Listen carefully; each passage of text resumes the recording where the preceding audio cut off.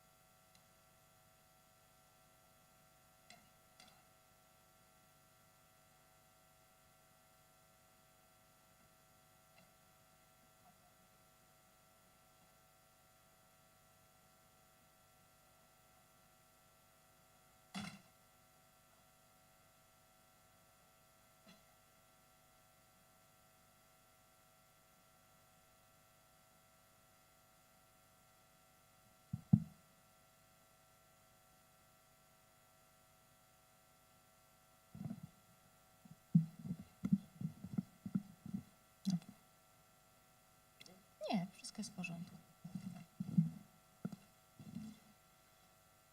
Szanowni Państwo, dzień dobry. Witamy w drugim dniu drugiej Międzynarodowej Konferencji zorganizowanej przez nasz Wydział we współpracy z Akademią Pedagogiki Specjalnej i sekcją edukacji elementarnej Komitetu Nauk Pedagogicznych PAN. W stosunku, chciałabym zapowiedzieć zmiany takie podstawowe w stosunku do programu, który był wydrukowany tydzień temu. Te zmiany polegają przede wszystkim na tym, że w pierwszej części, jak Państwo być może pamiętają z wczorajszego dnia, profesor Flavia Vieira z Portugalii występowała już wczoraj. W związku z tym dziś sesje będą dwuosobowe. Za chwilę wystąpi pani profesor Dalina Lino z Uniwersytetu w Lizbonie. Sekcje międzynarodowe będą prowadzić dwie panie. Pani profesor Ilona Żeber-Dzikowska, zastępca dyrektora Instytutu Pedagogiki do Spraw Ogólnych z UJK i pani doktor Agnieszka Koterwa z Akademii Pedagogiki Specjalnej. Proszę bardzo. Dzień dobry Państwu. Rozpoczynamy naszą sesję plenarną trzecią. Jest mi bardzo miło, że mogę współuczestniczyć i prowadzić z panią doktor Agnieszką Koterwa z Akademii Pedagogiki Specjalnej imienia Marii Grzegorzewskiej. Bardzo proszę, oddaję głos. Thank you very much. Welcome to the second day of the conference. I would like to introduce our first guest.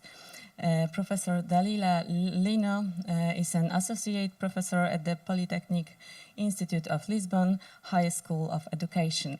She is vice president of the Interdisciplinary Center for Educational Studies, and she is a researcher at the Research Center in Education. Her key research areas is early childhood education, teacher education, childhood pedagogy, supervision, play and learning, evaluation of the early childhood program. And her presentation will be about the challenges of online childhood education in times of the COVID pandemic, the voices of educators and parents. Welcome, Professor Dalila Lino.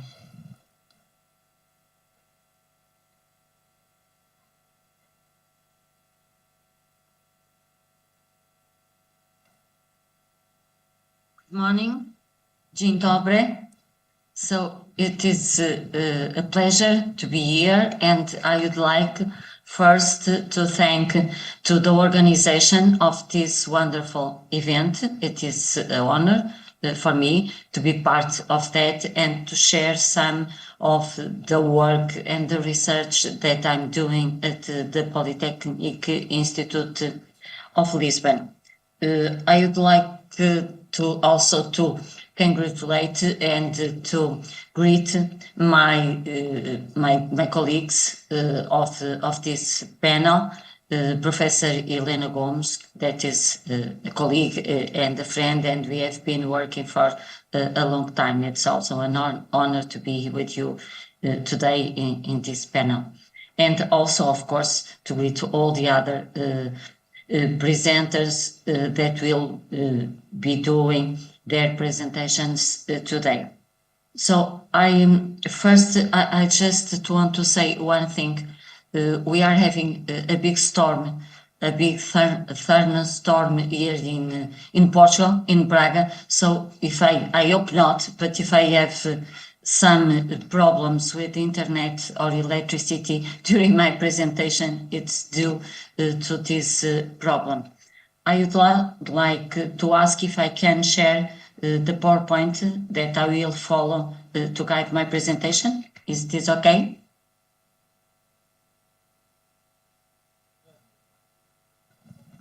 Yes, okay. Okay, thank you.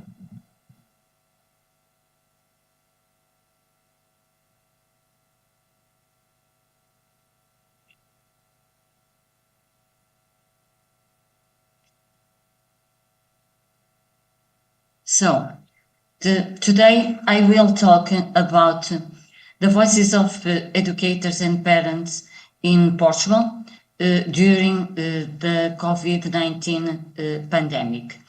This is a work and a research that is not finished, but I'm going to present here just the first part of the data that we have analyzed. And this data, it was collected during the first year of COVID-19.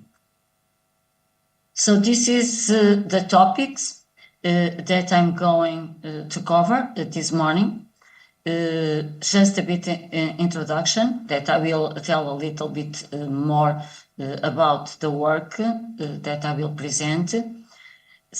I will go first to the key dimensions of early childhood education very briefly, just to create the stage and the background of the study.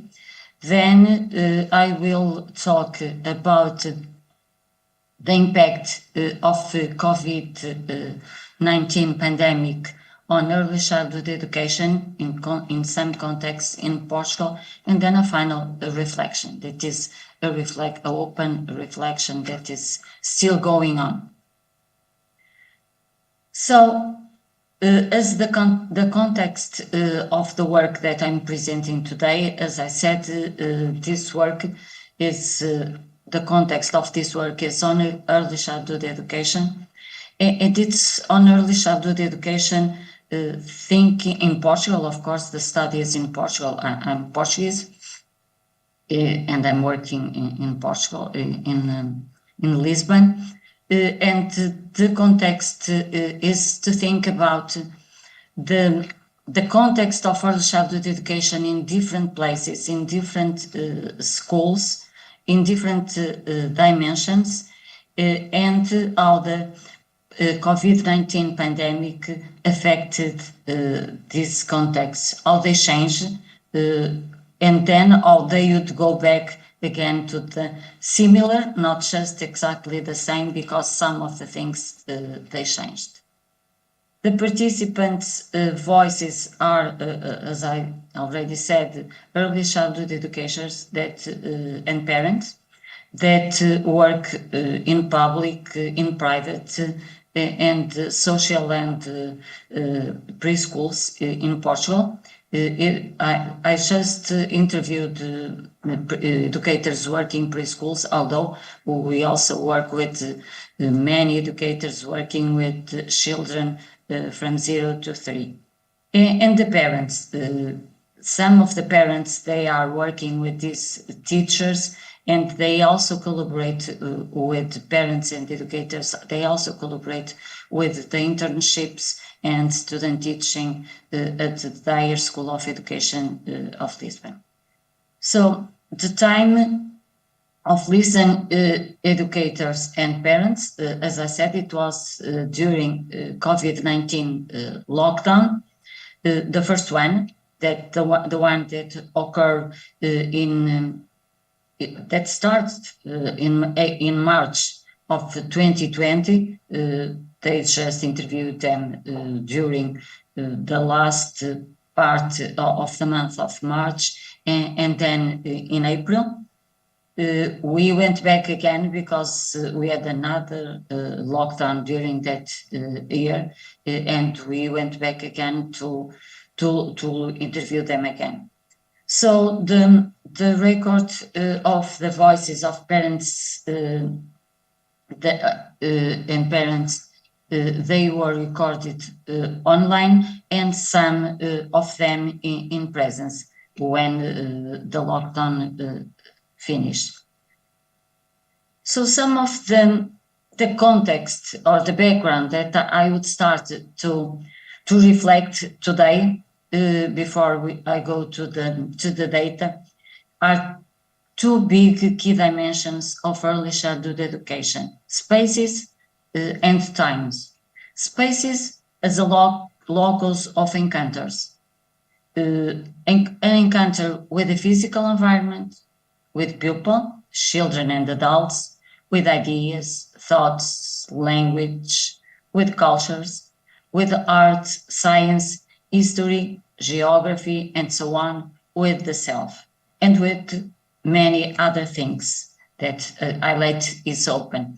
So the space in early childhood education, of course, this is my perspective and my point of view that I'm defending today, is not just, and I'm not just talking about the physical space, but the space that, of course, it is physical, but they also have room and opportunities for children, for teachers, for other adults, for parents to come, to interact, to be in touch, and to relate and to develop relationships.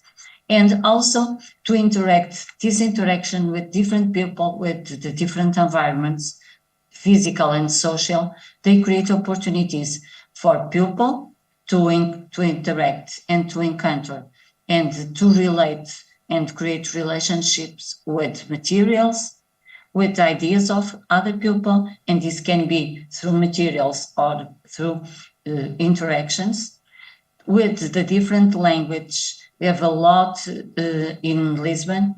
We have a lot of people from different countries, a lot of children in these preschools that many of them, they do not speak Portuguese. Many times they also don't speak English. They speak only their own language, but they interact and they create relationships with other people, with cultures, because not just the Portuguese culture and the different specificities of the culture that Portuguese has in different places of Portugal. Many people come to Lisbon to work because there are many opportunities for jobs in Lisbon that some parts in the rural areas of Portugal they cannot find, and many young couples, they come to live there and raise their children there. But as I was said, we have many people from abroad, from many countries in the world.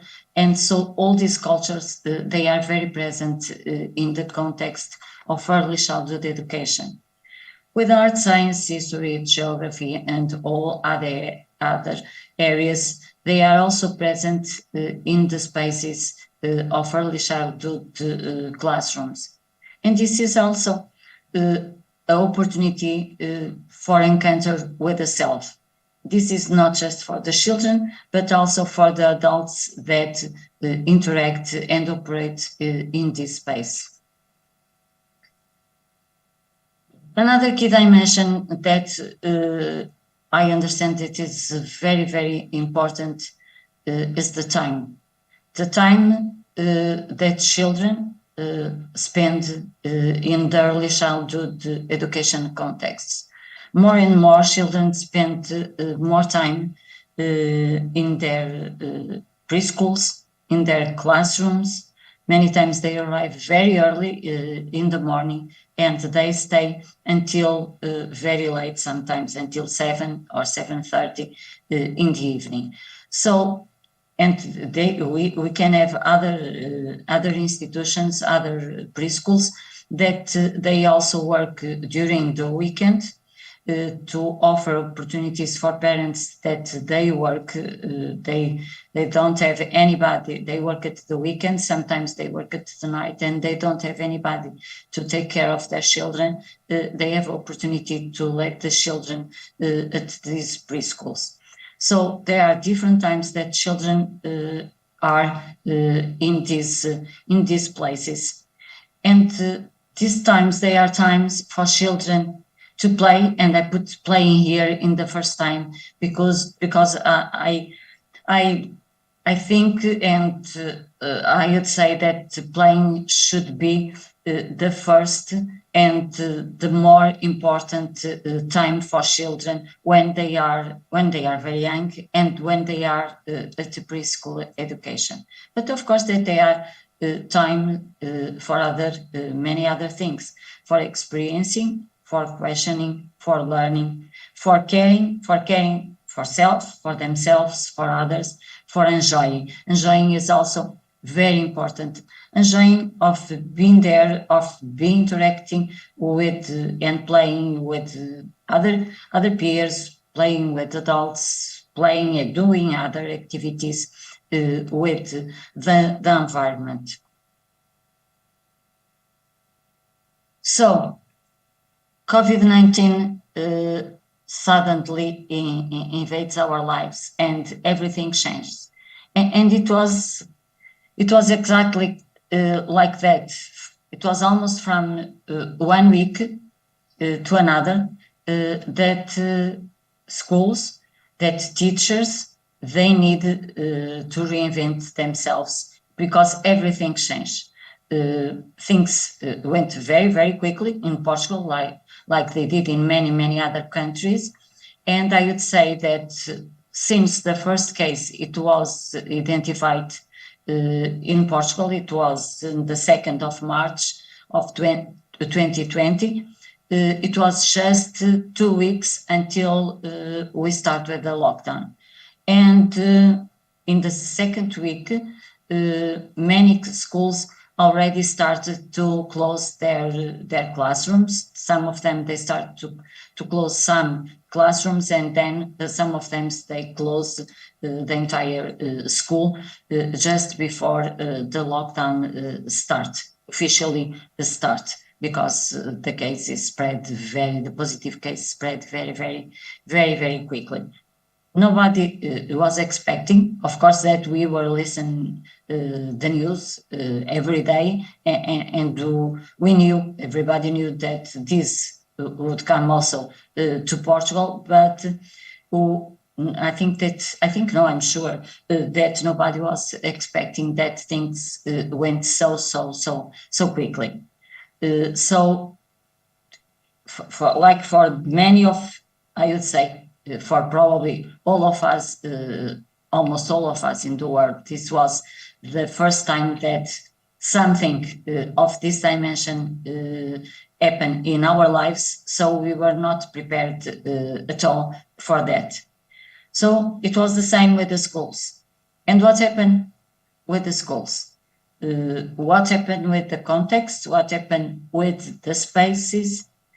Which were the new early childhood education spaces? Where and now do encounters take place? What is the place of play in the children's life during the COVID-19? And this is what I'm going to reflect about. As I said, schools closed their doors, and children and parents stay at home, closed completely without have opportunity to go outside. So, but it was not the doors that closed the relationships, the interactions, the encounters with all of them, they also closed and they also stopped. But educators and of course parents, they discover, they create, they invent new strategies to communicate with children and families, to be involved with them again, of course, not in a physical space, but in a virtual and a digital one. And like everywhere in the world, because there are lots of research that have been published since this pandemic started, we can see that these strategies or these tools, I would say tools that will become strategies, they also were used and they still are used everywhere in the world. So the communication tools that teachers, the educators, they must more used here in Portugal in this study. First, it was the cell phone, WhatsApp, because the word, the one that they use, and parents, they also use in their daily lives. Children, they also know how to use and how to manage a cell phone very well, many times better than some adults. And WhatsApp, they were very familiar with WhatsApp. So the first one that they privileged, it was the cell phones and WhatsApp. Also email, although email, like other tools that they require internet, sometimes, and they noticed that sometimes they were not the best ones, and for some families they start to have some problems due to the internet, the connection problems. But they also use internet, email, Facebook, because many of the schools, I would say that probably all of them, they have Facebook, and sometimes they also have Instagram and other means of communication. So they started to communicate and interact through Facebook, videos, Zoom platform, and this was completely new, I would say, for the most of teachers in Portugal, and not just for early childhood or educators, early childhood teachers. It was also something that it was new even at the university level. So it was something that people suddenly and very quickly, they start to learn how to use, and it is something that, like we are doing today, that we still use, and it is very useful. And I think that will stay for our lives, this one and other ones. Microsoft Teams, some schools, they also have Microsoft Teams to communicate and to work with parents and with children. And the Child Diary is a platform that it was developed. Actually, it was developed for a student. She's a preschool teacher. She was a student a long time ago in Dyer School of Education. I was not working there by that time. And she lived in the United Kingdom for many years. And when she was there, she developed and she created this platform. Child Diary is a platform to work with early childhood contexts and schools, and allows to do many other things. It is very popular in many schools in Portugal. Many schools, they use and work with this because it's not just a platform to communicate with the families or with other people that, of course, have access to them, because they need to have a password to have access, and they need to be registered to them on the platform, but also allows teachers to record the things and that they are doing during the day with the children, not just for communicate to parents, but also to be used in their daily work for doing observations, documentation, children's assessment and evaluation, and also for planning. So, and also as a function that allows children also to do some work there. So it's very useful and very friendly user. So some of the main challenges and difficulties that teachers faced during the first lockdown, and they also faced during the second one, but in the first one, because everything happened very quickly, they were more evident. They are these ones: lack of knowledge about remote learning. The most of these educators and teachers, now I'm just focused on preschool teachers, but this happened with many teachers of different levels. They didn't know almost anything, and some of the teachers that they were interviewed, they didn't know anything at all about remote learning. So they had to learn very quickly. They learned with other colleagues, they learned with, many of them, they learned with their own children, that they were young, they were students, and they learn, young people, they learn very quickly. Some of them, they also have some knowledge about how to use remote learning in their schools, and they taught their parents how to do it.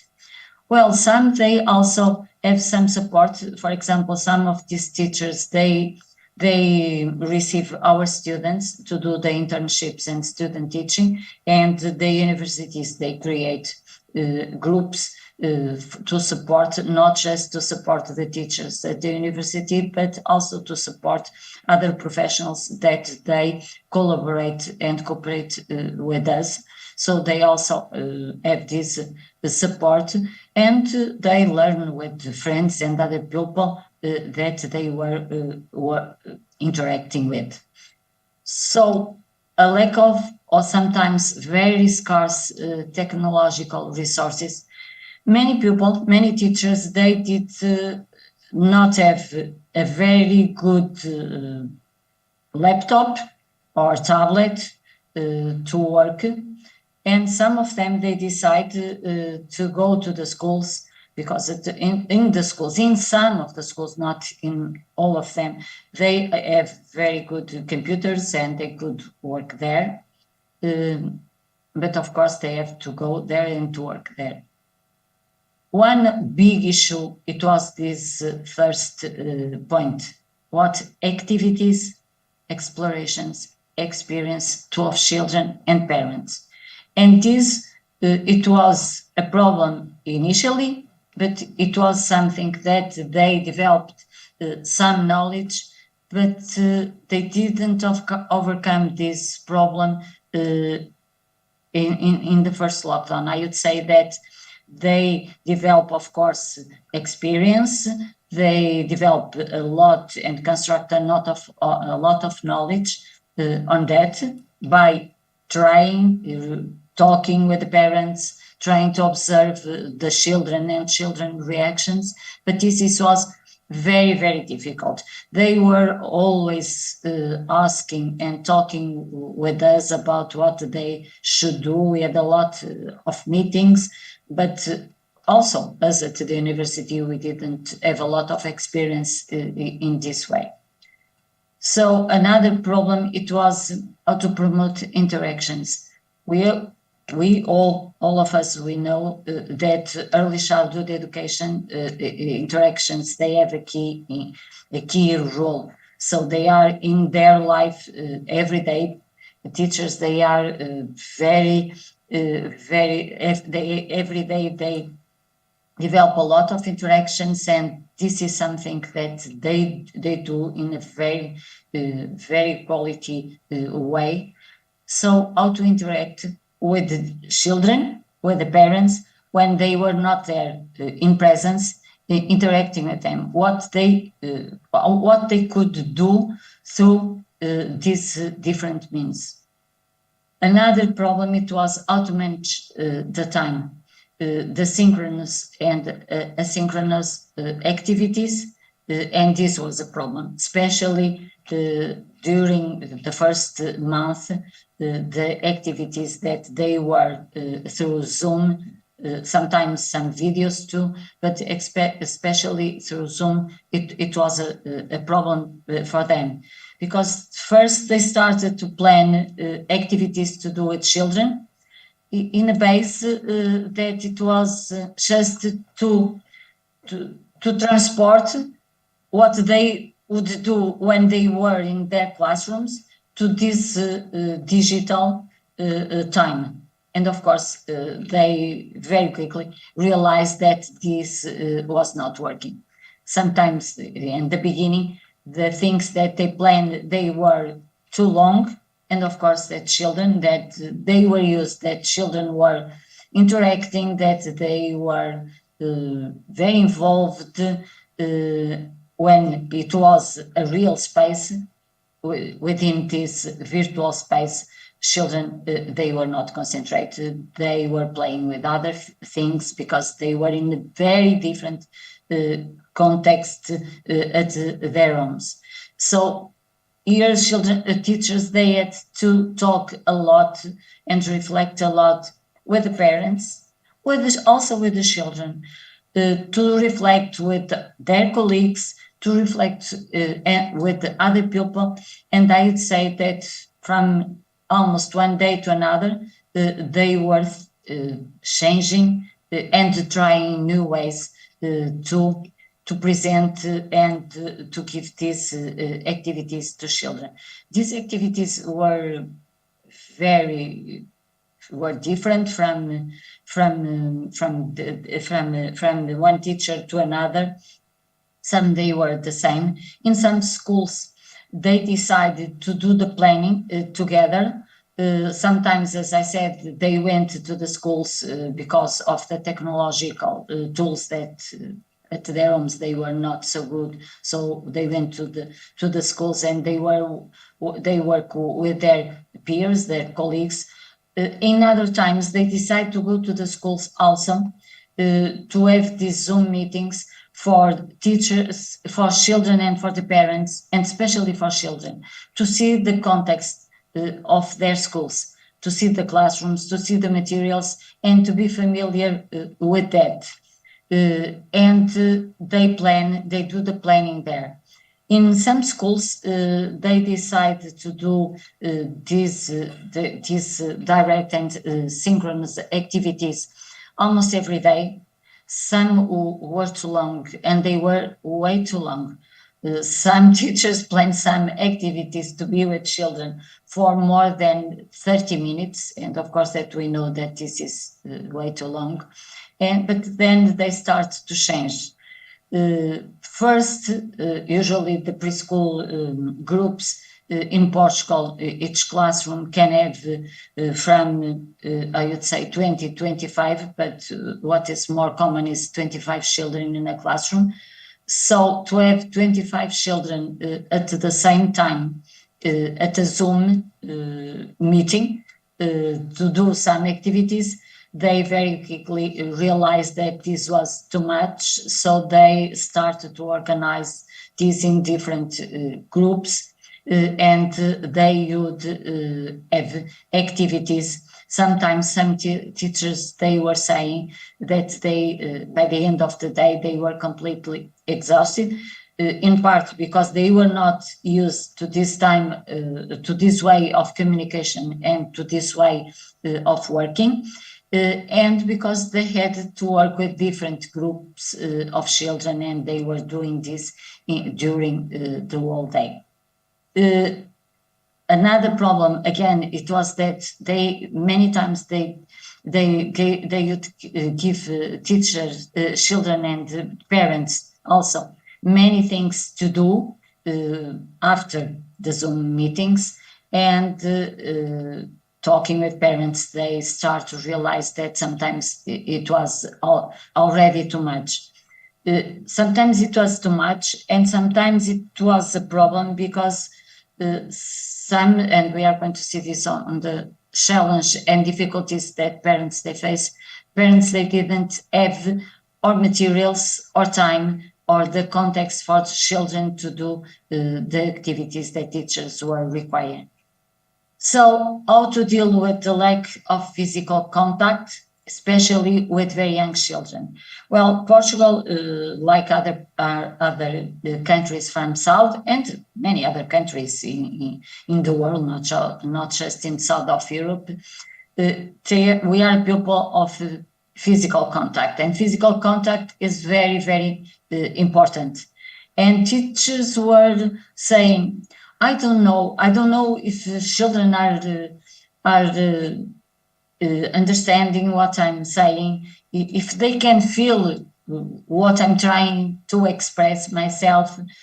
I miss the touch. I miss to give them a big hug when they arrive in the morning. So when I start, for example, the meeting, the Zoom meeting, of course that I greet them, but it is not the same, because I cannot give a big hug to them. I cannot sit some of the very, very young children. Sometimes they were saying that they could see children during the Zoom meetings that they were not happy. Sometimes they were crying, and they could not comfort the children. They could not sit them on their lap like they would do if they were in the classroom. And this issue, it was later when the schools, the lockdown ended, and when the schools open, it was a problem. I would say that is still there, although we can already give hugs and have physical contact, but some of these things, they changed a little bit. But last year, I would say during 2000, this was not a problem for them during 2020. It was also on 2021. And I remember to go to the schools and not to have this contact. The teachers, they were always reporting this. So some of the difficulties of parents. So time management, it was a big issue, because they have their own work tasks. The most of them, they were working at home. They have children's tasks, activities. They have to be with there during the Zoom meetings, and also to support them to do the activities that other teachers require. Take care of children, do all the work during the day, and also do all the housework. And these many parents, they were complaining about this. Complaining, saying that they didn't know how to do, they didn't know how to manage everything, all these tasks, and they were completely overwhelmed with that. Lack of space at home. Many parents, they lived in small apartments. They didn't have any outdoor space or a balcony or a terrace or gardens that children could come. The parks were closed, so they were not allowed to play on public spaces, outdoor spaces. So this was a problem. Many times in a small apartment with 2-3 rooms, a lot of children. Some parents, they have more than 1, 2, say they have 3 or 4 children. And of course the mother and the father, and sometimes some grandparents, all of them suddenly, they were locked during 24 hours a day at home.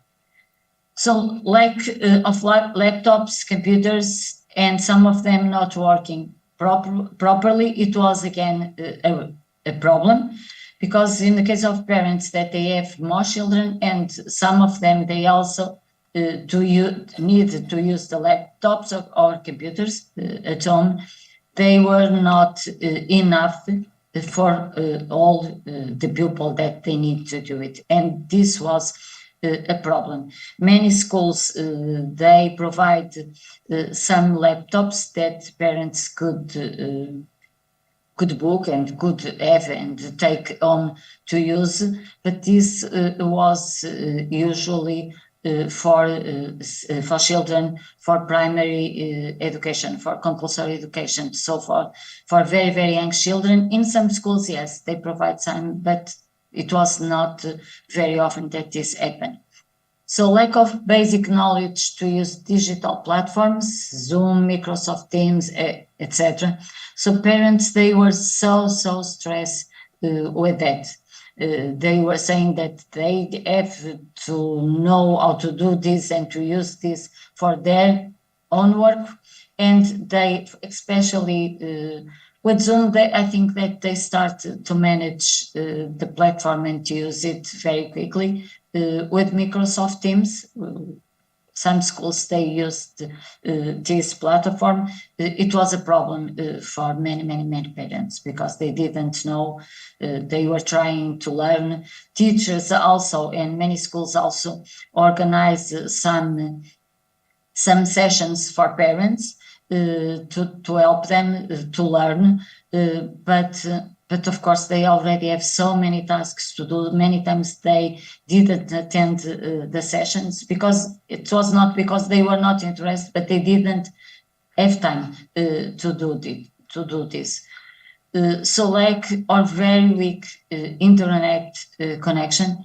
Even these parents, they are from Lisbon or from the metropolitan area of Lisbon. In some houses, they didn't have a very good internet connection, and this was a problem. Many times they were at the Zoom meetings, the internet, because other people were at home, was not working properly. So children, they were stressed, they were sometimes complaining.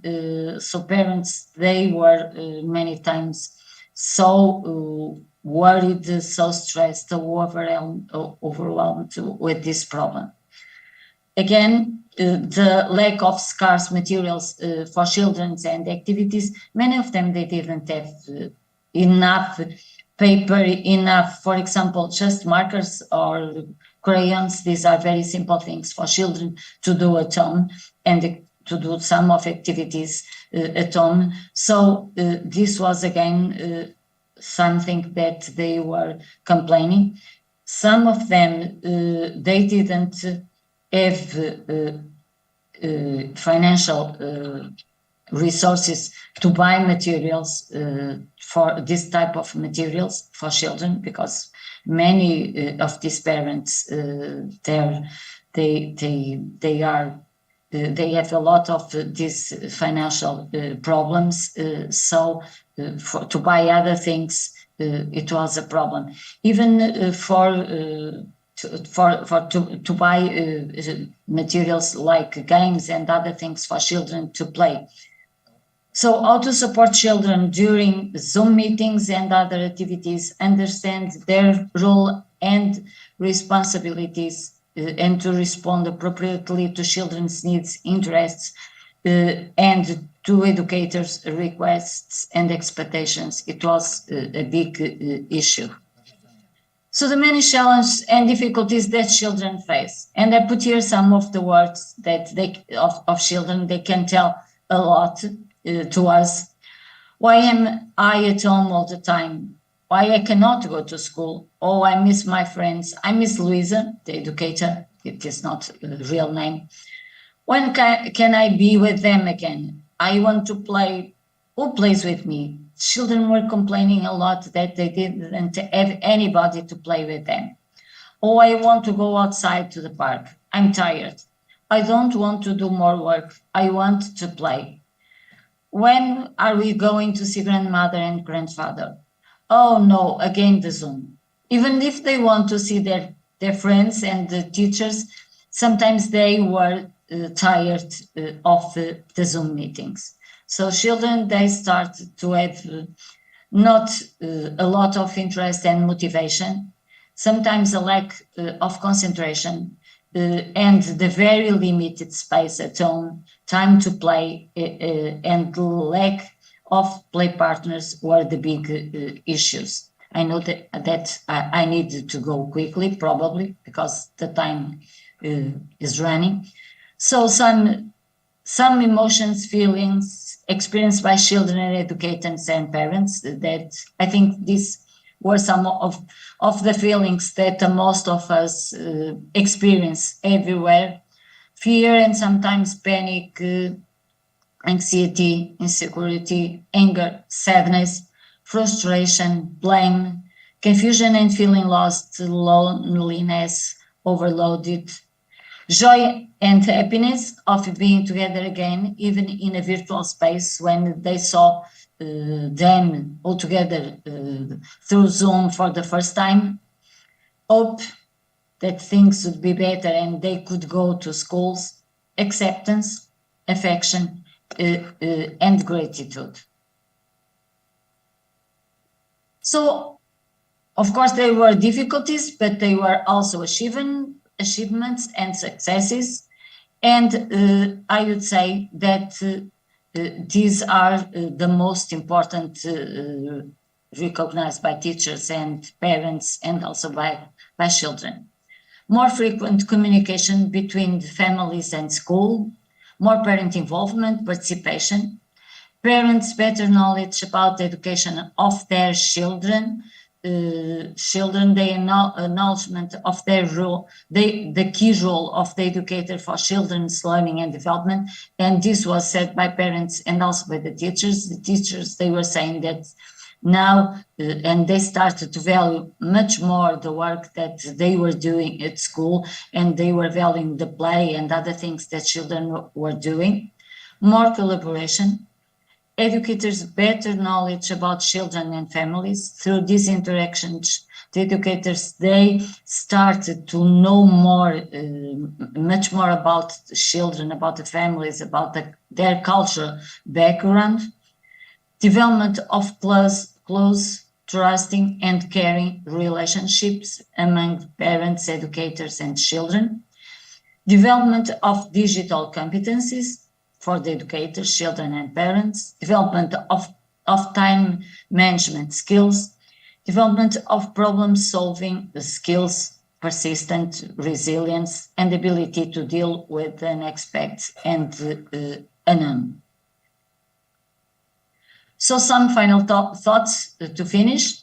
So despite the various challenges that both educational teams and families faced in order to discover other forms of communication and participation due to the physical distance of the families from the classrooms and from the school, the educators and parents, they make a positive assessment of the school-family relationship during the pandemic period, as the partnership between the two contexts increased and remained after lockdown. This is something they still talk about nowadays, that families, they are much more involved than they were before the COVID pandemic start.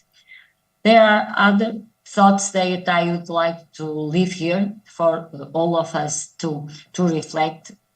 To assure children's right to play indoors and outdoors at school and at home, I think that all of us, we understood that children didn't have time to play when they were, of course, inside their homes, but sometimes we do not use as we should do other spaces, especially the outdoor spaces.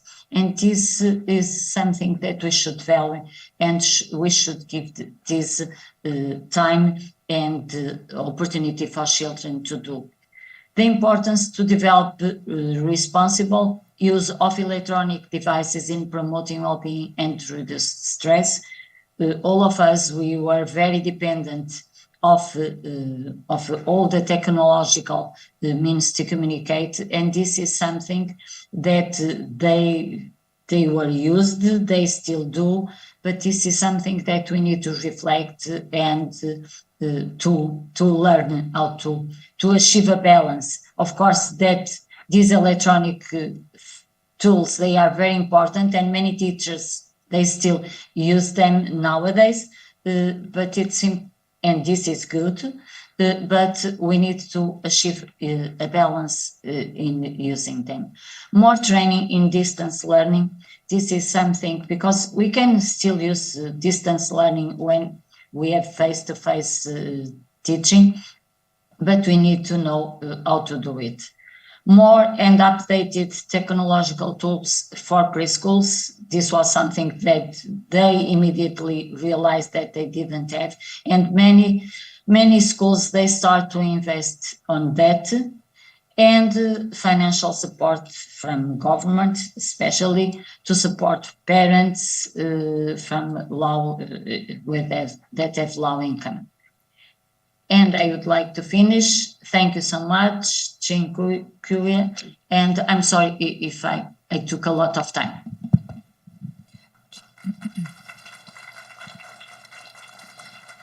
Dziękuję bardzo, dziękujemy ślicznie. Myślę, że my mamy podobne Recording in skojarzenia progress. związane z badaniami w Polsce. Ja tylko może poruszę jeden wątek. Nie wiem, czy u pani profesor to też się zdarzyło, a mianowicie pani profesor powiedziała, że rodzice pomagali dzieciom w pracach domowych. To nie ulega wątpliwości, u nas też, ale u nas jeszcze było takie jedno zjawisko, a mianowicie rodzice prześcigali się i konkurowali, kto napisze lepiej pracę. Powiem na konkretnym przykładzie. Chodzi o prace plastyczne. Zaczęło się to tak, że dzieci miały mało do powiedzenia w tym przypadku, ponieważ rodzice się świetnie zaczęli bawić i wykonywali te prace różnymi technikami. I było takie prześciganie się, kto lepiej tutaj opracował, zrobił, przygotował tą pracę plastyczną. To było oczywiście niezbyt fortunne i akurat pozytywne w tej edukacji wczesnoszkolnej, bo konkurencja się zaczęła tutaj, prawda, robić między rodzicami. Czy u państwa również taka sytuacja miała miejsce, czy też nie? To takie jedno pytanie. Bardzo dziękuję. Oczywiście my się też borykamy z tymi różnymi problemami, to co pani profesor powiedziała, ale to wiadomo, że to jest już na szerszą dyskusję. Bardzo proszę i dziękuję.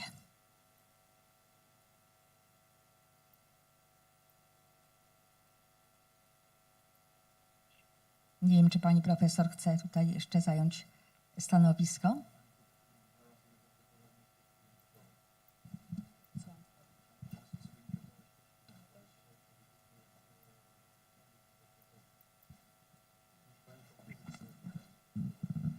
Excuse me, you can probably choose the option language translation. Did you? I have a question. Did you hear our? Can you change the language to have translation into Polish from Polish to English?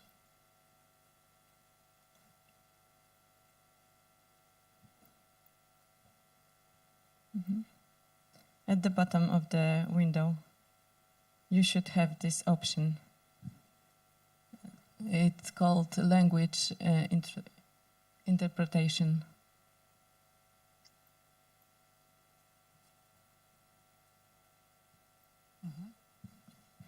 Czy jestem słyszalna, pani profesor?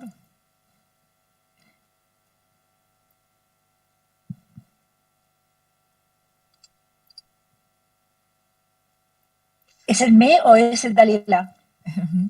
Myślę, że chyba tak. Zostawimy to w takiej formie i powitamy następną osobę. Yes. So I would like to introduce our second guest. It is Professor Elena Gomez-Barrera. Is an associate professor in the Faculty of Education at the University of Cordoba in Spain. Professor is interested in intercultural bilingual education and early second language acquisition. And the presentation will be about the education of foreign languages in the times of pandemic. Thank you. Welcome. Thank you very much. It is a pleasure for me to be here today. I don't know if you can hear me. Can you confirm that you can hear me? Yes, we confirm. Lovely, lovely. Thank you very much. Let me start by thanking the organization of the Jan Kochanowski University and greeting my friend and colleague, dear colleague, Dalila, from whom I always learn a lot, and I have learned today a lot, and I have enjoyed her presentation very much. Thank you, Dalila, for being always so interesting. I would like to share my screen and, yes, I think it's here. Just let me start in the beginning. And I will, exactly, that's the presentation. So the title of my presentation today is The Education of Foreign Languages in Time of Pandemic. And we will talk very briefly. I will be as brief as possible with this presentation so that we can save some time. And the main point of this outline, the introduction, we will go through the impacts of the pandemic on language education. Then we will get some drawbacks on what we have learned and where we will remain. I think we will remain, and we will also draw some conclusions and lessons to learn. The main point of this introduction are intended to offer a global view on how and to what extent the pandemic for COVID-19 has impacted language education in the world and what is expected to remain all over the years. Language education, that is language learning and teaching, has had an intensive and extensive relationship that can be traced back from research in terms of paper published in scientific journals and conferences, and also in the didactic application and school-based practices carried out by teachers all over the world. So the integration of technology in language classroom is around 50 years old, which means that language teachers have pioneered educational processes by introducing ICT in their lesson planning practices and even in their lives. If we read this quotation, let me just go through it a little bit. It says that, let me move this because I can't read very well. That is. Okay, so in this quotation, you can written by Ervan Bani Castañeda in 2019, they relate their familiarity on how the ICT entered their life. They started with the first personal computer in the 80s, 81. In the 82s, they changed to a Commodore 64 computer. Then in the 85s, they moved to Microsoft Windows, and in the 90s, the World Wide Web entered their lives. Then along the years, they say that computers have definitely transformed and continue to revolutionize how education is carried out. And then back in 1986, they say, I didn't consider myself technologically minded. I had an overhead projector in my classroom, a slide projector, and a reel-to-reel tape recorder, and a video machine and a film projector. So all these technologies have, in a way, been superseded by computer technologies. And nowadays, people, they have a document camera, they have internet, they have many resources, technological resources on their classroom and the teaching. So we can see that conferences around the globe offer an array of topics for researchers and practitioners to discuss language education. These are some examples of the many you can find in the web. So many things have changed during the pandemic, and we will see as Dalila has a lovely discussed and scientifically researched what things have changed along the pandemic. So the first impact on the pandemic on education was lockdown. We all came close in our houses, and the initial signs of this lockdown were, first thing, we found empty schools, empty classrooms. Children were locked down with their families, so schools were emptied. The second consequence, the second impact was that we had to adapt to new materials. And Darila, as Professor Lino has just related, how children complain about not having crayons or markers or even some paper. So we had to adapt to new materials, and that meant mainly computers and tablets, which have substituted most traditional materials such as pen, rulers, or notebooks, among others. The third impact was that we have witnessed massive use of technology. Zoom, Teams, and all platforms have become a part of our daily lives, such as today, for example. I'm very sorry that I could not travel to Poland, as it was my wish, but fortunately I could participate in this lovely conference through a Zoom platform. And finally, parents have become teachers, and because homeschooling has been the norm during this generalized lockdown. So what has changed after lockdown? Let's see the things that we have seen changing after the pandemic. What we have is new protocols for materials, not sharing books or pencils at school. For example, children were forbidden to share materials. Before the pandemic, it was very normal to have like buckets of pencils or crayons or papers that children could share. But after the pandemic, this sharing has been completely forbidden, at least in Spain. Also, we have witnessed that classrooms were full with students wearing face masks and using sanitizers all over the world. So, we have seen people used to this kind of sanitizing protocol. Also, we have witnessed new ways of using technology. Before the pandemic, not many children were used to platforms or sharing time with the other colleagues through Zoom or Teams. Now, after the pandemic, many children, although it's not part of their daily classroom routines, they share sometimes with Zoom. For example, my niece and my nephew do this. And also, they have found new ways to socialize as a consequence of this, the impact of the pandemic on their lives, which also has an impact on education. Because, for example, I can see that many children nowadays are used to using those platforms to communicate with other students. And sometimes those students are not in Spain, so they communicate with other children from abroad, and they do that in other languages. But this has had an impact on language education. So what we have and what will remain, I have summarized in 4 points, in 4 sections. The first one is the pandemic has meant a revolution in terms of the development of teachers' resources and imagination to keep students engaged and focused in times when students can feel stranded, depressed, or even anxious due to the difficulty of international situation. So children,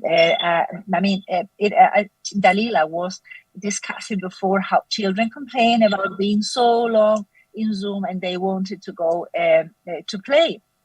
So teachers have had to develop new ways to keep students engaged and task focused.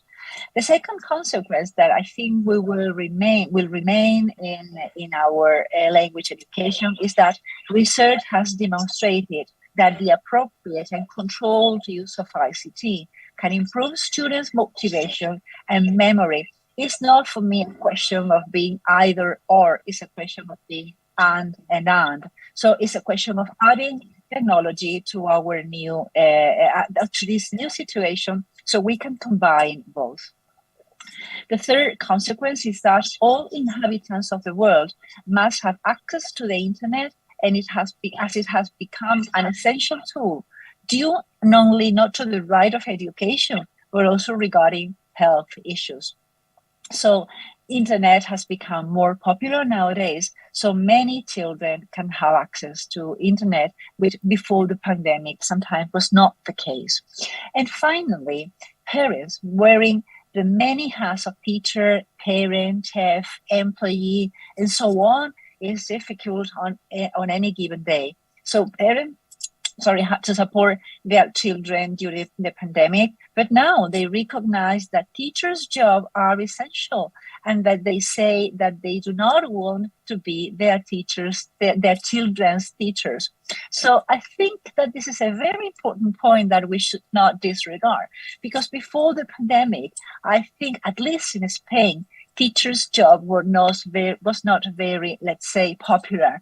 So teachers do not have high wages. We do not get low, very high wages. For example, doctors or architects have higher wages than teachers. But after the pandemic, and after that, we have seen how essential teachers are, not only because the children were no longer in the school and they were at home, so parents had to be their teachers, and parents could not go work because children were at home. Not only because of that, but also because parents had to be the teachers of their children, and they do not know how to do that. So it was very important, the impact of the pandemic regarding the appreciation and regarding the consideration of the teacher's job. At least in Spain, it was like that. And there is some research on that aspect. For example, by Garbe, Orgolo, Logan, and Cook in 2020 that say how important and how much appreciated is the job of teachers after the pandemic. So let me draw on some final conclusion. I try to be very brief because I know we are running out of time, so let me draw on some conclusions. The pandemic has meant a revolution in terms of the development of teacher resources and imagination to keep students engaged, and has focused in times when students can feel stranded, depressed, or even anxious due to the difficulty of international situation. So this pandemic is COVID-19. I mean, even though it was a nightmare for all of us because we became locked down, because we were afraid of getting the virus and etc., has had some positive effects. So this revolution, I think, is a positive impact, a consequence that probably will remain in language teachers' life. Then the second consequence is that research has demonstrated that the appropriate and controlled use of ICT can improve students' motivation and memory. So I think that technology has arrived to stay now in a more than ever definite way, and we should grab the opportunity of using technology combined with our face-to-face session. The third consequence is that general infrastructure of our learning ICT needs to be internationally improved and institutionally fostered. So I think we should invest money more and more. We are seeing people investing money in making schools more and more ICT adapted. For example, in the University of Córdoba, we are having elections to the rector next week, exactly next Thursday. And we have both candidates. They are both including ways to making our university more ICT related, adapting classrooms to new technologies. And this is a consequence, I think, of the impact of the pandemic. Then the fourth consequence is that the many hats of teachers, caregivers, or employees that parents have worn during lockdown have helped them reflect on the importance of teachers' job. Let me say again, in Spain, a teacher's job is not a very relevant or has not been very socially considered. And we think that after the pandemic, this has improved a lot. So thanks to the pandemic, teachers' jobs are now more appreciated. And finally, investment in education is a sine qua non condition for quality. All inhabitants of the world must have access to the internet, and as it has become an essential tool due not only to the right of education, but also regarding health issues. So these are the references I have used for this presentation. I would like to thank again Jan Kochanowski University and Susanna Brock for kindly inviting me to share some time with you in this very important and relevant conference. And I'm ready for any question that you might have. Let me say thank you and congratulations once again for organizing this lovely and interesting conference. Thank you very much. Dziękujemy bardzo.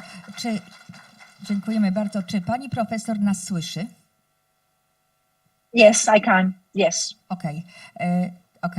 Bardzo dziękujemy. Jest pytanie z sali od pani doktor Izabeli Jaros. Jest wykładowcą i uczy języka angielskiego. Ja muszę tutaj powiedzieć, że na pewno uczenie języka nie ulega wątpliwości, że wykorzystujemy narzędzia technologiczne, ale mnie się przynajmniej wydaje, że ten kontakt, żywy kontakt z tym organizmem bezpośrednim na zasadzie wykorzystywania metod aktywizujących różnego rodzaju, to wiadomo, że jest to niewirtualne, ale takie właśnie bezpośrednie z dzieckiem, ale też i z młodzieżą czy ze studentami. Oddaję głos pani doktor Izabeli Jaros. Bardzo proszę o zadanie pytania. First of all, I would like to thank you a lot for extremely interesting presentation, sharing with us extremely interesting and crucial impacts of the coronavirus pandemic and lockdown in particular. for many groups of people, the period of lockdown has negative results. However, for researchers, I would say it is a blessing. A lot of things, well, maybe it's not the best word, but it is the first one which comes to my mind. And I think you can agree with me that to some extent it can be a blessing. We can reveal a lot of things which were not possible. We didn't have any opportunity to focus on them. But I would like to thank you a lot for highlighting the fact that the pandemic focus on maybe revealed the role, the significance of teaching profession. It is absolutely extremely important it was pronounced by you, and I totally agree with you that the period of lockdown showed that the role of teacher is important. Parents, I personally know parents who said, no, I cannot work as teachers. This is absolutely impossible for me, and teachers should be appreciated more. Their role is extremely important, and it's a pity, of course, that the coronavirus pandemic revealed it. I regret that the profession is not appreciated more. I can only say that to some extent feel a bit better that the situation is the same in your country.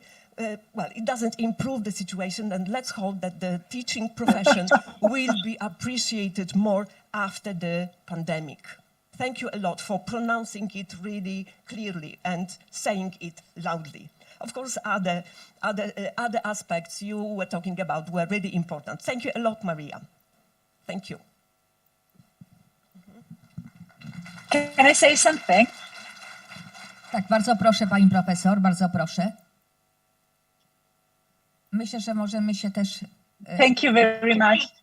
Let me say back, let me say, Isabella, back my thankfulness for underlining this fact. And I do agree with you, as you said, because before the pandemic, probably your case, Isabella. My case is that I always say to my students, you don't know how important your job is. I always said to them, if you are on a strike, the world will stop. And they did never believe me.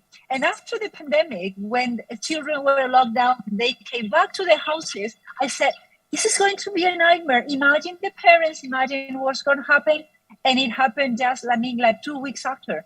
So parents needed this pandemic. And as I said, it has been a blessing for us researchers, because now they realize how important their teacher's job is. Now, the only thing we need to do after this is to make politicians aware of the fact that they need to have higher wages, which is also a good thing to do. Unfortunately, the only way to make a society appreciate our job is that we get better and better wages. So I think this is the next step. I don't want another pandemic, but if another pandemic has to come to make teachers get better wages, let's wait for that pandemic.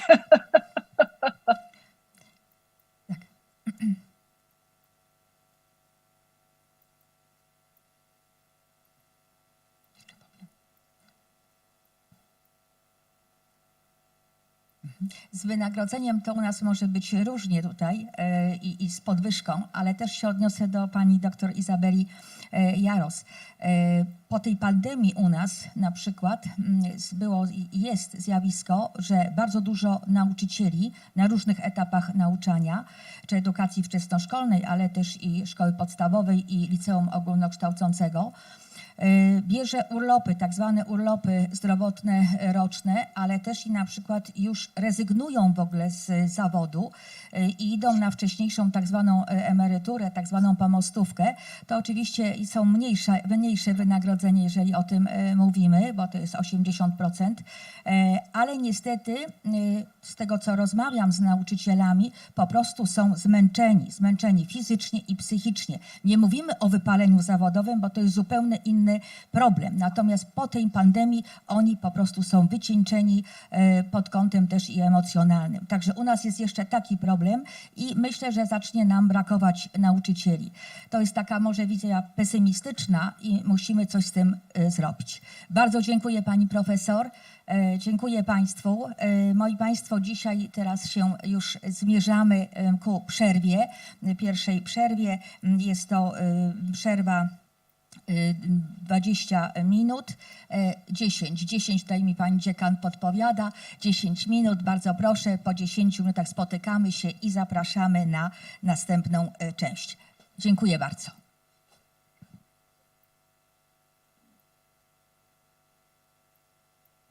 Dziękujemy bardzo, to może powiem.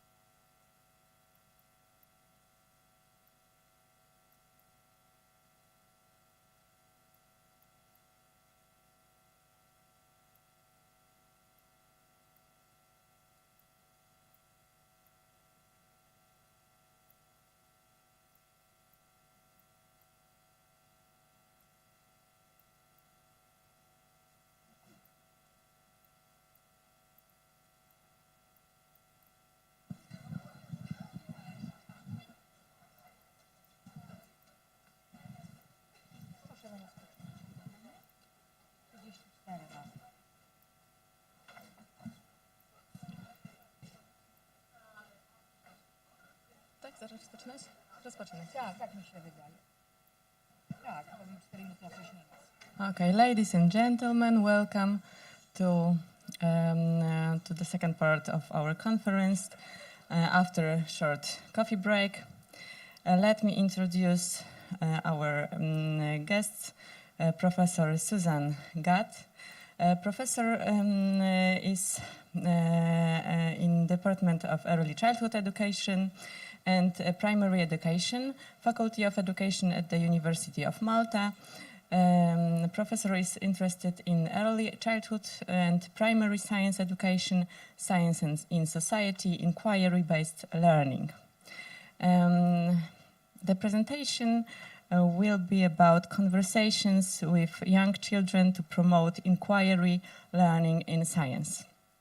Welcome, Professor Susan Gatt.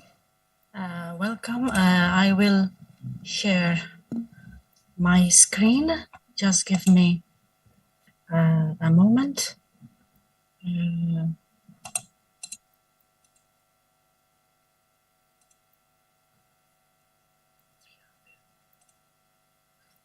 Okay. So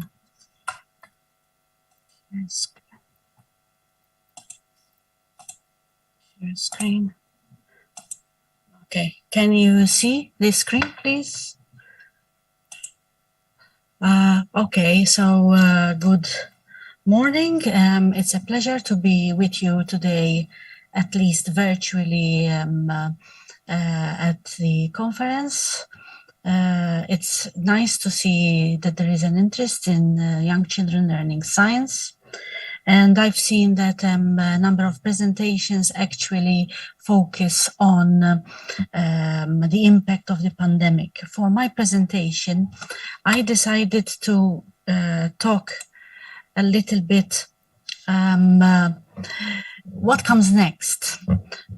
This is why I decided to focus on conversations, because it was, if there was one thing that children suffered from as a consequence of the pandemic, was the interaction. Even if they went to school, as my previous presenter, the previous presenter has highlighted, the children couldn't do things in the same way. They had their faces covered with masks. They couldn't do group work, at least here in Malta. They couldn't touch things. They had to stay always with the same group of 3-4 children. So I thought that, it's good to start talking about the value of getting back those skills and the learning and the powerful tools of learning, which the socialization, which was missed during the pandemic, bring back. So my presentation I will start by giving some background about my studies in philosophy. It always helps to know from where a person comes from, to understand the ideas and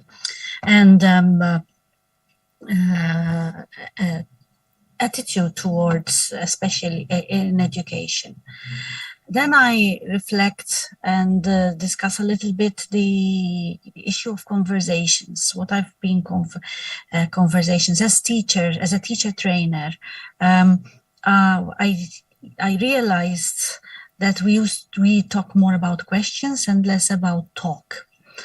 And then we also revisit a little bit science inquiry. How do children do inquiry, especially because I will be talking about children of a very young age at preschool. So we're talking about 3- and 4-year-olds, where doing science is totally different from the traditional science that one experiences in secondary school. And again, revisit and give some examples which I've actually took from research, which was not intended to actually look at conversations, but the transcripts. I revisited the transcripts because they were on inquiry, on promoting inquiry, and putting on the lens of conversation, focus on conversations. And I hope to leave you with some reflections on rethinking about the way we converse, we dialogue with children. So a little bit about myself very quickly. I am, as I was introduced, a professor in primary science and environmental education. I'm a member of the Department of Early Childhood and Primary Education. I was a head of department for 4 years, but we rotate, so I've been relieved of that big responsibility. I'm currently responsible for the teacher training of early childhood educators and primary teachers. Basically, we run 2 main teacher training courses. One is a bachelor's in early childhood education. The bachelor's is very much influenced by the Reggio Emilia approach, and you will see this reflected even in my presentation. And then we have a master's in teaching and learning for primary teachers. In Malta, we have followed the Finnish model, and to become a primary school teacher, at least within our university, you need to have a master's. So they get a bachelor's and then a master's. To follow primary, the MTL primary, you do not necessarily have to have the BA in early childhood education. You can come from other areas of study. I actually started as a teacher of physics, but I was a strange teacher of physics, because usually physics teachers come from a background of maths and physics. But I come from a background of chemistry and biology and physics, who then was channeled more into teaching physics. And today I feel more of a scientist than a physicist, with a lot of my work with children, including biology, chemistry, chemical aspects. And I know that this is a little bit strange to my colleagues who knew me as a teacher of physics. Now I realize I was lucky. I decided to do a master's. I studied at King's College in the 1990s. So I studied with people like Philip Beatty, who focused on cognitive development, and Vygotsky. I did my master's with Philip. I did my PhD with Philip. And this is what made me, as a science educator, very interested in the learning process, how children learn, how people learn. So I am, this is why I'm interested in inquiry as a pedagogy, but I was also very interested moving from constructivism to Vygotskian and the use of language and the social construction of knowledge. I also coordinated an FP7 project, which promoted primary science for children between the ages 3 and 11 years. We trained many teachers across Europe. Unfortunately, Poland was not one of the partner countries, but we have a number of activities which have been translated in different languages, and you can find these on the link which is included here. There are language range, I think we translated in 14 languages, including Russian, Czech, French, Spanish, Finnish, Swedish, Portuguese, which makes it European. They're still there, they're still being used, and I would be very happy to know that you have a look if you're interested to learn more, to see what type of inquiry we promoted and what type of activities. So let's start with today's presentation. Everybody agrees that children are naturally curious, that they want to know more about the world, why things happen, and how they can change and control what happens around them. The typical example is the toddlers who often end up playing with keys and they drop them, and the mother or the parent or other parent picks it up, and the child drops it again and again and again. Okay, and to the parents' dismay, but it's actually a demonstration of how the children are, we would say, scientists testing gravity, but they are testing whether the same thing happens over and over again. So when you let something go, it goes to the ground. And this is how children start learning about how the world works, like scientists, or when they test about objects which float and sink. And as you can see in the top picture on the right, children put different things to see what happens. They put things which float, things which go to the bottom, things which sometimes end up suspended. And they look at the things around them and they question and they try things out. And these are just examples of children who early interactions with the natural world. But what is evident is their interest and their engagement. Sometimes, many times, teachers say that children do not engage, especially young ones, within an activity for more than 10 minutes. Give them inquiry, and I have had students saying they wouldn't stop even after an hour. They played on during break. So before moving on, let's see what's so particular about children at preschool. They haven't yet developed enough literacy or oratory skills which enable them to articulate their thoughts clearly. So obviously they will not articulate themselves well, which should not be a problem, but as educators we should be aware of, because they can express themselves in different ways. They lack the technical language. So I remember being in a class of 3 and 4-year-olds in this big bath of water, and they were putting things to see what floats and sinks. And they were saying, look, it goes to the bottom, it stays at the top. They hadn't yet developed the terms, not only the understanding of floating and sinking. As adults, we also tend sometimes to assume that young children are not able to make inferences and understand factors at play. The conversations that I will show towards the end of this presentation actually show that this is otherwise, that because they do not express themselves well, because their skills to talk about things are not yet as developed, doesn't mean that they cannot make sense of things. So we should never underestimate. And as children want to learn about how the world works, as they observe phenomena around them, it's the golden age for a science educator to deal with children usually under the age of 6, at least in my country, because by the age of 7, they're all doing reading and writing and less exploration. Children can express themselves in different ways, as I highlighted earlier, and we can be reminded of the 100 languages of children, which was highlighted by Malaguzzi as part of, who influenced the Reggio Emilia approach. They can ask questions as they try to make sense of their observations. We all know as educators that there are children who continually ask questions. They want to know, they wonder why. And this is a good thing because it gives us options to engage in conversations. They develop their own ideas about how the world works.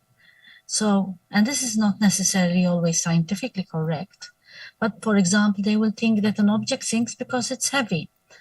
But if they think that, that's a good opportunity to start off with an inquiry, getting the same material, one is big and one is small, which means one is light and one is heavy, and let's try them out. They have not yet developed enough cognitively to understand physical phenomena in depth. Being influenced by Piagetian research of cognitive development, we have to be careful that with young children, to the majority, abstract thinking is beyond their capability. Doesn't mean we should refrain totally, but we should keep this in mind. And we also now have the added issue that with COVID, children have suffered from social interaction. In Malta, we have had schools closing down first time in 2020 for a whole term, and in 2021 for another 6 weeks. So online learning is good, but it also limits social interaction. And in Malta, as in other countries, we learned as we went along. So we didn't even use our technical and virtual capabilities to their maximum. So let's shift now to conversations. Okay, and I was, in looking at, I was very careful to choose the pictures because, as you can see, the conversations that I am talking about are informal. They are usually more egalitarian, as I will also highlight later on. But there are some things which we have to keep in mind, that they can take place with one other person, as in the first, you see the mother and the daughter talking to each other, in conversation, in a small group, okay, as the three children there talking and sharing something and having fun, or with a large group, okay. So they come, in the conversation can take place with different types of conversations. I was going to add that because I do this, sometimes I have conversations also with myself, where I talk to myself, at least in my own head. And we should also not discard this, because talk is also a strong tool for thinking and learning.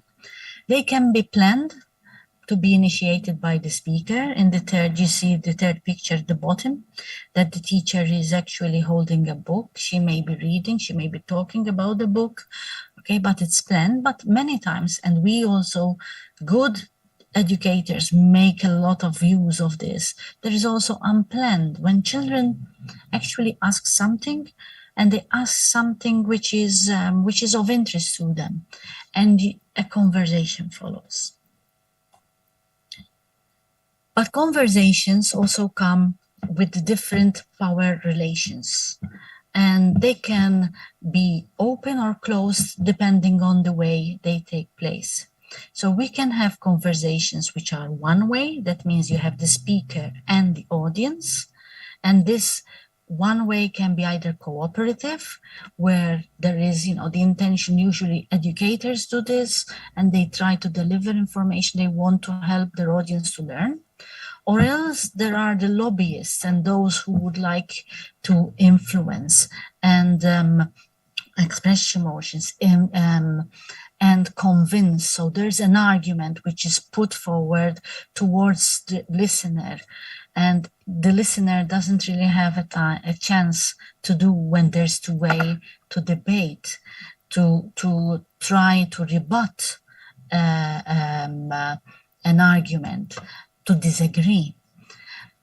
And then there is the dialogue, and the dialogue is the one type of conversation which I will be focusing on, because it is not just two-way between the teacher and the learner, or the learners and amongst them, but it is also an exchange of information, and it builds relationship.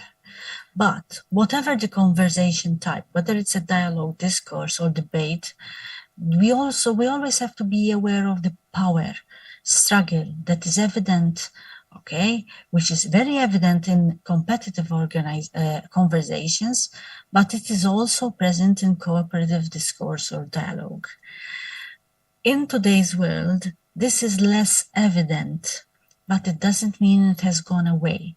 When I started working at university, and I was quite young, a number of years ago, over 20 years ago, I remember being told, you're a young academic, so you have to listen to the elder ones, okay?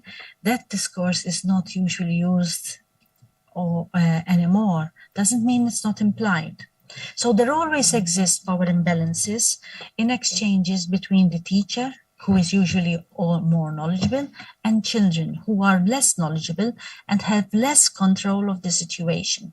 So as educators, be aware that even if the dialogue is informal and the children are learning and talking with the teacher, but the teacher is always the teacher, and this can influence the quality and the type of dialogue, conversation. And conversation is crucial to learning, so it will influence learning. Teachers need to know how to navigate this power imbalance in the way they ask questions and provide information to make conversations dialogic. Because I remember being in a class, he was a guy, and his first experience was they put him with 3-year-olds. So I sat back at the back of this classroom in a very old, lovely building in our sister island, and they were talking about food. And he had this lovely photo of different types of food. But what followed was he was pointing, and what's this? Bread, what's this? Milk, what's this? And I watched 20 minutes of questioning, which had anything but conversation, had anything but dialogue. So the dialogue has to be two-way, but it has to be a conversation, exchanges, it's exchange. And so young children are often considered to have limited attention span. And we ask ourselves, what can we do to maintain engagement among young children as they explore how the world works? Of course, knowing me, a little bit of me, I will definitely highlight inquiry, but I will highlight things like, like scientists, learning among children begins with a sense of wonder about the world around them. Look at those two girls. They are so engaged. And if I were to predict what they would have done next, would be to use their hands to trace the shadows. And that can take time because they're exploring, they're trying to experience this sense of wonder. Why can I make shapes? What's happening? What's creating it? What's causing it? So children are often in awe as they explore new aspects of the world. We may not notice, but they often talk to themselves or with others as they try to make sense of their experience.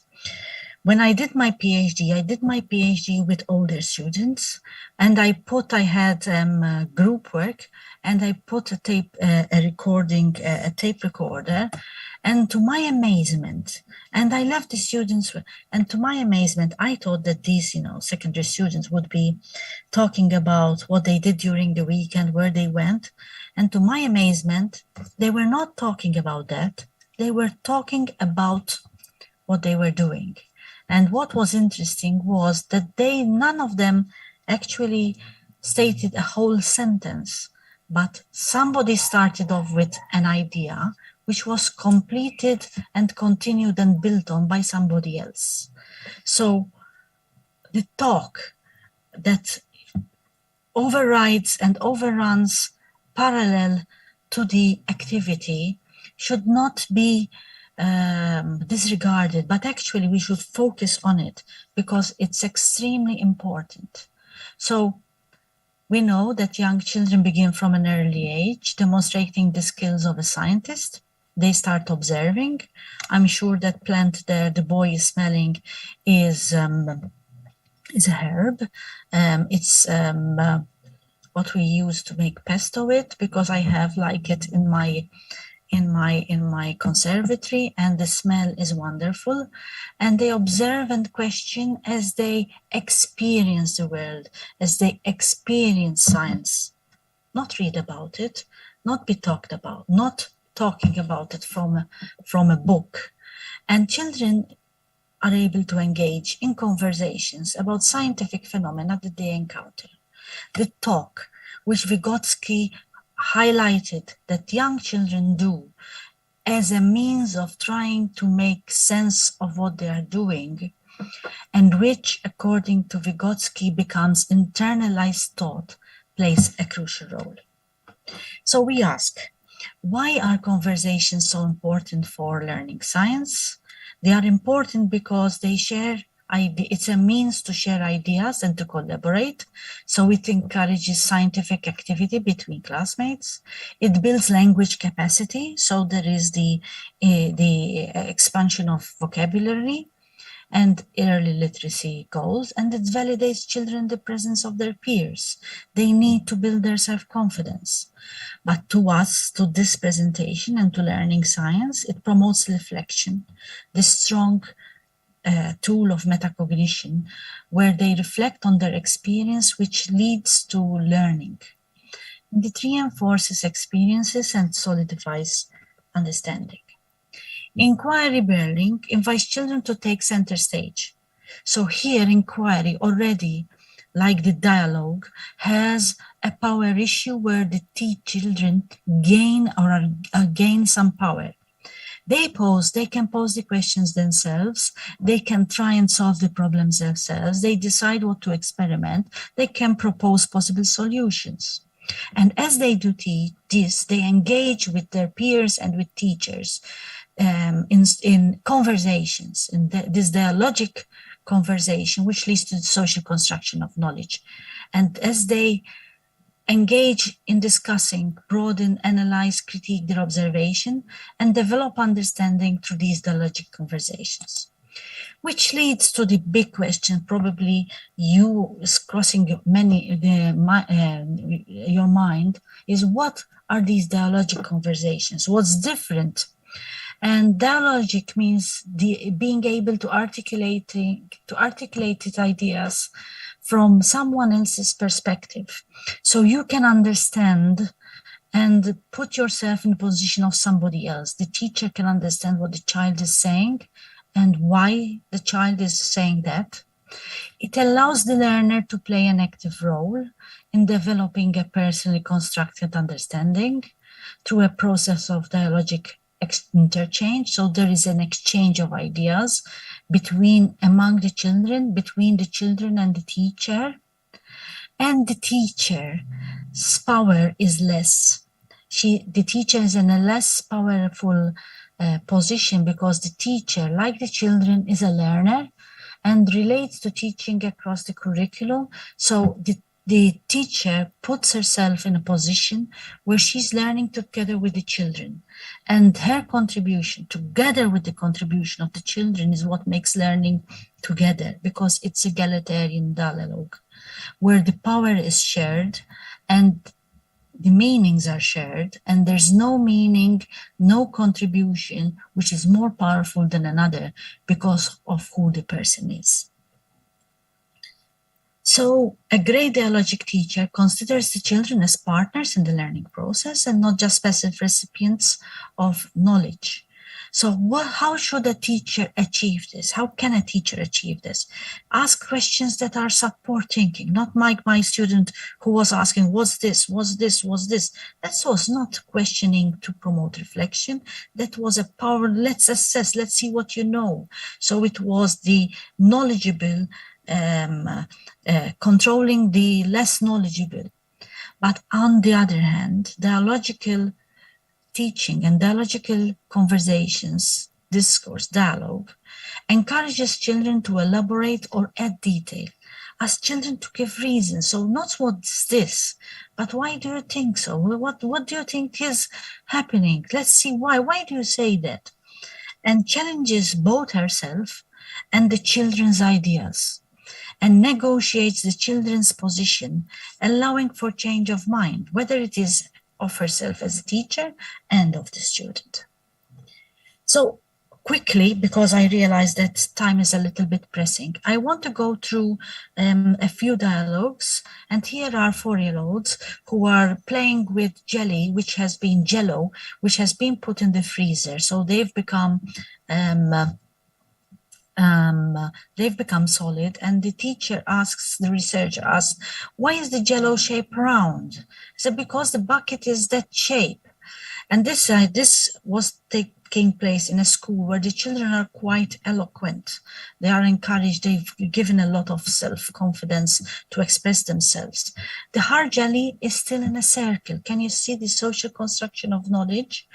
And whereas the teacher initiated the discourse, she is there to promote reflection.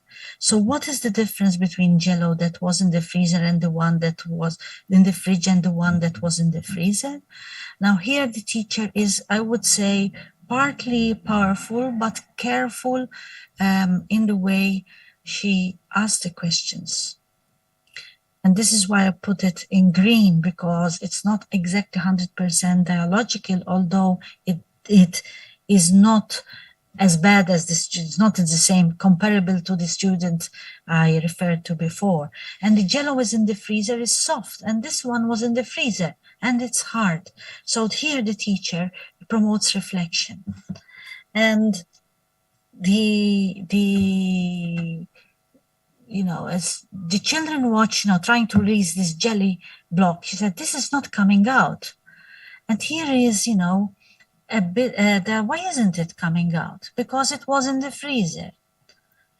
And here I thought it was not that dialogical. What should we do now? Or it would have been better phrased had the teacher said, what can we do now? And Gillian said, wait. What will happen if we wait? It will come out soon, like the ice lolly. So as you can see, if the teacher was not there to engage in this conversation, nobody would have understood why the child was saying, wait, because it will melt and it will be able to come out.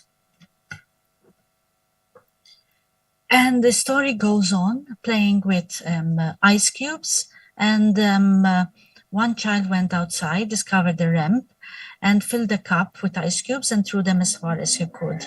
Ice cubes can be a lot of fun. And this attracted the attention of few others, and the game of who can throw it further started off. As they were playing, language was as really far, they were using words like really far, close.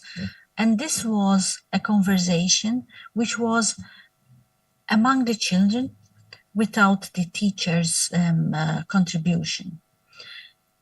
Matthew decided not to throw the ice cube, but to slide it down the hill. He shouted, look, Ollie, mine is at that line of the water. And this started the children off on who can leave the longest trail. So as you can see that the language, you cannot expect 3-year-olds to say, okay, the water melted, so it changed from a solid ice to liquid water, but the language that they are using is helping them to understand what's happening. And Sophie finally tried also to use ice to write her name. She said, I need to be quick as the letters are drying up. She tried a couple of times and then said, the sun is drying up my name again. She did not talk about drying up because there's evaporation, but she's aware that this thing where water disappears happens. So as you can see, what do these conversations demonstrate? That talk plays a very important part in the learning process. And here I already referred to Vygotsky's book, Work on Language, which I believe is underestimated and is as important, if not more important, than the zone of proximal development. Talk helps children to explore ideas with others, leading to the social construction of knowledge. But we have to be careful that we do not use the question-answer approach too much, because we do tend to do that as teachers. We know that it's good to elicit children's thinking, but it is a bit too power-laden. So there should be more space for dialogic conversations, which give children greater space to express themselves and to be freer in their thinking about the phenomena that they are experiencing. And being allowed to be a free thinker in today's world has a lot of connotations, not only in the importance, not only in the learning of science, but in the formation of the individual as a free, independent person. So these preliminary thoughts were, of my visiting. I revisited the role of language. It was some time since I had done this, because it was always an interest, but with inquiry, I had shifted a little bit more on pedagogy and less on the use of language. One of the main reflections for teachers is for them to engage more in conversations, mainly dialogue, and be aware. Sometimes you need to record yourself. Use less the question-answer exchanges. dialogue and conversations where children and teachers explore meanings together have greater potential to enhance children's learning with respect to science, but also in other aspects of development, as I highlighted just now. It is time to focus again on language that we as educators use in learning and education process, because with COVID, language has suffered and the learning of children has suffered. But if we do not do anything about the use of language, which overrides, is always present in the learning process, they will continue suffering also in the future. And with this, I thank you for the presentation. I thank you for listening. And if there is time, I would be very happy to answer any questions which you as audience may have. Jesteśmy słyszalne, pani profesor? Bardzo proszę, czy jesteśmy słyszalne? Czy jesteśmy słyszalne, pani profesor? Pani Professor, do you hear us? Yes, I can hear you. Okay. And I've put the English yes, translation at if the they bottom, if they speak in Polish. Yes, at the bottom you have this option, so please try to use it, okay? Yes. Okay, so we will try now. Okay. Bardzo się cieszę, że pani profesor podjęła kwestię konwersacji, kwestię dialogu. To jest bardzo ważne na etapie przedszkola, edukacji wczesnoszkolnej, ale myślę też i nawet wśród studentów też chcielibyśmy prowadzić tą konwersację, dialog, bo to jest pewna umiejętność rozmowy pomiędzy nami, jak i w grupie, ale też i nawet w auli przedstawić pewną dyskusję czy umiejętność zadawania pytań. To jest pierwsze. Oczywiście tutaj też mówimy o tak zwanej rozmowie dydaktycznej, ale bardzo mnie cieszy, bo to takie moje, można powiedzieć, jest źródło badań związane z prowadzeniem eksperymentów przyrodniczych. To, co pani profesor podkreśliła, ważność biologii, przyrody, edukacji środowiskowej, gdzie mówimy o eksperymentowaniu, mówimy o obserwacji, o pomiarze. I nawet jak byliśmy w tej pandemii i była ta edukacja zdalna, to również można było zadawać prace domowe dzieciom, żeby one same wykonywały doświadczenia, oczywiście bezpieczne doświadczenia, ale one rozwijały swoją myśl, pewien krytycyzm, dociekanie, stawianie pytań, a jak i również odpowiedzi. Czy one były prawdziwe i czy one były fałszywe, wiadomo, że to korelował już i kontrolował nauczyciel. Oczywiście jesteśmy po pandemii i myślę, że tutaj główny nacisk, to co pani profesor powiedziała, nauki ścisłe, mają właśnie związek nie tylko z eksperymentowaniem biologicznym, przyrodniczym, ale też i fizycznym, chemicznym, bo poprzez to dzieci się rozwijają, czyli mówimy o komunikowaniu, o tych właśnie takich relacjach personalnych, gdzie poprzez dociekanie, poprzez pytanie na pewno rozwijają swoją wiedzę. Bardzo dziękuję za wykład. Myślę, że po tej pandemii będziemy się jeszcze bardziej rozwijać z tą myślą taką krytyczną. Bardzo dziękuję. Thank you. Thank you. Our last guest is Professor Nurten Karazan Özdemir. Is an assistant professor at the Hacettepe University in Ankara in Turkey. Her research interests are career counseling and guidance and program development and evaluation in career guidance.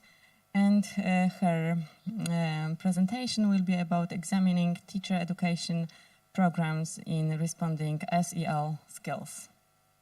Welcome, Professor. Hello, thank you. Let me share my screen first of all. Can you see my screen right now? We will see, yes. Okay, thank you. Hello everybody, my name is Nurten Karazan Özdemir. today I would like to present a study that we examined teacher education and counseling education programs in higher education in Turkey in terms of whether they include any content about responding social emotional learning skills. As being a team member of a cross-cultural project called as SEL IRN, that aims to examine educators' perspective regarding relevant SEL skills linked to career development for almost 3 years with a group of researchers from 17 countries. I have been working on SEL for a while. So as a continuation of this project, I and one of my PhD students, Betül, she's here also, conducted this study. Betül is a PhD student and research assistant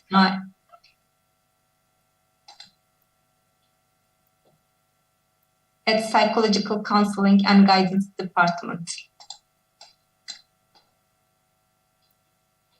Being here today with an international colleagues and presenting a very important topic is a great pleasure for me, and thank you for organizing this interesting conference that help us to learn from each other. Firstly, I would like to share a brief background of the study topic. As you know, within the perspective of the collaborative for academic, social, and emotional learning that is called as CASEL, SEL refers to set a particular life skills and competencies that are crucial for success in school and in the workplace. CASEL proposed 5 core competencies of SEL skills, including self-awareness, self-management, social awareness, responsible decision-making, and relationship management, as you know. Based on these 5 domains, there are vast variety of skills that helps individuals developing socially and emotionally. There are large amount of study that proved positive outcomes of implementing SEL programs. The relevant literature indicated that SEL skills have positive impacts on positive academic outcomes, better adjustment, increasing school engagement, reducing school dropout, supporting mental health and future well-being, reducing emotional distress, and reducing risk behaviors of the students. Along with these positive results, the research also indicates the positive impacts of having and developing SEL skills in career development in terms of increasing career readiness and improving future employment outcomes. In addition to supporting positive youth development, SEL skills represent the deep human qualities that youth and young adults need in order to pursue decent, high-wage and high-demand occupational opportunities. It is important, especially considering serious youth unemployment rates, not only in developing countries, but also the developed countries. Youth employment in Turkey has been reported as almost 45% in 2021. On the other hand, it is foreseen negative influences of the pandemic on the economy. At that point, the positive impacts of SEL skills were underlined in the promotion of the future employment and successful work life. In addition, it is clear that students need a variety of skills at their home while taking distance education during pandemic, such as self-regulation, planning skills, time management, and stress management. Turkey have been affected by negative impacts of the COVID-19 as well. It was reported that schools were closed almost for 49 weeks, which was higher from many countries. Schools staying closed so long affects students with socioeconomically disadvantaged backgrounds too much, and it was reported that almost 57% of students couldn't attend online classes, which might result a huge gap between students who could be able to attend the lecture and those who couldn't attend the lecture during the pandemic. Considering all findings together, it could be seen that having SEL skills is crucial, especially during crisis times. At that point, it is important to know that how can we support or teach these skills to the students. The literature underlines that these competences developed over time, gradually, and schools are ideal places to support students' SEL skills. At that point, teachers have essential role to teach these competences to their students. Several models explain how teachers' role is crucial in teaching our students acquiring SEL skills. One of these models, as you can see in this figure, mentions that there are three interconnected domains, which includes the learning context, SEL of students, and SEL of the teachers. Learning context refers to the factors that create safe, encouraging, warm, and supportive environment to support students to develop and practice SEL skills in the classroom and school. Hence, teachers have two essential roles to support students to acquire these skills. The first, teacher should have SEL skills, and the research highlighted that if the teacher be role model by using this skill in the school and classroom, this would be an effective way to teach these skills to students. The second one is that teachers should create a positive, warm, supportive learning context which will prepare a suitable learning atmosphere for gaining SEL skills at the school and classroom. Similarly, the second model, as you can see in this figure, illustrates the prosocial classroom model of Jana and Greenberg. According to this model, teachers should have SEL competencies and which will affect the classroom environment, such as learning context of the previous framework. That is why teachers should have some skills such as constructive criticism, building democratic classroom, being fair and ethic, etc., for creating supportive classroom climate, which in turn all promote students' SEL skills and positive outcome, along with positive impacts on their mental health.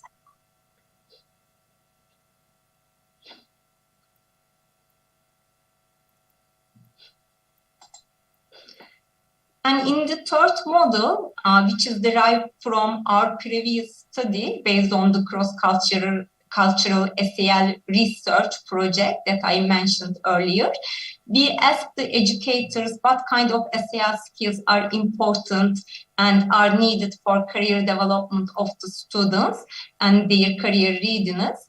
Then we analyzed the responses of the educators. This model derived from their responses.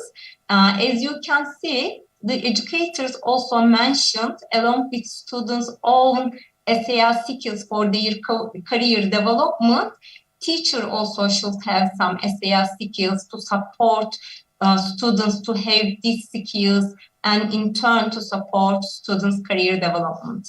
Thus, considering all of these models and literature mentioning the role of the teacher, we thought that how can teachers learn these skills to teach the students?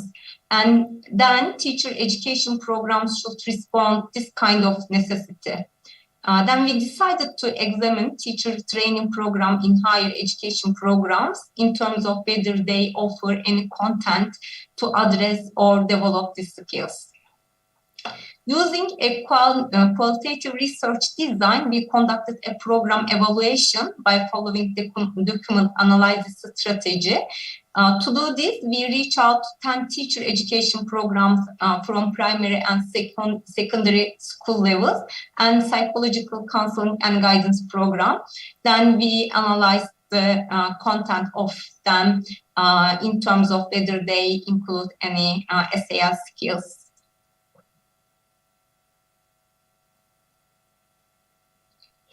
According to teacher training undergraduate programs published by the Council of Higher Education in Turkey, teacher training programs in universities includes 3 types of courses, namely field education, professional development, professional knowledge, and general culture. As seen in table, field education lectures differ across the undergraduate programs, yet mostly include from 10 to 39 elective lectures from 20 to 45 compulsory courses. Teacher candidates mostly take the similar courses from professional knowledge and general cultural categories. So the courses provided in these 2 categories are common across all teacher programs.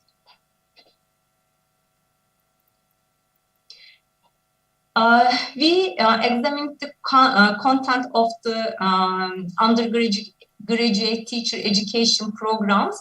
Before that, we created a coding schema based on the relevant literature by retaining five dimensions of Cassel model, and then we applied thematic analysis by using this coding schema, and we used the MaxCoda as a software. These are the predetermined codes that we use for analyze the program. Briefly, I can say that the teacher education program mostly included or mentioned SAR skill for responsible decision making. You can see here, and then self-management as the highest code, and then social awareness, and building relationship, and finally self-awareness. Regarding responsible decision-making, the programs included some SAR skills such as evaluation and reflection, situation analysis, personal, moral, and ethical responsibility, social responsibility towards others, identifying problems clearly, making constructive and right decisions, contributing to community, problem solving, and evaluation of consequences of one's behaviors. What is interesting for us when we ask educators their perspectives about the important SAR skills for career development of students in our previous studies, they addressed vast variety of SAR skills regarding self-management, and they frequently mentioned skills regarding relationship building dimension of the CASAS. But in higher education programs, in higher education, lectures included SAR skills regarding responsible decision-making mostly, SAR skills regarding self-management, social awareness, relationship building, and self-awareness followed this consecutively. These are some examples from our analysis.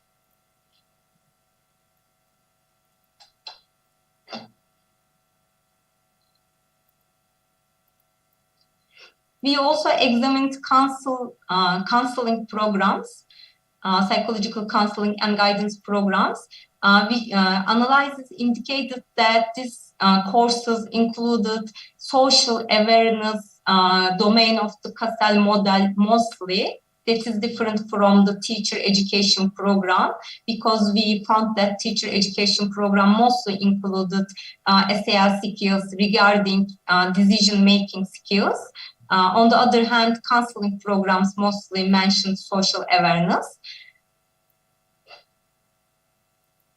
And what is interesting is that guidance and counseling programs address much more diverse SAR skills under each dimension. In addition, although SAR skills regarding self-awareness dimension were coded less frequently than the other dimension, this dimension also included more skills. Again, our previous study showed that school counselor mostly mentioned the importance of self-awareness, relationship management, and responsible decision-making skills for career development. The programs didn't include this order in terms of addressing SAL dimensions. And these are some selected quotes from counseling program also.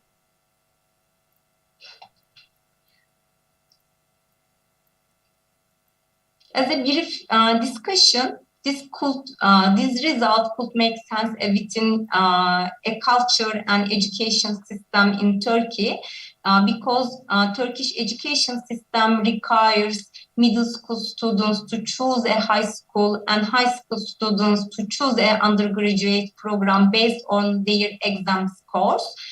This process that starts at the end of middle school and requires students to make decisions, so have decision-making skills.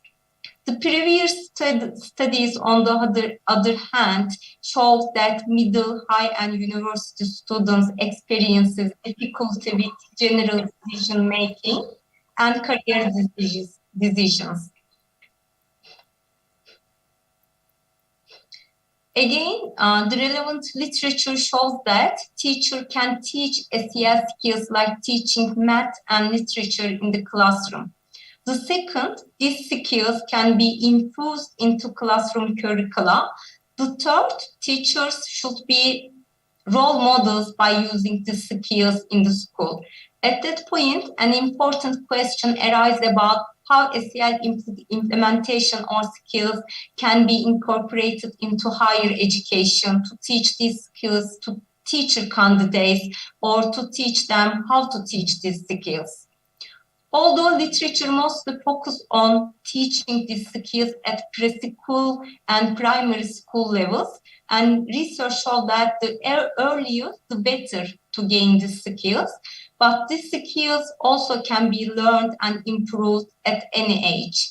Hence, they are also studies in higher education. A review about the SEL programs and implementation in higher education summarized that effective intervention in higher education.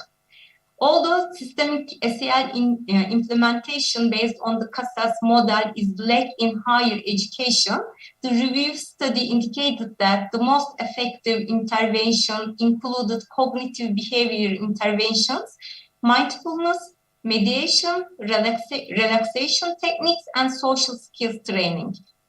Cognitive behavioral intervention work for improving 5 core dimensions of CASAL model. Mediation, relaxation, mindfulness practices mostly work for improving self-awareness and self-management skills. Social skills trainings are best for social awareness and relationship management domains. Mediation doesn't work without supervised practices.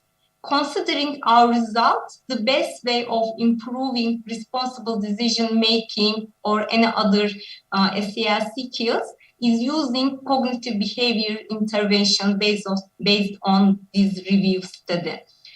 However, as an important limitation of our study also, we cannot assure whether these skills are taught or not. The programs only include or mention this content. This review study also mentioned that what doesn't work for improving SEL skills. Interventions without supervised practice and any intervention, including psychoeducational intervention with didactic training, are not successful. On the other hand, programs that foster social-emotional competences are conducted mostly by researchers in higher education as a brief interventions without connecting to the institution curricula, staff, and goals. However, what is needed is to integrate successful SEL intervention into higher education institution and curricula programmatically. In sum, the role of the teachers are crucial for supporting students' SEL skills for positive academic, career, and mental outcomes. Yet at that point, it is important how to how to teachers can develop these skills and how to teach them. Hence, higher education has crucial role at that point, also by preparing teacher candidates for this crucial role. Today, I presented results from our higher education results in brief. If you have any comment or question or willing to collaborate with us, please don't hesitate contact with us. Thank you for your interest and have fun through the presentations. Dziękujemy bardzo. Czy jesteśmy słyszalni, pani profesor? Yes, I can. Okej. Czy państwo macie ochotę zadać pytanie? Tak, mamy pytanie, pani profesor.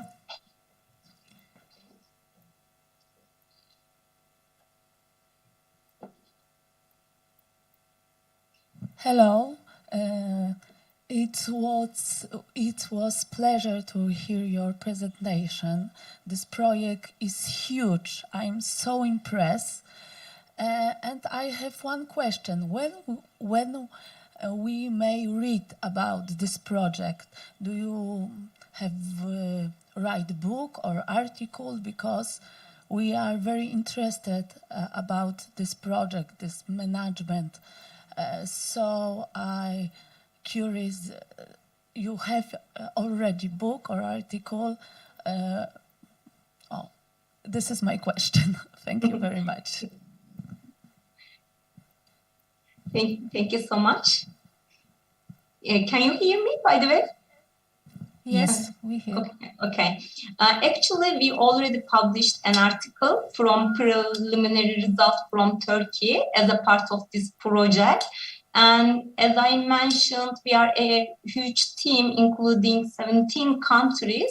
So each country also published separate articles. Also, we published some articles using cross-cultural results. And recently, also, we published an book chapter published by the UNESCO under the NISA. I can send some link for this publication on the chat box just after for a while, if you want.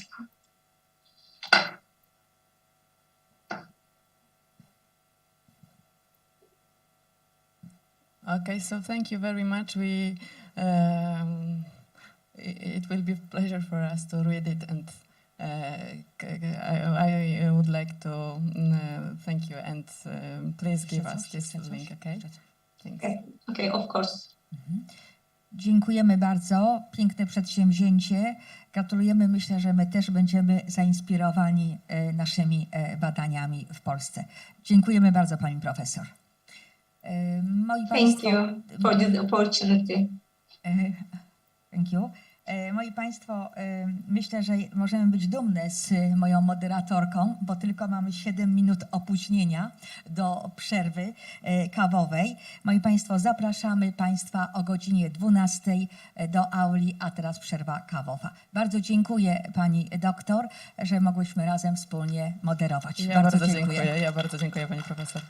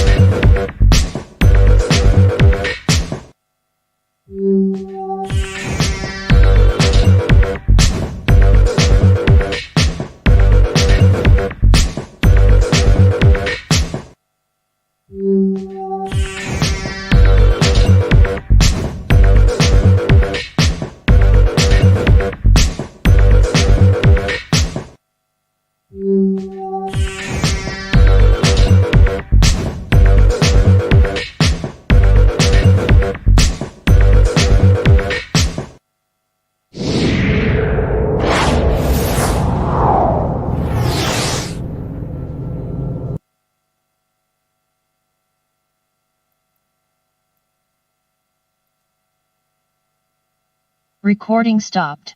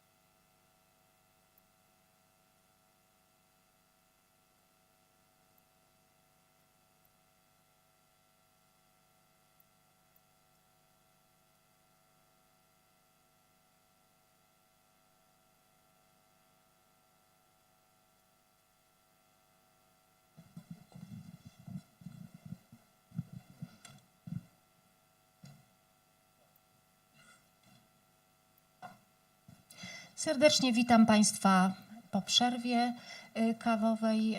Szczególnie miło mi powitać panią profesor Recording in progress.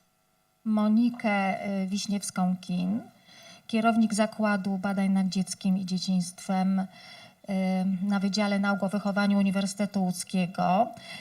Pani profesor jest osobą wszechstronnie wykształconą, autorytetem w zakresie pedagogiki przedszkolnej i wczesnoszkolnej. Dlatego jeszcze raz powtarzam, jesteśmy bardzo zaszczyceni udziałem w naszej konferencji.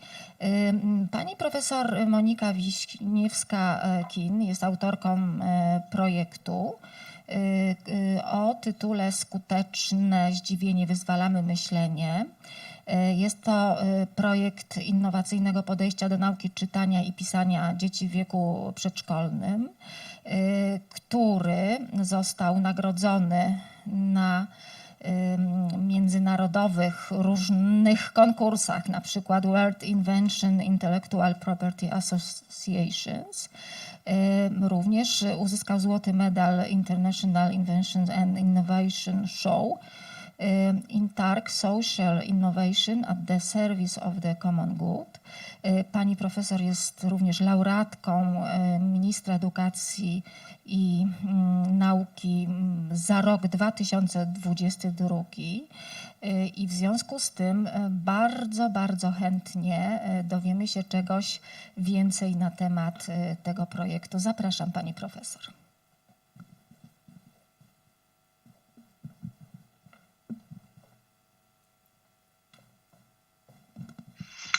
Dzień dobry, witam Państwa. Ja też serdecznie dziękuję za prezentację i od razu też poproszę o podłączenie prezentacji. Mam nadzieję, że ona w takim kontekście szerszym, literackim pokaże takie bardziej wszechstronne myślenie, jak dochodziłyśmy, jak dojrzewałyśmy, jak on się w nas rodził. Dziękuję serdecznie.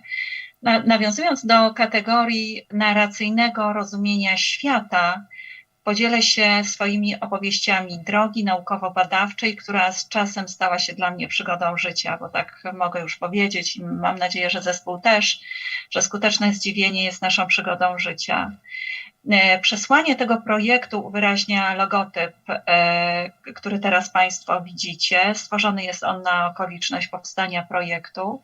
To jest ptak w locie, który szybuje ku górze z zawrotną prędkością. Rozpostarte skrzydła, wysoko uniesiona głowa, do złudzenia przypominająca szeroko otwarte oko i okazały dziób, wydający entuzjastyczny okrzyk to znak, że podróżnik posmakował wolności. Skutecznie zdziwiony żegluje po wszechświecie możliwości. Wyprowadzona myśl z logotypu o tym, że każde rzeczywiste tu i teraz nieodwołalnie rzutuje na przyszłość lotu dziecka, jest mottem dla naszego projektu, że organizacja lotu jest sprawą dorosłych, że siła napędowa tkwi w dziecku, że paliwem jest ciekawość, entuzjazm poznawczy, radość z uczenia się, niekonwencjonalne zachowania. Dziecko niesione skrzydłami, żaglami możliwości, wyobraźni, zdobywa odwagę przekraczania siebie. Tutaj pojawia się jeszcze ten pierwiastek z Pippi Langström, czyli postrzegania siebie i świata do góry nogami. I z tej odwagi myślenia inaczej, na granicy bycia pomiędzy tym i tam, rodzą się pomysły lotów na własny rachunek i na własną rękę. Poproszę o następny slajd.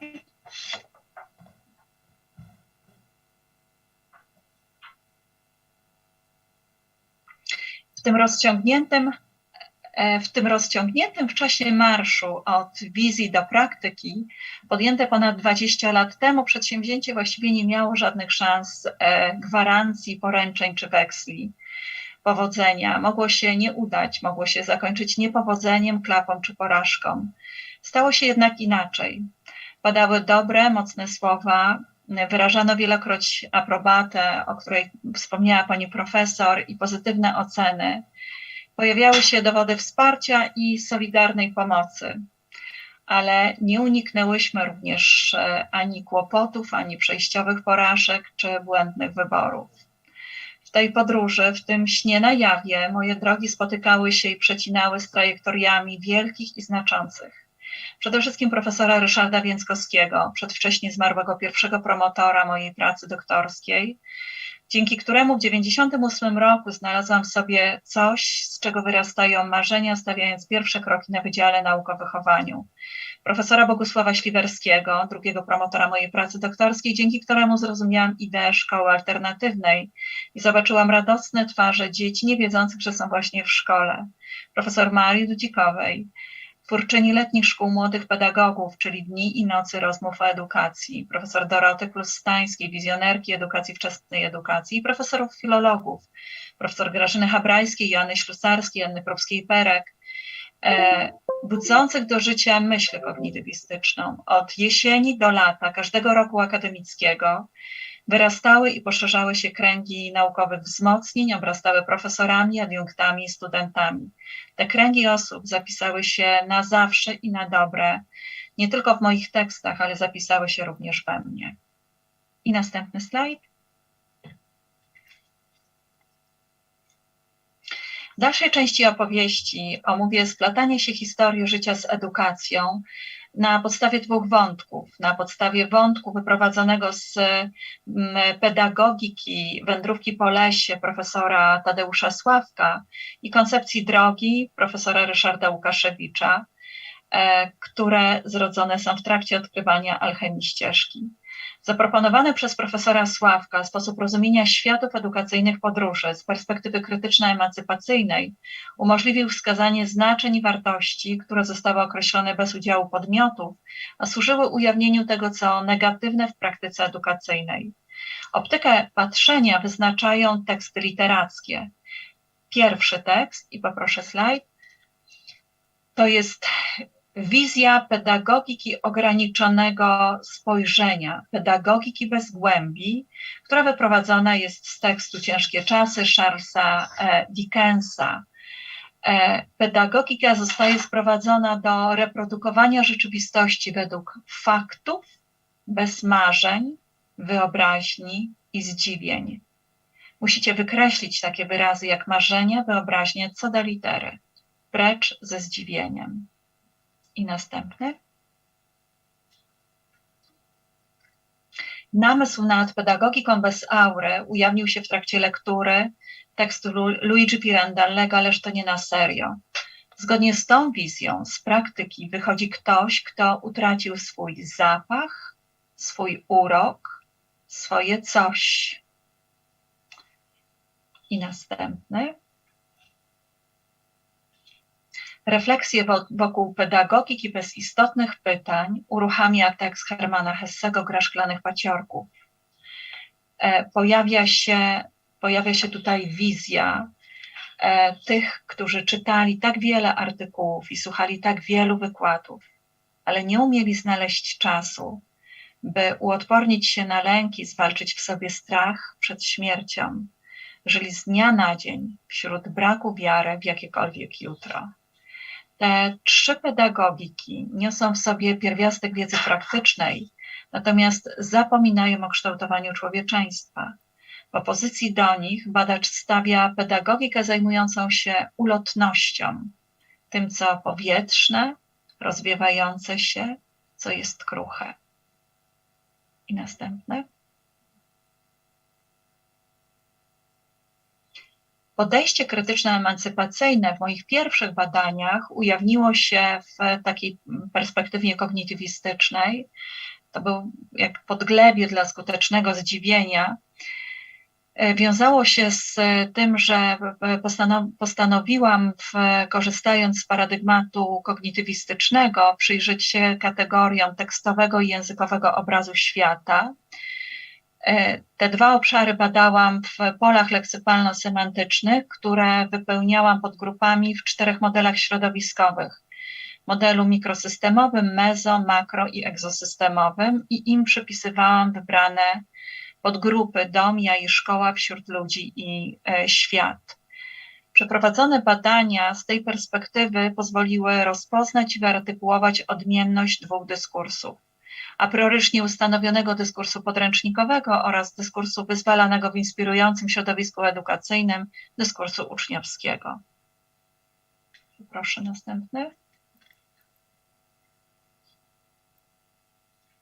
Zainicjowany przez profesora Sławka pierwiastek krytyczny dopełnia myśl profesora Ryszarda Łukaszewicza o pierwiastku emancypacyjnym. Pedagogika drogi została wyprowadzona z 7 fenomenów: narracyjne opowiadanie świata, droga wśród znaków świata, prawdziwa alchemia ścieżki, wyobraźnia jako droga możliwego, narracyjne czytanie biografii, edukacja jako przekraczanie i odkrywanie drogi w sobie. I poproszę następny. Według pierwszego fenomenu metody naukowe nie są jedyną drogą rozumienia świata, albowiem ani sprawdzona wiedza empiryka, ani aksjomaty racjonalisty nie opisują gruntu, na którym zwykli ludzie nadają sens swoim doświadczeniom. Profesor Łukaszewicz stawia pytanie, co właściwie zyskujemy, a co tracimy, pojmując świat przez układanie opowieści o nim, przez stosowanie narracyjnego trybu interpretacji rzeczywistości. Narracyjne konstruowanie rzeczywistości jako alternatywa dla sposobów tworzenia rzeczywistości według nauki otwiera przestrzeń dla procesu rozumienia rzeczywistości o charakterze konstrukcyjnym, a nie reprodukcyjnym. Uznanie tej prawdy zajęło mi kilka lat. Po studiach filologicznych uwiódł mnie strukturalistyczny paradygmat językoznawczy.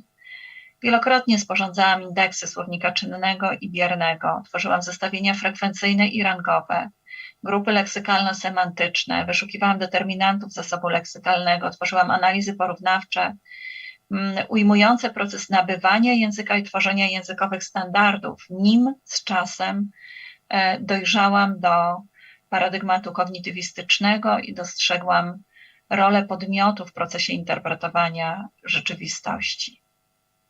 I następny.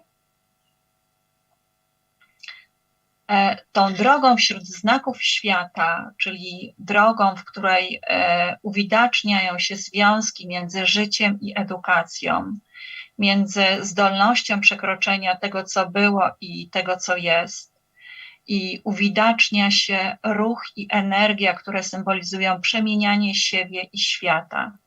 Ujawniają się również związki instrumentalności z duchowością, pierwiastki ludzkie z kosmicznymi, przypadkowość z przyczynowością. Jeśli uznamy, że edukacja trwa tak długo, jak trwa ludzkie życie, to symbolicznego znaczenia nabierają odmienne aspekty tej drogi jako podróży, wędrówki, samodzielnych kroków życia czy ryzykownego przedsięwzięcia. Następny poproszę. W tym kontekście pojawiło się myślenie o sensie, który nie jest ustanowiony przeze mnie, lecz dany przez symbol. I to po pierwsze, a po drugie sentencja ta sugeruje jednocześnie, że wszystko już zostało powiedziane zagadkowo i że wszystko wszakże trzeba zawsze odtwarzać i przetwarzać w wymiarze myślenia. I następne. I tak było w przypadku kolejnych badań, które dotyczyły kognitywnej teorii metafory. Przyjęte założenia o tym, że dzieciństwo to nie jest okres ochronny, z którego trzeba wyrugować wszystko to, co trudne, co nasycone powagą, co nie jest beztroską i wesołością. Że uczenie się ma charakter procesualny, że stopniowe i subiektywne otwieranie się znaczeń dokonuje się w wyniku indywidualnie doświadczonego kategoryzowania, profilowania i wartościowania, że sens świata wyłania się, że nie od razu jest dany i jednoznaczny, że prawda jest często subiektywna, jednostkowa i uzgadniana w dialogu, że rzeczywistość ludzka nie jest jednowymiarowa, że dopomina się powoływania struktur polifonicznych. Sednem edukacji jest inicjowanie w procesie konstruowania wiedzy subiektywnych sposobów opisywania rzeczywistości oraz konstruowania postaw poszukujących. Stąd też zrodził się pomysł badania dziecięcych predyspozycji metaforyzacyjnych, czyli zdolności rozumienia, rozpoznawania i interpretowania związku między dziedzinami, dziedziną docelową i dziedziną źródłową w procesie konceptualizowania nazw uczuć, ale jednocześnie umiejętności poznawczych dzieci w zakresie metaforyzowania, czyli sposobów tłumaczenia jednej dziedziny przez drugą, odnajdywania podobieństw i dostrzegania różnic między dziedziną docelową i dziedziną źródłową metafory, a także sposobów pobudzania i rozwijania myślenia metaforycznego. I następny. Edukacja jest ścieżką autentycznie zadziwiającą i niezwykłą, albowiem ma najprawdziwszą moc przemieniania, moc, która w pradziejach była przypisywana alchemii jako wiedzy dążącej do psychicznej i duchowej przemiany człowieka poprzez opanowanie energii twórczych obecnych w kosmosie i ludzkim umyśle. Wojownik światła to ten, który umie docenić, jakim cudem jest życie, który do samego końca walczy o to, w co wierzy i potrafi usłyszeć bicie dzwonów kołysanych w głębinach oceanu. Poproszę następny. Tak zrodziła się nasz projekt wyprowadzony z alchemii ścieżki. Założyłyśmy, że dzieci na etapie edukacji przedszkolnej mogą uczyć się przez mówienie, negocjowanie, spieranie się, ale również istotną rolę odgrywają elementy humorystyczne, że istotne w tym procesie są zmysły i emocje, o czym będę mówiła za chwilę szerzej, i że wiedza, którą konstruują o świecie dźwięków, najpierw w formie onomatopei, a dopiero z czasem w formie głoski z zespołem cech relevantnych i dystynktywnych, dokonuje się jakby mimochodem, właśnie przy okazji skutecznego zdziwienia, dzięki zaprojektowanym materiałom wdrożeniowym, które skonstruowałyśmy, czyli wizualizacjom, klockom, fontom liter konturowych czy zestawom gier, dźwiękoznaki, literaki. I następny. Wyobraźnia jako droga możliwego to był kolejny fenomen, który nam towarzyszył. Wyobraźnia imituje wzorce obrazy, odtwarza je, reaktywuje, powtarza bez końca. Mieć wyobraźnię to widzieć świat w całej jego pełni, w całej okazałości. To z Bronowskiego z potęgi wyobraźni. I następny slajd. Dźwięki wpisują się w dziecięce doświadczenie codzienności i niecodzienną wyobraźnię. Dzieci odnajdują je między innymi w ludzkim śpiewie, w odgłosach zjawisk fizycznych, w uczuciach i stanach emocjonalnych. Dźwięki odpowiadające literom nie są oderwane od życia. Dzieci materializują je przez gesty. I są to gesty, które są związane z ruchem, na przykład wzruszenie ramion dla głoski zmaterializowanej, uwarunkowany kulturowo uniesiony kciuk dla głoski czy wskazujący na emocje okrzyk zachwytu dla głoski u. I następny. Narracyjne czytanie biografii, wielka przygoda, odkrywanie siebie pośród znanego i nieznanego, czyli kręgi domów, rówieśników, przestrzeni pozadomowych i świata. Niezwykła i zwykła opowieść o tym, skąd przychodzimy, kim jesteśmy i dokąd idziemy. I to narracyjne czytanie biografii oznacza ludzką zdolność do organizowania zdarzeń i działań w całościowe, rozwijające się w czasie struktury znaczące. Poproszę o slajd. Konstruowana z klocków litera jako bryła za sprawą dziecięcych działań wyłania się, nabiera kształtu, rośnie i dojrzewa. Dzieciom towarzyszy element niespodzianki, zaskoczenia. Dzieci mają możliwość uczenia się na błędach. Teksty literackie mają charakter artystyczny. Nasz projekt wizualizowała wybitna graficzka polska Marta Ignerska zdobywczyni 5 Oscarów, m.in. w Bologna Ragazzi Award, zdobywczyni większości konkursów, najlepsza książka roku IBBY. Jej ilustracje są niezwykle awangardowe, przez co wpisują się w istotę naszego projektu. Od zdziwienia rozpoczyna się proces poznawania, a oprócz tego wpisują się w przyjętą w naszym projekcie koncepcję prototypu, czyli dopełniania schematów w kontakcie z wizualizacjami. Wszystkie wizualizacje ukazane są w ruchu. Dziecko, czyli ta statyka, która dominuje w tekstach podręcznikowych, jest nienaturalna dla patrzenia wizualnego. U nas te ilustracje są dynamiczne, niedomknięte w schemacie i przede wszystkim wzbudzające zaciekawienie. Zajęcia, które rozpoczynają się od rozmowy wokół zdarzenia krytycznego zwizualizowanego na ilustracji, zazwyczaj budzą u dzieci taką reakcję: co to będzie, albo będzie kolejna litera, kocham panią. Takie są sygnały ze strony nauczycieli i to jest właściwie chyba dla nas najlepsza ewaluacja projektu, jaka mogła nam się przytrafić. Sam projekt ma bowiem uczyć dzieci kategoryzowania, uczyć dzieci przez elaborację. My tutaj dużą rolę nadajemy wspomnieniom, uczyć w procesie generalizowania, uczyć w procesie odnajdywania podobieństw i dostrzegania różnic. Czyli czytanie i pisanie dokonuje się w kontekście dziecięcych procesów uczenia się. I następny slajd.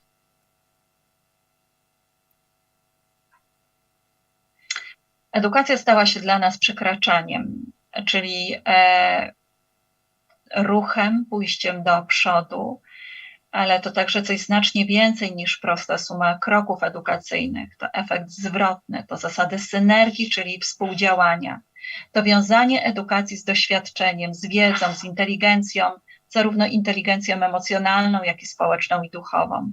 To wiązanie jej z potencjałem własnych możliwości, wyobraźnią, umiejętnościami, wiedzą potoczną i praktyką. I następny. Bogaty i niebanalny materiał wizualny w książce obrazkowej angażuje zarówno emocje i fantazję, pobudza myślenie. Dziecko projektuje ciąg dalszy historii o dźwiękach, które śnią, marzą i działają. Uczy się przez działanie za pośrednictwem dźwiękoznaków i literaków w trakcie zabawy rozwijającej. Zestawia obraz dźwiękowy głoski z obrazem graficznym litery. I następny. Odkrywać drogę w sobie to jakby na powrót znajdować dziecięcą ciekawość świata. To jednocześnie odkrywać przyszłość człowieka zawartą w nim samym, choć przecież nie wyłącznie zależnej od niego. Odkrywać przyszłość, która w zasadzie jest nieznana i niepoznawalna. To uczenie się, jak tworzyć własną legendę. To przygotowanie swojego ducha i swojej woli do przyjęcia prawdy, że na tej planecie, jeżeli czemukolwiek warto wierzyć, to temu, że kimkolwiek jesteś, cokolwiek robisz, jeśli naprawdę z całych sił czegoś pragniesz, znaczy to, że pragnienie owe zrodziło się w duszy wszechświata i spełnienie tego pragnienia to twoja wizja i misja na ziemi. I następne. Koniec. Dobrze. Nauka czytania zaproponowana przez nas w skutecznym zdziwieniu przede wszystkim traci swój formalny charakter. Czytanie zaczyna być rodzajem ekspresji artystycznego wyrazu. Czytanie kształtuje poczucie tożsamości dziecka, późniejszego dorosłego czytelnika i wyposaża go w umiejętność głębszego rozumienia siebie i świata. Zapobiega wykluczeniu kulturowemu, niespełnianiu aspiracji edukacyjnych w przyszłości zawodowych. Dziecko musi najpierw zrozumieć, po co się czyta, nauczyć się rozumiejąco przeżyciowego kontaktu ze zorganizowanym brzmieniowo tekstem, by z czasem podjąć wysiłek techniczny i sprostać rozpoznawaniu liter. Ale to są takie myśli, które wyprowadzałyśmy zespołowo w trakcie wieloletniej pracy, nie tylko nad głoską, nad literą, ale przede wszystkim nad koncepcją dziecka i miejsca dziecka w procesie uczenia się i nauczania. Dziękuję Państwu serdecznie za uwagę.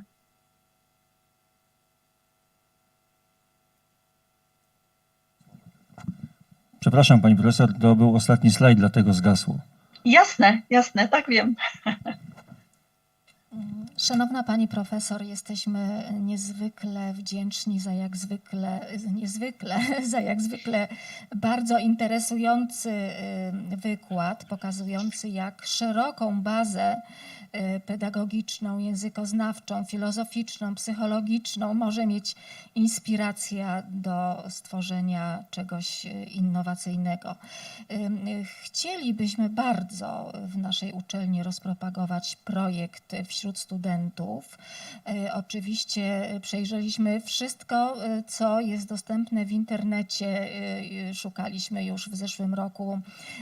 To, co było możliwe do zdobycia, to już oczywiście mamy rozpoznane, natomiast nadal nie wiemy, jak można zakupić te materiały, jak je zdobyć, bo póki co wszędzie pojawia się informacja, że jest to projekt jeszcze niedostępny. Także bardzo proszę nas tu poinstruować, żebyśmy mogli tak doskonały pomysł rozpowszechnić.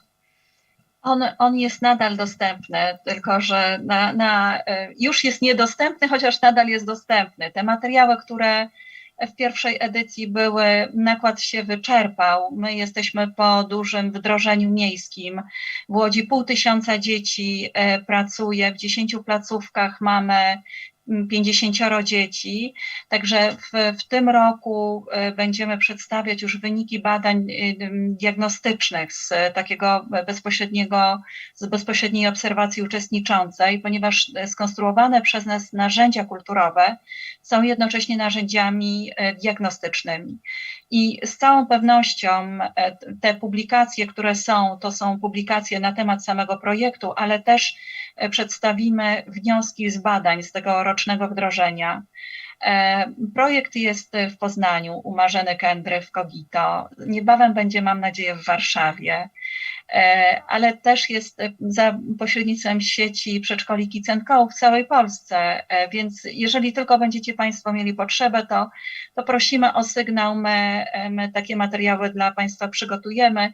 Na stronie Skutecznego Zdziwienia jest kontakt i tam można zamówić wszystkie materiały. One są nadal dostępne. To proszę oczekiwać również naszego zgłoszenia. Dziękujemy serdecznie, pozdrawiamy Dziękuję panią bardzo. profesor.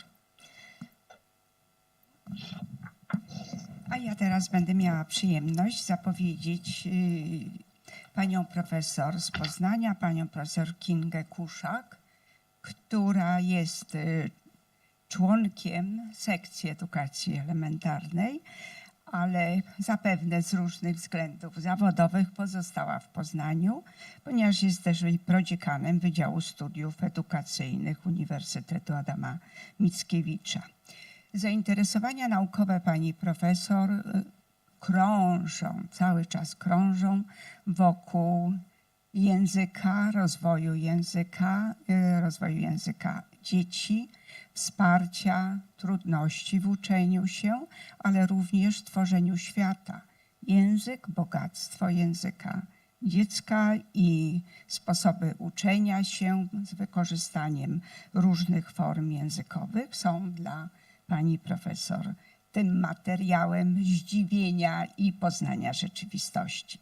Także zapraszamy panią profesor Kingę Kuszak i z wielką radością będziemy przysłuchiwać się jej wypowiedzi. Cieszymy się, że jest z nami. Proszę bardzo.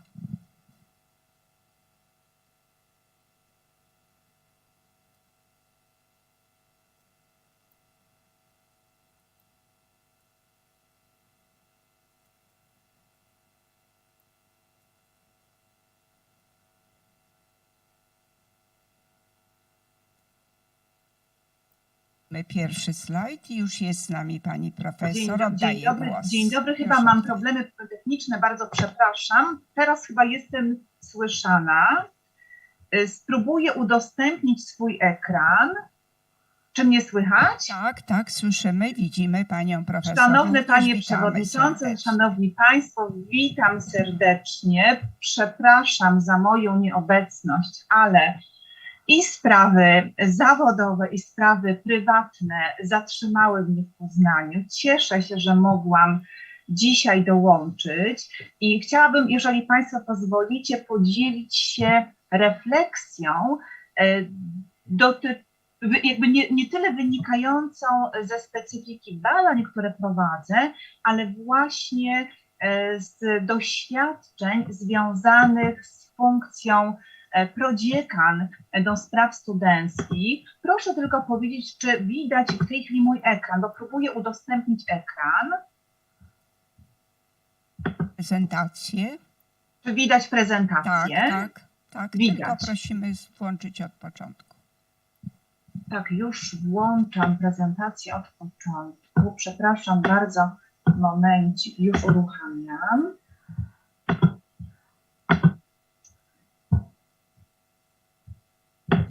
Tak jak powiedziałam, moje refleksje, którymi chciałabym się z Państwem dzisiaj podzielić, wynikają nie tyle z badań, które prowadzę, ile z obserwacji i doświadczeń w pracy ze studentami. Funkcję prodziekan do spraw studenckich i organizacji kształcenia pełnię 3. kadencję, 10. rok. I w tym okresie obserwuję dynamiczną rzeczywistość i funkcjonowanie w tej właśnie dynamicznej, nieprzewidywalnej rzeczywistości wielu zdarzeń, wielu zmian i wielu zagrożeń. I proszę mi wybaczyć, że ta moja refleksja będzie dotykała tylko pewnych zagadnień. Nie jestem w stanie rozwinąć pewnych kwestii, ale chciałabym w takich 4 wątkach podzielić się z Państwem właśnie moim. I tu mam problem, udało mi się przełączyć. Jeżeli Państwo pozwolicie, tutaj widzę, że mam zagadnienia, wokół których od których chciałabym rozpocząć. Płynność, niepewność, zdarzenie trudne, zdarzenie traumatyczne, zmiana. Posiłkuje się literaturą psychologiczną, psychopedagogiczną, pedagogiczną, socjologiczną. Jak Państwo widzicie na slajdzie, przywołuję wybrane myśli. Rozpoczynam od Zygmunta Baumana. Społeczeństwo płynnej rzeczywistości to społeczeństwo niekontrolowanej zmiany. Jest ono niezdolne do decydowania w jakimkolwiek stopniu o kierunku zmian, jaki przechodzi jak nigdy wcześniej, niezdolne do obrony tego kierunku, kiedy już zostanie obrany. Płynne życie. I dalej. Żyjemy w nowoczesności przekształcającej człowieka w wiecznego wędrowca między wieloma światami. Nowoczesna jednostka jest jak bezdomny w nowoczesnym świecie, niepewna tego, gdzie jest jej miejsce. I dalej. Dziś wiemy, że społeczeństwo nigdy nie jest statyczne, a zmiany polityczne i kulturalne dokonują się nieustannie. Zagrożenie i niepewność zawsze należały do warunków ludzkiej egzystencji, pisze Ulrich Beck. Współcześnie powstaje jednak nowa ryzykowność ryzyka. Stajemy się członkami globalnej wspólnoty zdarzeń, kontynuuje ten sam autor. Jak się okazuje, epoka, w której żyjemy, mimo że powszechnie została uznana czasem pokoju, jest fikcją, zwraca uwagę Bodzianny, a głoszone hasła wzajemnego szacunku dla suwerenności państw i wartości narodowych są jedynie teorią zaśmiecającą strony publikacji na temat wojen i konfliktów oraz ich wpływu na społeczeństwo. I jeszcze na zakończenie tego wstępu Albin i Heidi Tofflerowie Czas pokoju, czyli lata 1945-1990, przyniósł śmierć około 7 200 000 żołnierzy oraz od 33 do 34 milionów zabitych, rannych, torturowanych i zaginionych cywilów. Żyjemy zatem w rzeczywistości niepewnej, rzeczywistości zmiany, rzeczywistości ryzyka, rzeczywistości wielu ryzyk.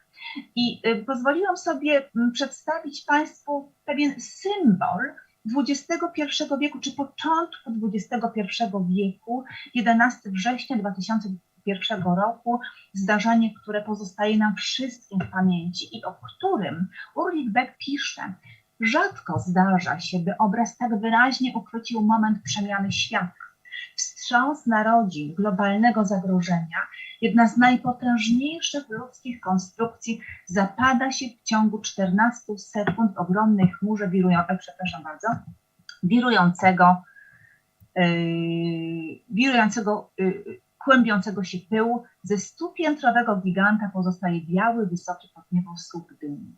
Koniec World Trade Center dał Amerykanom wyobrażenie, jak to jest budzić się nagle w obcym im społeczeństwie światowego ryzyka. W ten sposób czyn ten unicestwił głęboko zakorzenione kulturowe oczywistości. Te materialno-symboliczne eksplozje wywołały coś odległego od nich przestrzennie i czasowo. Oczekiwanie terroryzmu. Stworzyły oczywistą wiarę, że wbrew wszelkiemu prawdopodobieństwu coś takiego jak jest rzeczywiście możliwe, co oznacza, że może się powtórzyć w dowolnym miejscu i czasie. Kolejne zagrożenia w XXI wieku.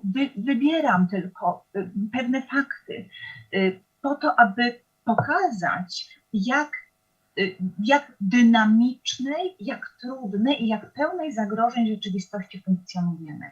11 marca 2004 roku w zamachach w Madrycie zginęło 191 osób, w tym 4 Polaków, około 2000 osób zostało rannych. 7 lipca 2005 roku niemal równocześnie eksplodowały 3 bomby podłożone w londyńskim metrze.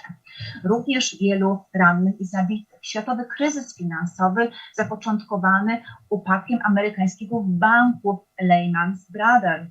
We wrześniu 2008 roku prawie cały świat pogrążył się w recesji. W Europie Grecja, jak pamiętamy, stanęła na krawędzi bankructwa. Zmiany klimatyczne, globalne ocieplenie. Lata 2011-2020 uważane są za najcieplejszą dekadę w historii. Średnia temperatura na świecie wzrosła o 1,1 stopnia powyżej poziomu sprzed epoki przemysłowej. Lata 2011-16, wojna domowa w Syrii, migracja ludności z Syrii, Iraku, Pakistanu, Afganistanu, kryzys migracyjny w Europie Południowej. 17 listopada, Wuhan, początek światowej epidemii COVID-19, 11 marca 2020 roku, data uznana przez Światową Organizację Zdrowia jako początek pandemii. 21 rok, kryzys humanitarny w Syrii, kryzys przy granicy polsko-białoruskiej i 24 lutego 2022 roku, agresja Rosji na Ukrainę i początek wojny w Ukrainie. Traumatyczne wydarzenia w życiu ludzi były zawsze, jednak nie zawsze, od początku istnienia świata, człowieka, jednak nigdy ludzie, tak jak dzisiaj, bezpośrednio w nich nie uczestniczyli, tak jak uczestniczymy w tych wydarzeniach w XXI wieku. Nigdy wcześniej ludzie nie byli na bieżąco informowani, nigdy wcześniej ludzie na żywo nie oglądali obrazów przedstawiających różne trudne, traumatyczne, niebezpieczne wydarzenia. Już samo oglądanie niektórych obrazów, ich odbiór informacji wyzwala silne emocje, wywołuje niepokój, obawę, strach, lęk. Do tego dochodzą jeszcze przewidywane ryzyka, czynniki ryzyka, które możliwe są w XXI wieku pod względem wpływu. Za najważniejsze 10 rodzajów ryzyka uznano w ciągu najbliższej dekady: choroby zakaźne, niepowodzenie w podejmowanych działaniach na rzecz ochrony klimatu, użycie broni masowego rażenia, utratę różnorodności biologicznej, kryzys zasobów humanitarnych, niszczenie przez ludzi środowiska naturalnego, kryzys warunków utrzymania się, ekstremalne zdarzenia pogodowe, kryzys zadłużenia i awarie infrastruktury IT. Zmienność, niepewność w jakimś stopniu jest naturalnym środowiskiem życia młodych ludzi. Młodzi ludzie uznawani są za tę grupę, która najłatwiej, najszybciej adaptuje się do zmian i te zmiany kreuje, te zmiany tworzy. Jak zwraca uwagę Zygmunt Bauman, specyfiką funkcjonowania młodych ludzi w tej niepewnej, dynamicznej rzeczywistości jest to, iż no właśnie, tworzą się grupy, rozsadza grupy, czyni je organizacjami kruchymi, rozpadliwymi, faworyzuje natomiast szybko formujące się i również szybko rozpraszające się role. Młodzi ludzie funkcjonują w takich rolach. Ponadto w rzeczywistości XXI wieku, w rzeczywistości młodych ludzi nic się nie wyklucza. Życie codzienne nie jest przeciwstawiane odświętnemu, obejmuje całokształt aktywności, obiad w pracy, msza niedzielna, zakupy w markecie i złożenie wieńca pod pomnikiem, mecz piłkarski, koncert symfoniczny to równorzędne elementy życia społecznego, równorzędne elementy życia współczesnych młodych ludzi. I teraz chciałabym przejść do tego zagadnienia, na którym chciałabym się skupić przez kolejne kilka minut. Aktualni studenci, osoby urodzone w latach 1998-2022, to są osoby, które od wczesnego dzieciństwa funkcjonują w rzeczywistości zmieniającej się, płynnej, w rzeczywistości wysokiego ryzyka, wielu ryzyk. Obecni studenci trzeciego roku, rocznik 2000, to są osoby, które w ciągu kilku lat doświadczyły wielu zmienności, wielu sytuacji trudnych, które wymagały adaptacji. Przypomnę tylko, 2019 rok, klasa maturalna, bezpośrednio przed egzaminami maturalnymi strajk nauczycieli, wiele trudnych sytuacji, wiele trudnych emocji, konieczność przygotowania się do egzaminu maturalnego, innego rodzaju wsparciem niż zaplanowano, niż oczekiwano. Od marca 2020 roku całkowity lockdown i edukacja zdalna. Rok akademicki 2020-2021, edukacja zdalna. Aktualny, bieżący rok akademicki, edukacja hybrydowa, próby powrotu do kształcenia stacjonarnego. W tej chwili kształcimy już większość stacjonarnie, ale znowu ta sytuacja wymagała adaptacji, przystosowania. No i od 24 lutego 2020 roku wojna w Ukrainie, przyjmowanie uchodźców, angażowanie się przez pomoc przez polskie społeczeństwo. Tutaj chciałabym zwrócić uwagę przez moment na zagadnienie drugie, cechy i zmiany rozwojowe młodych dorosłych. Zwracam uwagę tylko na dwie wybrane kwestie, nie chcę tego wątku rozwijać. Po pierwsze, selekcja dróg życiowych i dwa rodzaje indywidualizacji. Indywidualizacja rozwojowa, tak zwana aktywna, czyli aktywne sprawdzanie przez jednostkę różnych alternatyw i dostępnych dla nich okoliczności. I drugi rodzaj indywidualizacji, tak zwana pasywna, wycofująca się, uzależnienie się młodego człowieka od warunków otoczenia i niewielki stopień zarządzania biegiem swojego życia. Indywidualizacja aktywna jest skorelowana z informacyjnym stylem budowania własnej tożsamości i z wysokim zaangażowaniem. Za chwileczkę spróbuję to pokazać na przykładzie studentów. Badania wskazują również na wysoki poziom emocji, szczególnie tych emocji negatywnych ujawnianych przez młodych dorosłych jako wynik właśnie istnienia licznych czynników stresujących, stresorów związanych z podejmowaniem u progu dorosłości wielu nowych zadań i wynikających z nich obowiązków. No i tutaj chciałabym zwrócić uwagę na jeszcze jeden element, na sam fakt podjęcia studiów przez młodych ludzi jako taki moment, który wymaga adaptacji, który wywołuje również pewne stany emocjonalne, nie zawsze pozytywne. Czasami trzeba sobie poradzić z trudnymi emocjami, wybrane zmiany. Zmiana miejsca zamieszkania, rozłąka z najbliższymi, zmiana związana z innym uczestniczeniem w kształceniu, samokształcenie, autoedukacja, zmiana związana z nowymi relacjami społecznymi, tworzenie na nowych zasadach i warunkach, zmiana związana z koniecznością utrzymania się, zwiększenie niezależności ekonomicznej. I zagadnienie trzecie, to jest zagadnienie, które coraz częściej, coraz bardziej intensywnie eksplorowane jest w badaniach.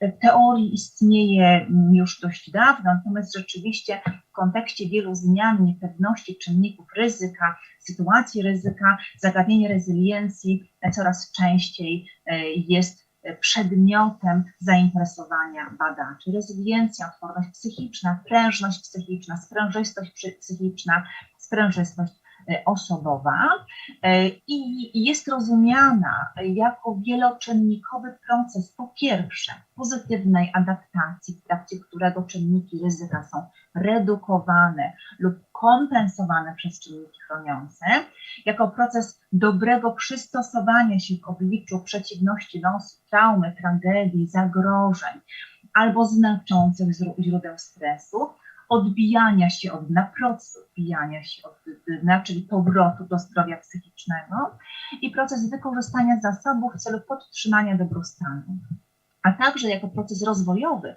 za pomocą którego dzieci i młodzież rozwijają umiejętność korzystania z zewnętrznych i wewnętrznych zasobów w celu dobrej adaptacji, pomimo właśnie przeciwności losu.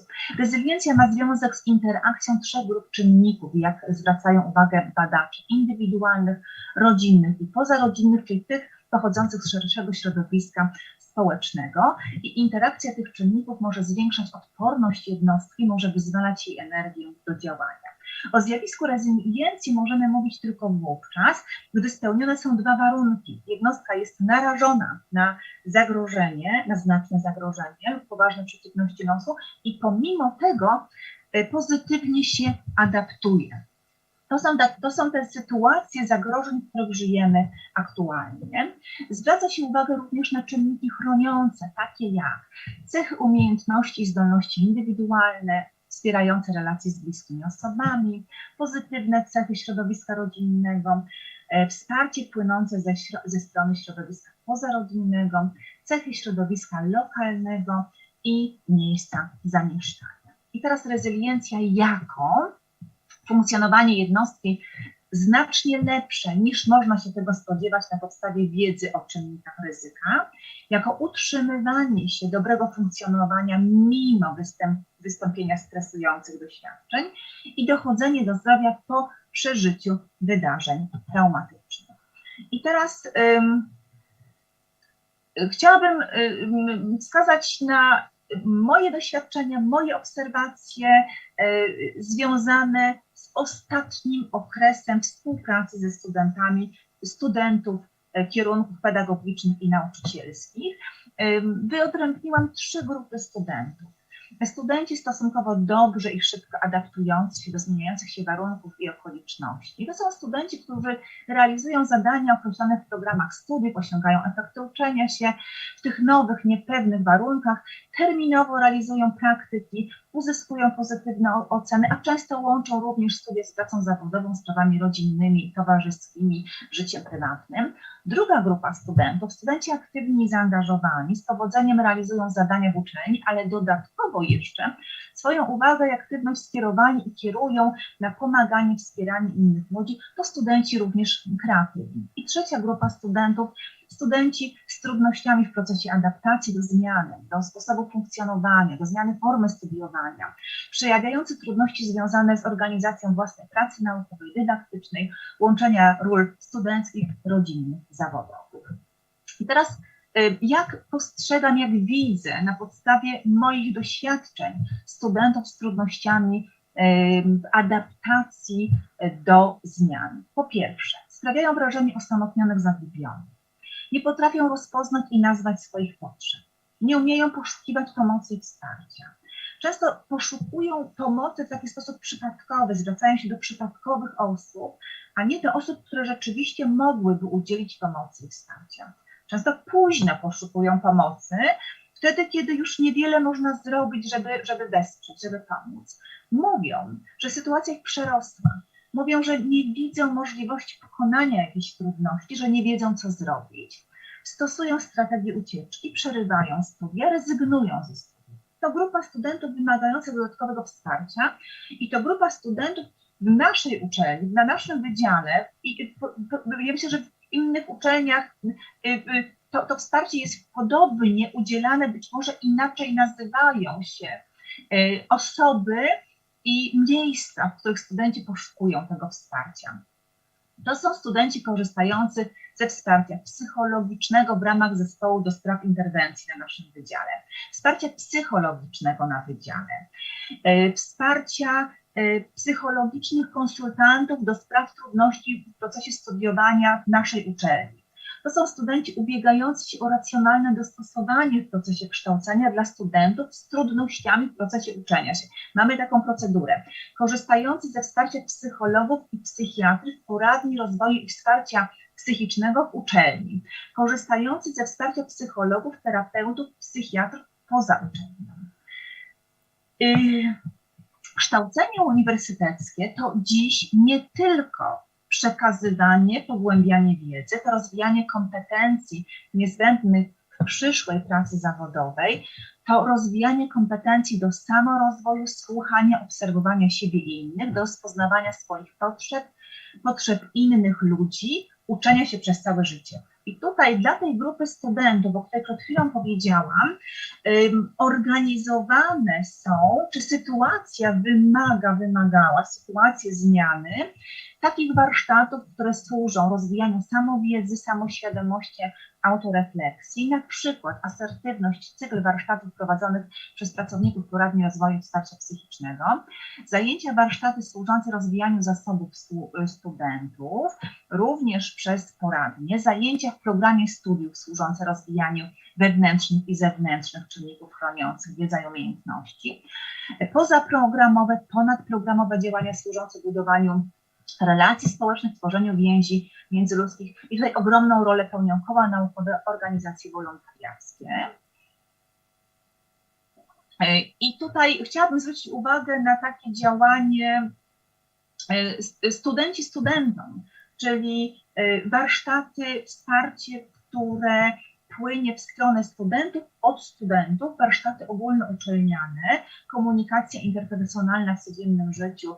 Warsztaty prowadzili studenci Wydziałów Edukacyjnych, kiedy nadchodzi lęk, czyli jak reagujemy na lęk i strategię radzenia sobie z nimi, studenci Wydziału Psychologii, Kognitywistyki oraz krótki przewodnik po psychoterapii, również studenci Wydziału Psychologii i Kognitywistyki, oczywiście pod kierunkiem i przy aktywnym wsparciu i zaangażowaniu pracowników badawczo-dydaktycznych i dydaktycznych. I chciałabym zwrócić uwagę na grupę studentów zaangażowanych, kreatywnych, twórczych. To są tacy studenci, którzy i w czasie pandemii, i za chwileczkę pokażę na kolejnych przykładach, sytuacja wojny w Ukrainie uruchomiła zasoby, uruchomiła potencjał, uruchomiła kreatywność, uruchomiła również empatię.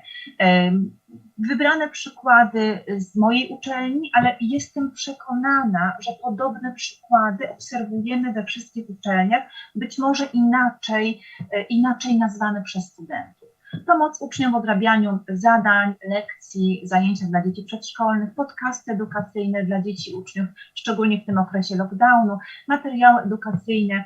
Tutaj nasi studenci naszego wydziału na kanale YouTube utworzyli taki projekt audiobookersi UAM, gdzie publikowali bajki, nagrywali, udźwiękawiali, ilustrowali opowieści dla dzieci w formie książek. Również takie wyjątkowe opowieści, jak rozmawiać z dziećmi o niepełnosprawnościach, książka bożonarodzeniowa, Patyczek i Kulka, które napisali, zilustrowali studenci i wydrukowali w formie takich małych książeczek rozdawanych dzieciom, czy które były sprzedawane na cele charytatywne. Konferencja, strefa projektów edukacyjnych i społecznych, która z powodu pandemii była realizowana w formule online, konkurs Rady Samorządu Studentów Wydziału Studiów Edukacyjnych UAM, to jest konkurs realizowany od wielu lat, ale pandemia spowodowała to, że studenci w taki sposób kreatywny podeszli do kategorii, które od lat tworzyli, i wymyślili kategorie odpowiadające rzeczywistości pandemicznej i kształceniu zdalnemu, czyli nagradzali swoich ulubionych, cenionych wykładowców, nadając im tytuły Pomocnej dłoni, Uśmiechu studenta, Pogromcy Teamsa, Voice of Teams, Domowa elegancja, Znawca kultury. Przytaczam te przykłady, ponieważ one pokazują również to, z jakim dystansem i w jak zabawny, przyjazny sposób studenci odnieśli się do rzeczywistości kształcenia zdalnego, wtedy kiedy wszyscy byliśmy zamknięci w domach i nie mogliśmy się spotykać. Właśnie takie kategorie i nasi pracownicy byli nagradzani w ramach takich kategorii. I teraz przykłady związane z pomocą uchodźcom z terenu Ukrainy.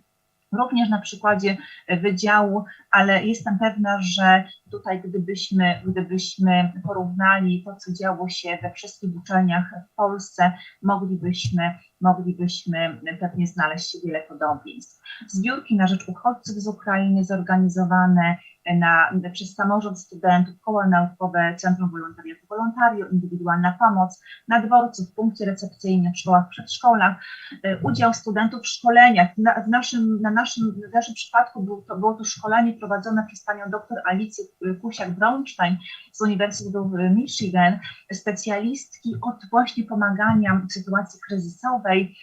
Prowadziła szkolenia w zakresie wsparcia w kryzysie, w zespole stresu pourazowego, ale także warsztaty, szkolenia na temat zabawy piosenek ukraińskich, które można było zaproponować dla dzieci w Ukrainie, zbiórka pluszaków dla dzieci z Ukrainy, konkurs zorganizowany przez studentów koła naukowego dla studentów na utwór dla dzieci pod tytułem W zwykłych słowach wielka moc, audiobookersi dla dzieci z Ukrainy, studentki, studenci przygotowali, opracowywali graficznie, nagrywali bajki, baśnie w języku ukraińskim, rosyjskim, białoruskim oraz zaangażowanie studentów w organizację świetlicy dla dzieci w wieku od 3 do 10 lat, właśnie uchodźców z terenu Ukrainy. No właśnie, tworzenie przestrzeni takiej aktywności w obliczu trudnych i wydarzeń, w obliczu zmian. Część studentów przejawia postawy społecznie zaangażowane. Z tych obserwacji, z tych rozmów, z tych doświadczeń wspólnych ze studentami wynika, że wielu studentów jest zaangażowanych, że sytuacje trudne wyzwalają tę aktywność, że często jeszcze ją intensyfikują, że znajdują się siły na to, aby pomagać, wspierać, aby być twórczym, kreatywnym. Sytuacja trudna uruchamia aktywność studentów, oni jeszcze bardziej chcą się angażować. Studenci tworzą i mogą tworzyć grupy, również wsparcia dla siebie nawzajem, tworzą zespoły, tworzą również oferują indywidualne wsparcie dla osób, które trudniej adaptują się do zmian. Studenci aktywni i zaangażowani są i mogą tworzyć przestrzeń i inicjować aktywność, do której włączają się studenci mniej aktywni, trudniej adaptujący się do zmian i te ostatnie doświadczenia również to pokazują. I w tym kontekście zasadne wydaje się, to jest pomysł, to jest projekt, to jest coś, co będzie się rodzić, podjęcie badań dotyczących właśnie poziomu rezyliencji w grupie studentów, kierunków pedagogicznych, kierunków nauczycielskich, specjalności nauczycielskich i jej powiązania z różnymi formami aktywności dydaktycznej, społecznej, wolontariackiej, twórczej, naukowej. Bardzo dziękuję. Dziękuję pani profesor. Wypowiedź była bardzo bogata i przypomniała nam, jakie trudności świata są naszym udziałem. Mieliśmy odwołanie do opisów socjologicznych współczesnego świata. Ta kategoria zmiany pojawiła się wielokrotnie w odniesieniu również do Baumana czy Becka, także dziękujemy bardzo za przypomnienie. Jednocześnie pani profesor mówiła o przestrzeni międzyludzkiej, tej przestrzeni, która nabrała nowych cech zagęszczonych zagrożeniami, ryzykami różnego rodzaju i tym, że właśnie te środki masowego przekazu prowadzą do tego, że wszyscy możemy na gorąco uczestniczyć w tych zmianach. Pani profesor również odniosła się do swoich doświadczeń z 10 lat. I ciekawa jestem, gdyby pani mogła wrócić do tych pierwszych lat swojego prodziekanowania, dziekanowania, kontaktów ze studentami. I teraz pani określa, Kingo, to, co się dzieje w ostatnim czasie. Jak wyglądały te pierwsze kontakty ze studentami? Jestem ciekawa, bo ja też jak wracam do swoich wcześniejszych doświadczeń, to zapewne też bym mogła podobnie określić, ale te sprzed 10 lat nie były dla mnie tak jasne. Proszę pomóc mi pomyśleć, jak to było 10 lat temu. Dziękuję. Próbuję przypomnieć sobie, jak to było 10 lat temu, natomiast ostatnie wydarzenia tak bardzo mocno odcisnęły się w naszej świadomości, w naszych emocjach, że wydaje nam się, że to, co było 10 lat temu, to były doświadczenia zupełnie innego świata. To były doświadczenia, w których koncentrowaliśmy się na zupełnie innych działaniach, gdzie odnoszę wrażenie, żyliśmy, takie mam przekonanie, kiedy przygotowywałam się do dzisiejszego wystąpienia, żyliśmy w świecie, który wydawał nam się bardziej bezpieczny, bardziej przewidywalny, mimo tej zmienności i płynności baumanowskiej, bardziej przewidywalny, mniej traumatyczny, ponieważ te doświadczenia traumatyczne nie doświadczały nas tak bezpośrednio.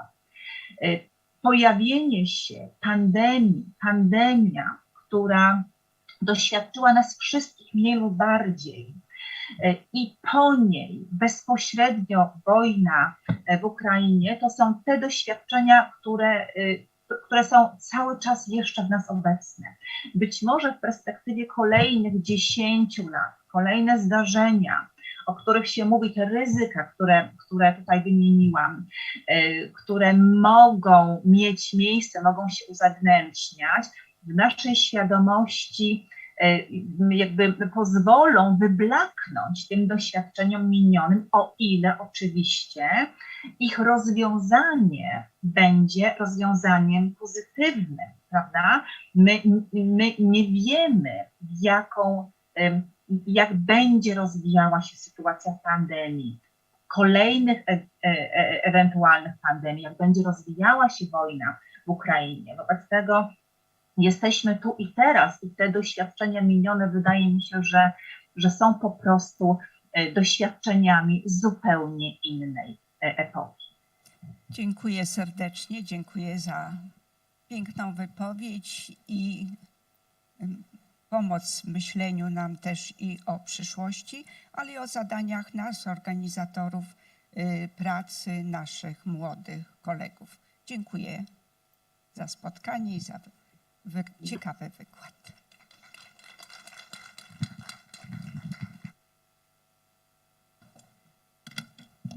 Szanowni Państwo, zapraszamy teraz do wypowiedzi profesora Marka Budajczaka z Uniwersytetu imienia Adama Mickiewicza w Poznaniu. Pan profesor jest jednym z najbardziej znanych badaczy edukacji domowej, na którą decyduje się coraz więcej rodzin współcześnie w związku z pogłębiającym się kryzysem szkoły. Pan profesor jest kierownikiem Laboratorium Edukacji Alternatywnej, które zajmuje się innymi różnymi aspektami alternatywności w edukacji. To laboratorium, współpracując z badaczami, liderami innowacji edukacyjnych, organizuje konferencje w celu wymiany wiedzy i doświadczeń. Ponieważ my w większości nie jesteśmy specjalistami w tym obszarze, którym pan profesor się zajmuje, zawsze polecamy publikację pana profesora do wglądu dla wszystkich, którzy pytają o to, czy nie zdecydować się na przejście na edukację domową. Najczęściej zdarza się to wśród studentów studiów niestacjonarnych. Dzisiaj na sali właśnie takich studentów mamy i tym bardziej cieszymy się, że Pan profesor zamierza opowiedzieć nam o tym rozpowszechniającym się coraz bardziej fenomenie w związku z czasem pandemii. Zapraszamy. Życzliwość. Przepraszamy, momencik, trzeba podgłośnić, bo nie słyszeliśmy pana profesora, mimo że widać, że jest mikrofon. Ja mam pełny głośnik, już bardziej chyba go nie mogę zoptymalizować. Może z Państwa strony będzie to możliwe. Sygnał jest stały, tutaj otrzymujemy informacje i już jakby nic nie możemy zrobić. Proszę uprzejmie może mówić troszkę głośniej, może to takie... Być może to będzie rozwiązane. Teraz jest dobrze, teraz jest dobrze. Dobrze, będę mówił bardziej gromkim głosem. Bardzo dziękuję organizatorom, a ściślej pani profesor, organizatorkom za honor występowania w sesji plenarnej tej nader ważnej i okazałej konferencji, choć przyznam, iż los potraktował mnie doprawdy ironicznie.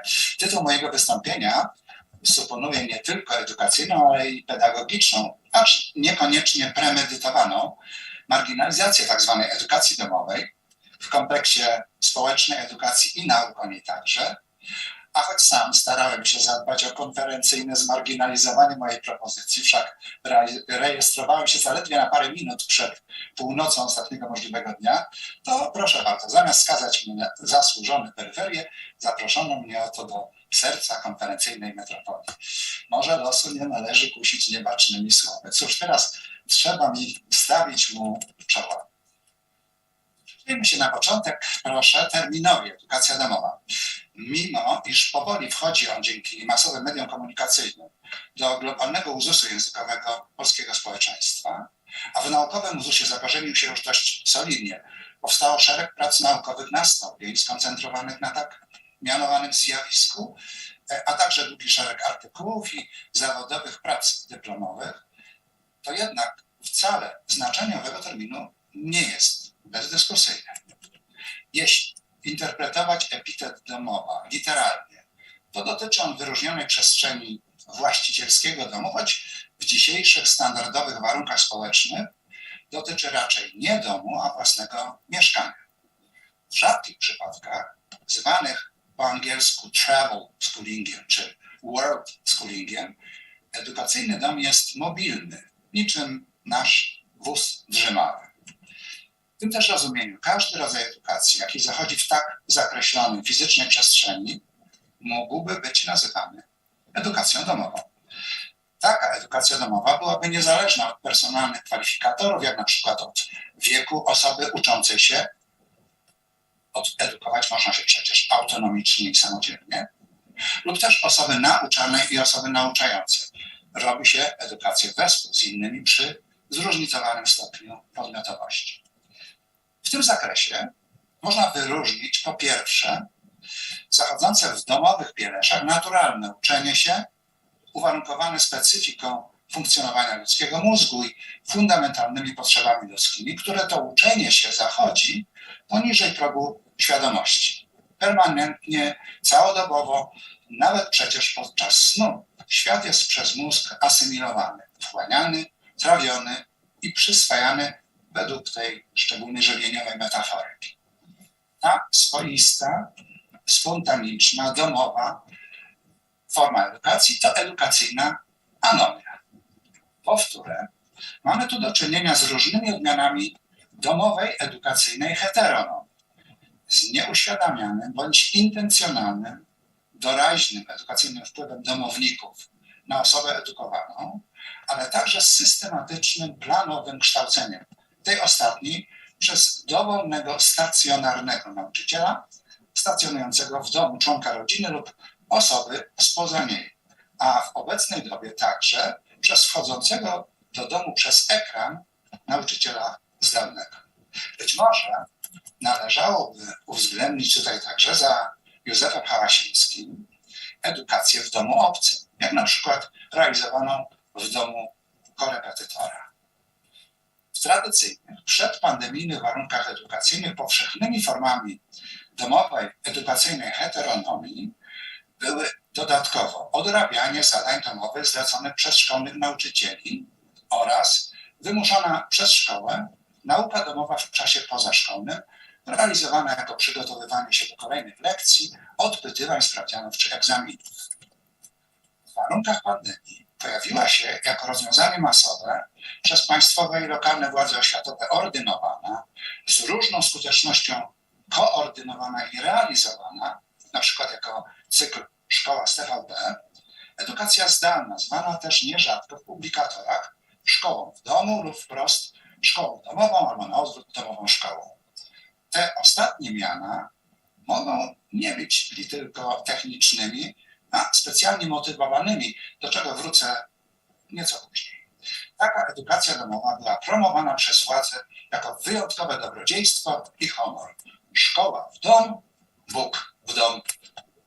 Niestety wobec jakości owej zdalnej szkoły, przy trwałości tradycyjnych wymagań szkolnych i nierzadkiej bezradności uczniów, w trakcie pandemii rodzice naprawdę zostali zmuszeni do bycia nauczycielami pomocniczymi dla własnych dzieci, szczególnie dla tych najmłodszych.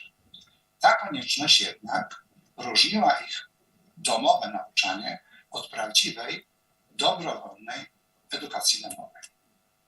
Wreszcie można też wskazać na zróżnicowane formy edukacyjnej autonomii, kiedy to samouk sam obiera sobie przedmiot nauki i lub określa stosowne treści przedmiotowe, metodykę spersonalizowanego postępowania samokształceniowego oraz środki dydaktyczne służące osiąganiu edukacyjnych celów.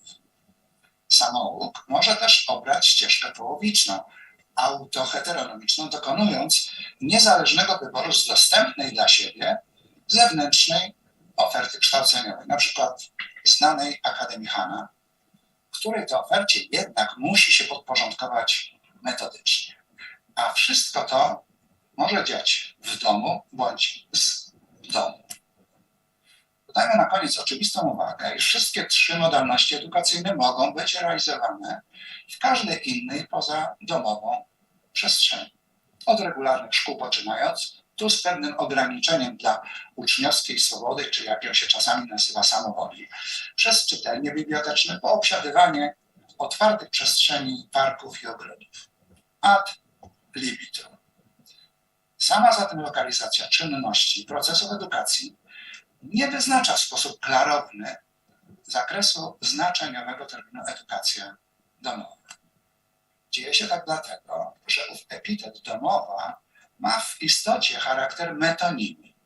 Jest, jak powiada Czesław Lachur, zamienną, czyli przenośnym zastąpieniem nazwy, ja dodałbym kwalifikacji także jakiegoś przedmiotu lub zjawiska, nazwą innego, pozostającego z nim w uchwytnej zależności. Domowość edukacji domowej jest wskazaniem na rodzinę, dom zasiedlającą. Edukacja domowa jest edukacją rodzinną, dokonującą się zasadniczo w rodzinnym gronie. Wśród członków rodziny małej 96% nauczycieli domowych edukacji domowej to sami rodzice. 86% z tego to mamy. Choć bywa, że i rodziny duże. Co najmniej natomiast jest tu już jednoznacznie przez rodziców zarządzana przy różnym stopniu swobody owego zarządzania. Jest zarządzana przez rodziców w przeciwieństwie do edukacji administrowanej przez państwowych lub prywatnych profesjonalistów oświatowych, ludzi szkoły. Wprowadzone zastrzeżenie co do zróżnicowania stopni swobody zarządzania edukacją domową wskazuje na tradycyjny podział władzy społecznej, na władzę prawodawczą, wykonawczą i sądowniczą, które w różnych państwach i w różnych okresach ich funkcjonowania, czy ściślej kadencjach różnych składów organów ustawodawczych, różnie są wykorzystywane, choć co do sedna zawsze tak samo. Na rodziców edukacji domowej deleguje się jedynie władzę wykonawczą od małego do rzadziej, daleko rzadziej, dużego jej zakresu. Są kraje, w których oświatowa subsydiarność państwa względem rodziców jest pełna, na przykład w części stanów USA. W kolejnych jest częściowa, choć gromko deklarowana, jak na przykład w naszym kraju, a w jeszcze innych w ogóle nie zachodzi. Generalna, a dygresyjna w tym miejscu teza mogłaby brzmieć następująco.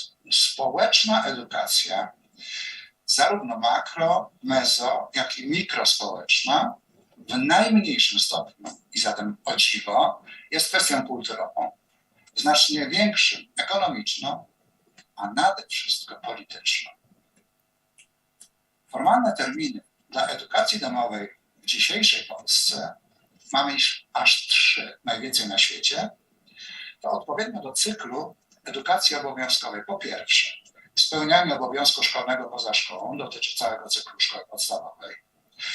Spełnianie obowiązku nauki poza szkołą, dotyczy cyklu szkoły ponadpodstawowej. Oba typy obowiązków licują z literą Konstytucji Rzeczypospolitej oraz, że to podkreślę, pozakonstytucyjne spełnianie obowiązku rocznego przygotowania przedszkolnego, to jest popularnej zerówki, poza przedszkolem, oddziałem przedszkolnym w szkole podstawowej lub inną formą wychowania przedszkolnego, jak stanowi o tym ustawa. Biurokratyczna formuła, proszę posłuchać, spełnianie obowiązku szkolnego poza szkołą jest z logicznego punktu widzenia zwyczajnie absurdalna. W okresie od przyjęcia w 2016 roku, a wdrożenia w 2017, drugi po wcześniejszej ustawie o systemie oświaty z 1991 roku, która już w pierwszej swojej redakcji czyniła edukację domową ponownie po okresie okupacji hitlerowskiej i komunistycznej możliwą, ta kolejna ustawa pod nazwą Prawo oświatowe określiła główne, poza drobnymi dodatkowymi haczykami, warunki realizowania edukacji domowej w naszym kraju. Przedstawiały się one następująco i przedstawiają w sporej części do teraz. Po pierwsze, rodzice musieli wnioskować do dyrektora wybranej przez siebie szkoły z terenu województwa, które zamieszkuje ich dziecko, o zezwolenie na spełnianie przez nie danego rodzaju obowiązku edukacyjnego. Do wniosku musieli dołączyć opinię publicznej poradni psychologiczno-pedagogicznej w przedmiotowej sprawie o nieokreślonym nigdzie charakterze i bez wiążącego dla dyrektora szkoły stanowiska poradni. Nie miała ona żadnego znaczenia. Po trzecie, uczeń edukacji domowej musiał co roku zdawać roczne egzaminy klasyfikacyjne z części słabo niestety określonej co do rozkładu czasowego podstawy programowej z większości przedmiotów nauczania szkolnego za wyjątkiem przedmiotów Michałków w postaci pisemnej i ustnej owe egzaminy stacjonarnie zdawane w nadzorującej ucznia szkole. Z uwagi na ilość przedmiotów egzaminy to oczywiście trzeba było realizować w szeregu terminów. Ewentualne niepowodzenie egzaminacyjne, bowiem ustawa nie przewidywała egzaminu poprawkowego, skutkowało, powiedziałbym, karnym powrotem do szkoły i powtarzaniem klas. Współpracująca z rodziną szkoła organizowała egzaminy klasyfikacyjne, na życzenie świadczyła uczniowi pomoc dydaktyczną, raczej konsultacyjną i użyczała mu środków dydaktycznych, otrzymując z tego tytułu systemowe, acz pomniejszone. Uczeń i jego rodzice nigdy nie korzystali z pomocy finansowej państwa bezpośrednio. Korzyści te dotyczyły przede wszystkim szkół niepublicznych. Publiczne nie były zainteresowane edukacją domową, bo nie zarządzają środkami subwencyjnymi. Wreszcie wychowanek przedszkolny nie zdawał egzaminów klasyfikacyjnych, a opiekuńcza dlań placówka nie otrzymywała żadnych dotacji, jaka przysługiwała pozostałym polskim zerówkowiczom, choć rodzice tych domowych też są przecież podatnikami naszego państwa. Jak łatwo zauważyć, szereg z tych warunków miał dyskryminacyjny charakter. Uczniowie szkół i ich rodzice nie byli poddani takim koniecznościom i ograniczeniom. Jak zmieniła się sytuacja edukacji domowej w trakcie i po pandemii? Wskutek obietnic z prezydenckiej kampanii wyborczej mocą ustawy uwolniono rodziców do współpracy, tak było wcześniej, ze swobodnie wybraną szkołą z całego terytorium kraju. Tu warto dodać, iż w niektórych województwach brak było i potąd brak szkół doświadczonych we współpracy z rodzinami edukacji domowej. Początkowo zawieszono, a następnie ustawowo zniesiono obowiązek przedkładania opinii poradni psychologiczno-pedagogicznych. Tu dodam, iż wszyscy pozostali rodzice korzystają z usług poradni zgodnie z przepisami prawa dobrowolnie. Podwyższono też kwotę dotacji na ucznia edukacji domowej, nie zrównując jej jednak z wysokością dotacji dla uczniów szkolnych. Dopuszczono także organizowanie egzaminów i pomocy szkół dla uczniów edukacji domowej w postaci zdalnej. Nawiasem mówiąc, tu pojawiła się dyskusyjna kwestia pragmatyczna, czy obecnie po ustaniu pandemijnych ograniczeń w bezpośrednich kontaktach między uczestnikami edukacji domowej i szkołą można dalej przeprowadzać roczne egzaminy klasyfikacyjne w pozytywnie przecież przetestowanej formie zdalnej. Ministerstwo i wojewódzkie kuratoria pozalegalnie naciskają na powrót do stacjonarnej w postaci egzaminów, jednak jeden z przedsiębiorców oświatowych współpracujący z licznymi rodzinami edukacji domowej ignoruje te naciski, mając w dyspozycji uzasadnienie prawne. Brak stosownych przepisów. Jeśli jednak podsumować generalne warunki realizowania edukacji w postaci domowej w naszym kraju, to w dalszym ciągu niektóre z nich są bez korzyści dla kogokolwiek obstrukcyjne i dyskryminacyjne, utrzymując edukację domową na tytułowym oświatowym marginesie. Edukacja domowa nigdy nie cieszyła się już nie sympatią władz i niektórych ideologów społecznych, szkołofilów, ale nawet nie była traktowana sprawiedliwie w porównaniu ze szkołami. Wspomniałem już wcześniej o przypadkowych zapewne polskich dziennikarskich zastosowaniach wobec pandemijnej edukacji zdalnej określeń identycznych jak stosowane wobec edukacji domowej. Toż właśnie szkoła domowa czy domowa szkoła? Czy na pewno jednak nieświadomie? Już wcześniej niektóre przedsięwzięcia i organizacje, choć z USA, dokonywały prób czegoś w rodzaju wrogiego przejęcia nazewniczego. Przy powszechnym stosowaniu tam terminu homeschooling, uprawiania szkoły w domu, na określenie edukacji domowej, Brytyjczycy skądinąd preferują home education, było to ułatwione, a używane na określanie różnych form współpracy na linii szkoła-dom. Marginalizowanie i dyskredytowanie edukacji domowej w jednym z mniejszych miast Ameryki przybrało groteskową formę. To anegdota, którą chcę jednak przywołać. Dla ćwiczenia przez uczniów korzystających z autobusów szkolnych zasad zachowania się w sytuacjach kryzysowych zaaranżowano terrorystyczny atak na autobus szkolny grupy edukatorów domowych. I mimo protestu tego środowiska lokalny szef policji utrzymał w mocy ów fikcyjny, a krzywdzący scenariusz. Niestety, wbrew działaniom różnych ośrodków władzy, także czwartej, edukacja domowa rośnie demograficznie. Wskutek pandemii, a w jej ramach także z powodu rozczarowania rodziców jakością oferty szkolnej, która to jakość ujawniona została w trakcie edukacji zdalnej w Polsce, według jednego z wiceministrów oświaty liczba uczniów edukacji domowej wzrosła od około 10 do 20 tysięcy uczniów, a zatem o 100%. Z podawaniem ścisłych danych w tym odniesieniu ministerstwo zawsze miało kłopot. Ale to nic w porównaniu do sytuacji w USA. Przed pandemią szacowano, prawdziwe dane nie są osiągane niestety w tym kraju, że uczniów edukacji domowej jest między 2 a 3,5 miliona przypadków. Sławny Instytut Galupa już na progu pandemii szacował, że liczba ta wzrośnie do 12-15 milionów, co daje z górą 1/4 całej populacji w wieku szkolnym. To edukacyjna alternatywa, co się zowie, prawda? W Polsce to zaledwie około 5 promili, 0,5% z całości masy uczniowskiej.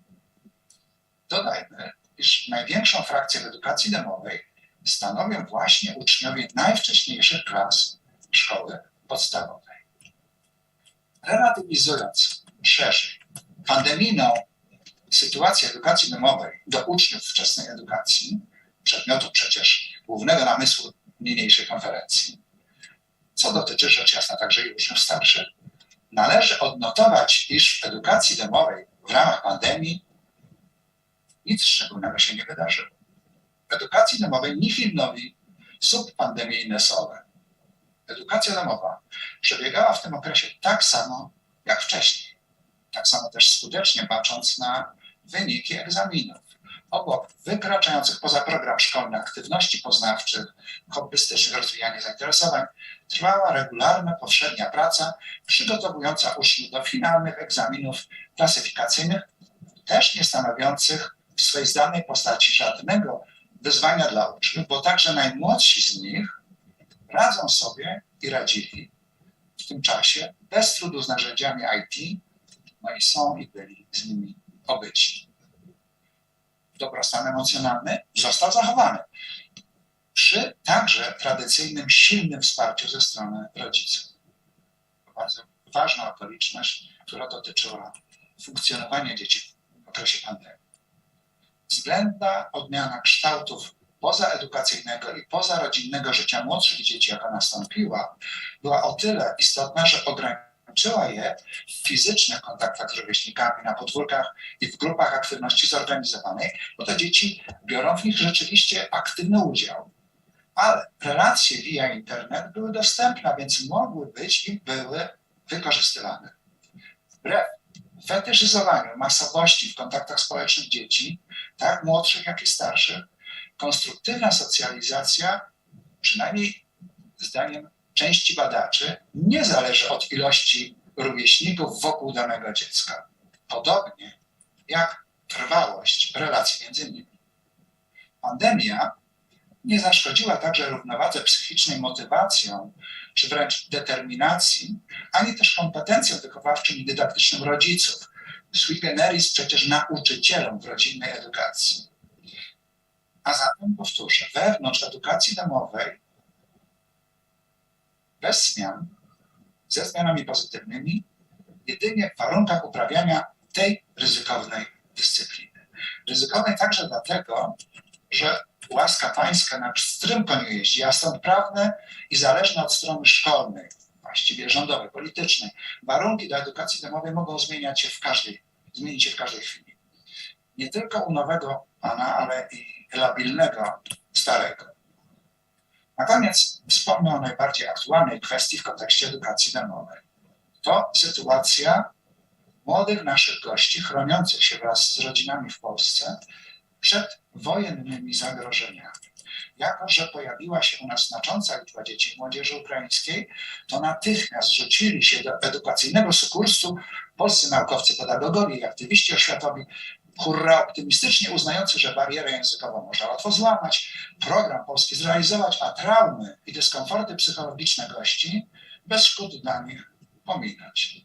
Szlachetne to, a jednak, mimo iż edukacja domowa jest legalna w naszym kraju, to wprost mocą specustawy została wyłączona jako możliwość realizowania edukacji domowej w naszym kraju dla uczniów z Ukrainy. Nawet fakt, iż powodem takiej dyspozycji prawnej mogły być oszczędności dla budżetu państwa, nie roguje kwestii bardziej fundamentalnej. Chodzi o skłapliwość władz, nie tylko polskiego państwa, do kulturowego asymilowania innych, tymczasowych przecież tylko być może imigrantów, przy wykorzystaniu szkoły dla swoistego kolonizowania umysłów i duchowości młodego pokolenia przybyszów. Czy takie zabiegi są moralnie w pełni uzasadnione? Czy same wymogi życia codziennego współżycia innych z tubylcami, z nami, nie wystarczą dla stosownej dla tych pierwszych inkluzji? To pytanie rzecz jasna niełatwe. Edukacja domowa jako temat refleksji pedagogicznej i pragmatyczna kwestia społeczna to sprawa prawdziwie marginalna. Podobnie do innych alternatyw edukacyjnych, edukacja domowa egzystuje na peryferiach społecznej edukacji. Na wielkoformatowej, społecznej stronie edukacji edukacja domowa plasuje się na marginesach. ale jak i wszystkie marginesy abstrakcyjnej strony dowolnego aspektu zbiorowego życia ludzi, do tej strony jednak należy. Zapominanie o tym jest przeoczeniem wartym choćby wspomnienia, jeśli nie skorygowania. Świadoma marginalizacja zaś niemoralnością z ludzką szkodą. Dziękuję Państwu bardzo za uwagę. Dziękujemy serdecznie Panie Profesorze za niezwykle pouczający, budujący w sumie przekaz na temat edukacji domowej. W ostatnich akapitach, że tak powiem, odpowiedział Pan na nurtujące mnie pytania dotyczące właśnie efektywności takiej, powiedziałabym, pozytywnych rezultatów poznawczych edukacji domowej, również politycznych kontekstów. Wszyscy, którzy orientują się właśnie, jak uczniowie z Ukrainy, czy maturzyści, czy ósmoklasiści zostali potraktowani. Zdajemy sobie sprawę z tych utrudnień, które polska edukacja zafundowała naszym przybyszom w trudnej sytuacji. Ja chciałabym się w związku z tym odnieść do tego wątku, który Pan Profesor poruszył, że około 86% rodziców, którzy podejmują się edukacji domowej, to są mamy. Jaką rolę w związku z tym odgrywają czynniki ekonomiczne, czy uwarunkowania ekonomiczne? Czy to znaczy, że są to mamy niepracujące? I w związku z tym, jaki może być związek między tymi danymi, że w Polsce mamy 0,5 promila uczniów w obszarze edukacji domowej, a w Stanach Zjednoczonych na przykład jest 25%, o ile dobrze zanotowałam. Czy może to mieć związek właśnie z tymi czynnikami, uwarunkowaniami ekonomicznymi w Polsce i w USA? Jeśli mogę odpowiedzieć, tak, zatem na te pytania. Sądzę, że tak, że zasobność społeczeństwa, tak przekładająca się na średnią bezpieczeństwa ekonomicznego, pozwala w Ameryce mamom przebywać. Bo te dane oczywiście dotyczą USA, nie dotyczą Polski. W Polsce takich badań tymczasem nie mamy. Tak, kto jest głównym nauczycielem, bo tak należałoby wyrazić tę jakość w domach edukacji domowej. Natomiast nawet tam w USA, w Polsce jest podobnie, nie jest tak, że edukacja domowa służy tylko najzamożniejszym, tak, których stać na to, żeby żyć z jednej pensji. Oczywiście zawody wolne tak pod tym względem pozwalają rodzicom na elastyczne zarządzanie własnym czasem pracy, więc jest i tak łatwiej, ale też jest pewna opinia węższego kręgu oczywiście rodziców edukacji domowej, wedle której pieniądze i zabezpieczenie materialne to jest ważna kwestia życiowa, ale nie najważniejsza. I niekiedy można zrezygnować tak z dodatkowych środków pieniężnych na życie rodziny, tak, na rzecz bliskich relacji z własnym dzieckiem, ponieważ edukacja domowa tak gwarantuje szczególnie tak tę możliwość. Zatem to pewnie byłaby odpowiedź na to pytanie, a tradycyjny model rodziny tak, przewidywał właśnie to, że mamy pozostawały w domu z dziećmi, dbając o ów dom, a ojcowie wychodzili na polowania, żeby coś przynieść dla rodziny. Stąd ten porządek, bo jak można było obliczyć, 10% ojców bywa regularnymi nauczycielami w edukacji domowej, tak wskazuje pewnie na taką okoliczność, że to ojcowie najczęściej zarabiają na rodzinę i dom. Dziękuję serdecznie. Panie profesorze, akurat mamy dzisiaj wśród nas panią profesor Krystynę Nowak-Fabrykowski z USA i pani profesor zgłosiła się do zadania pytania.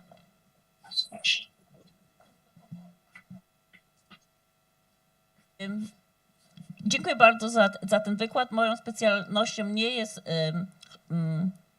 homeschooling, ale ja też kiedyś się tym interesowałam, jak mieszkałam w Kanadzie przez wiele lat, bo wielu rodziców decydowało się w Kanadzie jednak, nie pamiętam jakie są dane, ale jaka jest liczba w Kanadzie porównywalnie ze Stanami, właśnie uczyć dzieci w domu. W Stanach największym powodem, z tego co ja wiem, z tego co moi studenci mówią, którzy są też nauczycielami albo są, tak, głównie nauczycielami, jest school violence, to znaczy przemoc w szkole, ale głównie chodzi o bullying, to właśnie na samo nazywa bullying, i school shooting. Wie pan, bardzo dużo przypadków po każdym school shooting, jak mamy w Stanach, po każdej sytuacji agresji w szkole, ta liczba wzrasta, bo rodzice się boją dzieci wysłać do szkoły. I to naprawdę, w tym momencie też nie pamiętam statystyki, ale codziennie w Stanach Zjednoczonych na ogół my słyszymy, występuje jakaś agresja w szkole, ale to jest wielka agresja, to nie jest agresja, że na przykład ktoś kogoś tylko bully, tylko na przykład bomb threats, to znaczy oni się boją, bo ktoś właśnie dzwoni, to może być dziecko, przeważnie dziecko, które twierdzi, że jest gdzieś podłożona bomba. I czasem rzeczywiście jest, i to jest najgorszy problem, a czasem tej bomby nie ma. I starają się wniknąć, kto, prawda, zadzwonił. Ale naprawdę sytuacja w Stanach się robi coraz trudniejsza niestety, nie coraz łatwiejsza ze względu na agresję w szkole i ta liczba na pewno będzie wzrastać, bo dobrze jest spojrzeć na dane, na numery, ile w tym momencie rodziców, nie wiem czy są takie badania, byłyby ciekawe, rodziców się właśnie zgodziło albo zdecydowało na homeschooling tylko dlatego, że się boją wysłać dzieci do szkoły.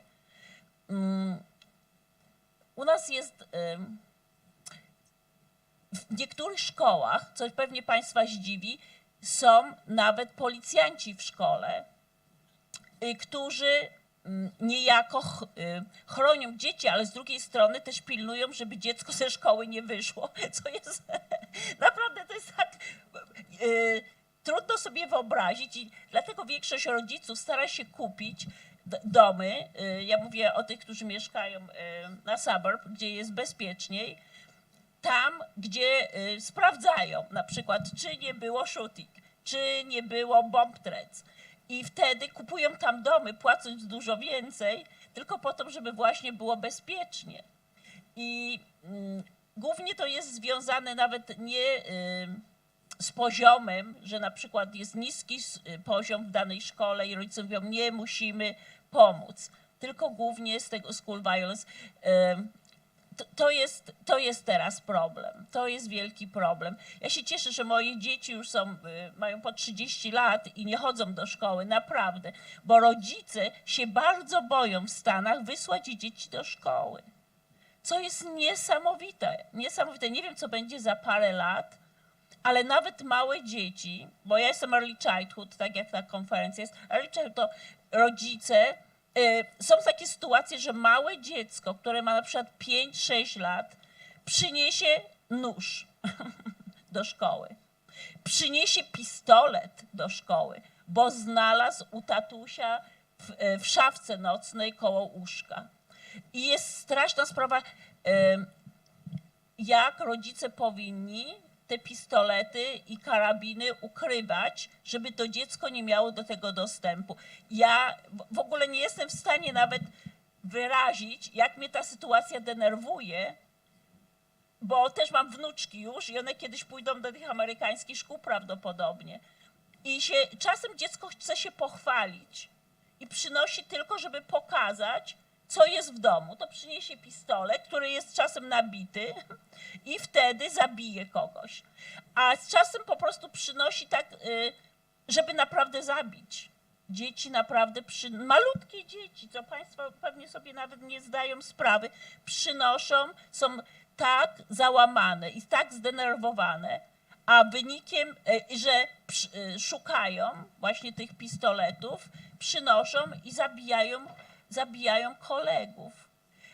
Szczególnie w takich dzielnicach, ja nie wiem, czy mogę powiedzieć, ja się nie wiem, co mogę powiedzieć, ale i dlatego uważam, ale zaraz. Tam, gdzie nie wiem, jak to powiedzieć, to nie powiem ani po angielsku, ani po polsku, bo nie wiem, co jest dopuszczalne, żeby tutaj powiedzieć, ale są pewne regiony z pewną populacją, gdzie występuje random shooting. To znaczy dzieci albo dorośli, ale dzieci też biorą pistolet, jadą samochodem, otwierają okno i po prostu strzelają. Dlaczego te dzieci strzelają?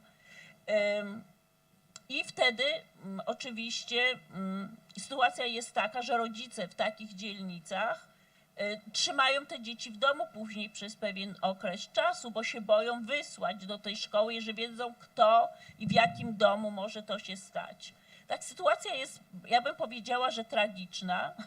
Teraz jak była pandemia, no to się troszkę sytuacja prawdopodobnie polepszyła, no bo dzieci nie chodziły do szkoły. To było troszkę bezpieczniej.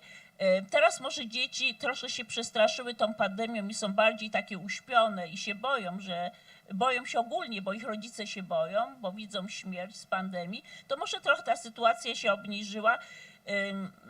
Nie wiem, moi rodzice, nauczyciele, którzy są rodzicami, nie opowiadali tak często o agresji jak przed pandemią, ale nie wiem, co będzie dalej. Także homeschooling, ja myślę, że w Stanach Zjednoczonych jest spowodowany strachem przed agresją w szkole. Ale nie mam na to wyników badań, ale mógłby pan profesor przeprowadzić jakoś takie badania z kimś. Jeśli zatem mogę dorzucić parę słów do tego, rzeczywiście zdarzyło mi się kiedyś tam uporządkować motywy do wyboru edukacji domowej w dwie generalne kategorie: ucieczki od szkoły, tak, z powodu zagrożeń, które szkoła generuje, i także w pozytywną stronę, tak, poszukiwania czegoś, co byłoby jakościowo lepsze. Ale co do jakości, to powiedziałbym, że motywy opiekuńcze, tak, a zatem te zagrożenia fizyczne wręcz, fizycznego bezpieczeństwa, to jest specyfika niektórych krajów, w tym przypadku, tak jak pani profesor powiedziała, USA, podczas kiedy w innych społeczeństwach są motywacje raczej wychowawcze, chociaż w Ameryce także tak jest, że tu chodzi o własny system wartości, który rodzice chcą zaszczepić swoim dzieciom, a także motywacja o charakterze dydaktycznym. Tak? To znaczy znajdźmy coś, co będzie efektywniejsze aniżeli to, co oferuje przeciętna szkoła. Także badań niestety nie ma w tym zakresie. Nikt nie próbował różnicować owych motywacji. One są po prostu wymieniane jako pojawiające się, natomiast oceny statystycznej raczej się nie proponuje. Wobec tego, że w ogóle te badania nie są łatwe w środowisku edukacji domowej, bo rodzice najczęściej nie chcą brać udziału tak w badaniach, więc to jest poważne ograniczenie dla rzetelności tych wyników. A jeśli chodzi o wspomnianą Kanadę, z tego co pamiętam, to jest tam około, bo to są tylko też szacunki, około 100 000 uczniów edukacji domowej, co jest znacząco różne, tak, od tej liczby w USA. To jest jednak kraj, który dominuje na tej mapie światowej edukacji domowej. Dziękuję bardzo. Nie mam mikro. O, już mam. Dziękujemy bardzo, panie profesorze, za odpowiedzi. Czy ktoś z państwa jeszcze chciałby zadać pytanie naszym prelegentkom, dwóm poprzednim i jeszcze panu profesorowi Budajczakowi? Proszę bardzo. Iza, może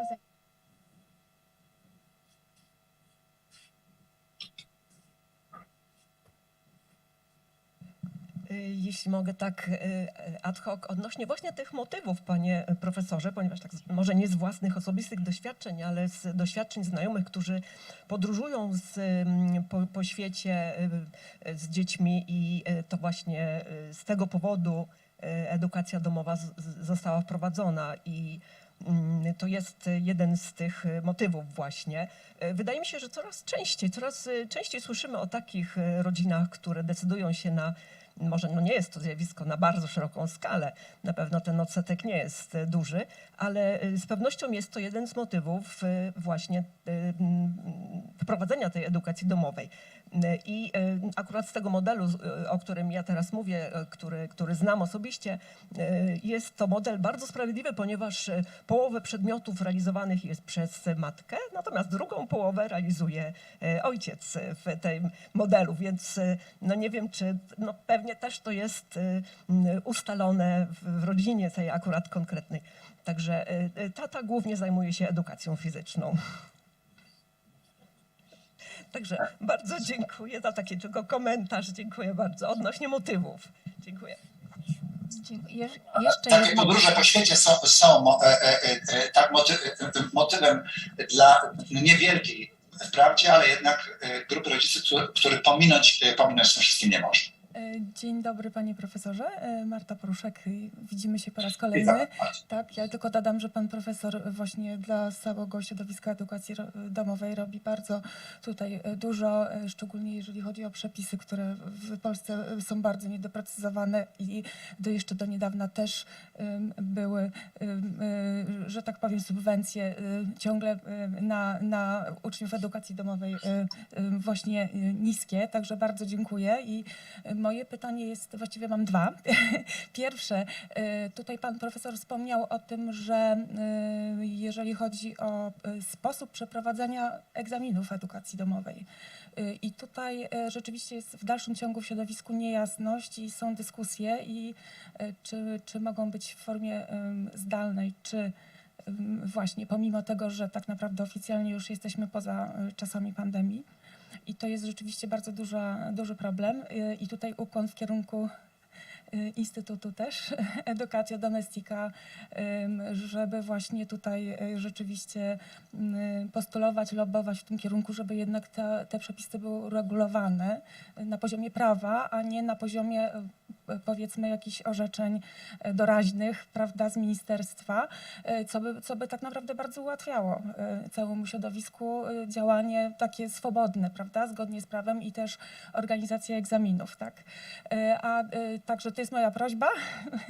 A drugie, mam pytanie dotyczące też jeszcze motywów i tutaj chciałabym też właśnie dodać do mojej poprzedniczki, że no, jeżeli chodzi o środowiska dużych miast, to jednak jeżeli chodzi o pandemię, to ten motyw też często przeważał jednak związany z niedogodnościami edukacji zdalnej, także w szkołach. Także tutaj też warto podkreślić, że oczywiście nie generalizując, ale mówiąc o wielkomiejskich, powiedzmy, tak jak ja mam doświadczenie tutaj z warszawskimi środowiskami edukacji domowej, to tu jeszcze warto wspomnieć też na forum o tym motywie niedogodności edukacji zdalnej. Dziękuję bardzo. Dziękuję bardzo. Cóż, to nie były właściwie pytania, tak, tylko uwagi dotyczące kwestii edukacji domowej. Natomiast prawdą jest, tak, występowaliśmy wobec ministerstwa o wydanie jednoznacznej wykładni przepisów w sprawie możliwości organizowania egzaminów zdalnych i ministerstwo twardo odpowiedziało, że tak, egzaminy mają się obecnie odbywać w postaci wyłącznie stacjonarnej, już nie zdalnej, tak jak w okresie pandemii. Ale przepisy rozporządzenia w sprawie klasyfikowania, promowania, egzaminowania, klasyfikowania i promowania uczniów w ogóle tej kwestii nie regulują, tak? Wobec czego ów przedsiębiorca oświatowy, jak go nazwałem, tak zupełnie spokojnie uznaje, że na gruncie sądowym jest w stanie dochodzić swoich praw do organizowania egzaminów klasyfikacyjnych w postaci zdalnej. Natomiast, jak powiedziałem, ministerstwo, sugerując władzom oświatowym, regionalnym, kuratoriom, tak naciska na szkoły, no, ma możliwości tak, czy narzędzia, żeby poddawać pewnej presji, która ma sporą moc oddziaływania. Także z całą pewnością należałoby to poprawić, ale nie tylko ten przepis prawny, tak, jest chwiejny, tak, z jednej strony destruktywny, ale także tak nieprecyzyjny. Na tym opiera się ten podstawowy kłopot. No a o tej kwestii, o której Pani wspomniała, rozczarowania edukacją zdalną jako szczególnym motywie dla podejmowania edukacji domowej w okresie pandemii, w taki wzmożony sposób, no tak, ja napomknąłem tylko o tym, żeby tak nie pominąć tej kwestii, natomiast szerzej się tym rzecz jasno nie zajmowałem. Dziękuję. Ja jeszcze raz, ponieważ ja teraz mieszkam przez 22 lata w Stanach, ale mieszkałam ponad 10 w Kanadzie. Tam też wykładałam i też miałam do czynienia ze studentami, którzy byli nauczycielami i też jednocześnie interesowali się homeschooling, bo mieli dzieci, które przychodziły z homeschooling i chciały więcej się dowiedzieć na ten temat. I chyba optymalny model, jakby pan profesor zgooglował, to był w Winnipeg, Manitoba. Ja tam mieszkałam chyba, nie wiem, może 8 lat. I tam grupy rodziców, którzy uczyli w homeschooling, po prostu wybierali, kto może czegoś uczyć. To na przykład był ktoś, kto był dobrym lingwistą i na przykład uczył polskiego, inna osoba znała francuski, bo w Kanadzie francuski jest używany jako drugi język, to uczyła francuskiego. Ktoś był, kto miał który był fizykiem. I każda specjalizacja. I to pracowało bardzo dobrze. Przynajmniej w tej prowincji Manitoba, w którym ja pracowałam na University of Manitoba. I to pracowało bardzo dobrze, bo po prostu nie wiem, czy oni mogli wychodzić z pracy, żeby uczyć te dzieci, ale to było podzielone. Przenosili się z jednego domu do drugiego i nawet rodzice organizowali takie klasy albo laboratoria i przygotowywali się. I to miało głęboki sens, dlatego, bo po pierwsze byli bardzo zmotywowani, żeby się przygotować, bo chcieli, to były ich dzieci też, a po drugie mieli specjalizację w tym kierunku. To byli ludzie, którzy mieli kwalifikacje nie nauczycielskie, ale kwalifikacje i wiadomości bardzo bogate, z fizyki, z matematyki, znałam matematyków, znałam chemików, którzy właśnie to robili i to pracowało. To tak jakby po prostu, nie wiem, takie laboratoria były. I to był taki ciekawy model. To musiało być tak może 27-28 lat temu. Nie wiem, czy to istnieje. Winnipeg, Manitoba. Ja nawet teraz w tym momencie nie mogę sobie przypomnieć, ale to nawet miało nazwę i to się nazywał homeschooling, ale jeszcze do tego była nazwa. Jak pan profesor po prostu zgoogluje, może to jeszcze istnieje, albo ja sobie może znajdę materiał, ale to było dawno. Dziękuję bardzo, bardzo ciekawe. Ja odpowiem na to. Tak, nazywa się to także po angielsku kooperatywami rodzicielskimi, tak, edukacji domowej i to rozwiązanie organizacyjne jest znane także w Polsce. Wprawdzie tak niewielkie jest to środowisko, ale także u nas. Oczywiście dotyczy to dużych miast, w których jest większa ilość rodzin edukacji domowej, prawda, bo peryferyjnie to są pojedyncze zaledwie rodziny nie mające kontaktów z innymi. Natomiast te z wielkich miast organizują się w takie grupy, tworzą mikroszkoły, bywa czasami 2 uczniów, tak? Czasami bywa ich nawet paręnaścioro, bo któryś z rodziców kompetentny w jakimś szczególnym zakresie tak wykrawając odpowiednią ilość czasu osobistego dla organizowania takiej lekcji, proponuję takie rozwiązanie. Natomiast wszyscy inni rodzice są zobligowani do tego, żeby dzieci dostarczyć do miejsca, w którym taka lekcja się odbędzie.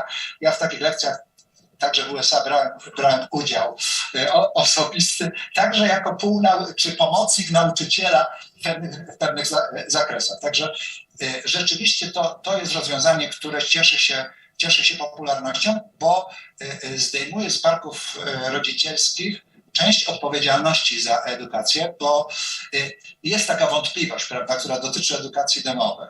No jakże, to nauczyciele są przecież profesjonalistami w określonych zakresach, ale wąskich, przedmiotowych. No, najwyżej w kilku, bo w Polsce był taki okres, w którym zdobywano kompetencje nauczycielskie w innych zakresach przedmiotowych, natomiast no, przecież nie może znać się na wszystkim, prawda?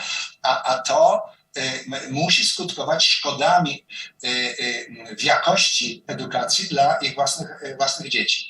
No, jedno, co można powiedzieć, że wyniki badań, które dotyczą właśnie jakości tej edukacji domowej, pokazują, że to rzeczywiście jest forma edukacji przynosząca bardzo dobre rezultaty, przekładające się na egzaminy, na wyniki egzaminów standaryzowanych, państwowych czy korporacyjnych, jak to bywa właśnie w krajach anglosaskich. Dziękuję bardzo. Dziękujemy serdecznie, panie profesorze, i proszę państwa, zmierzamy do zakończenia naszej konferencji. Jako jedna z przewodniczących Komitetu Organizacyjnego, również w imieniu mojej znakomitej koleżanki profesor Agnieszki Szplit, chciałabym podziękować wielu osobom, dzięki którym organizacja tak dużego międzynarodowego wydarzenia nie byłaby możliwa.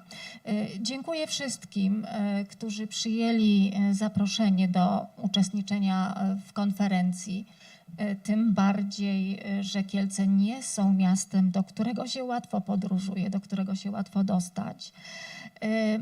Mimo tego gościliśmy autorytety pedagogiczne, psychologiczne z USA, z Wielkiej Brytanii, Włoch, Albanii, Rumunii, Hiszpanii, Portugalii, Węgier, Malty i Turcji, a także oczywiście z wielu ośrodków akademickich polskich. Czynne uczestnictwo w konferencji możliwe było dzięki tłumaczeniom symultanicznym, którego finansowanie mogliśmy zapewnić dzięki pozyskanemu grantowi z Ministerstwa Edukacji i Nauki z programu Doskonała Nauka. Nasze spotkanie miało dzięki temu charakter nowoczesny, ale wymagało dużego wysiłku logistycznego. Wiadomo, że cały czas uczymy się organizować konferencję hybrydowo, jednak chciałabym bardzo mocno podkreślić perfekcyjne zorganizowanie, doskonałą obsługę zespołu technicznego. Mam tu na myśli pana naszego informatyka, magistra Krzysztofa Kupczewskiego. I inżyniera dźwięku Marcina Packa. Serdecznie dziękuję wszystkim moim koleżankom, kolegom, którzy przygotowali organizację konferencji, całemu komitetowi organizacyjnemu i z UJK Kielce, i z APS-u Warszawa. To zresztą pani profesor mówiłam, wielkie szczęście mieć tak cudownie współpracujący ze sobą zespół. Wszystko oczywiście odbyło się pod fachowym i jednocześnie niezwykle życzliwym okiem przewodniczącej Komitetu Naukowego Konferencji pani profesor Józefy Bałachowicz,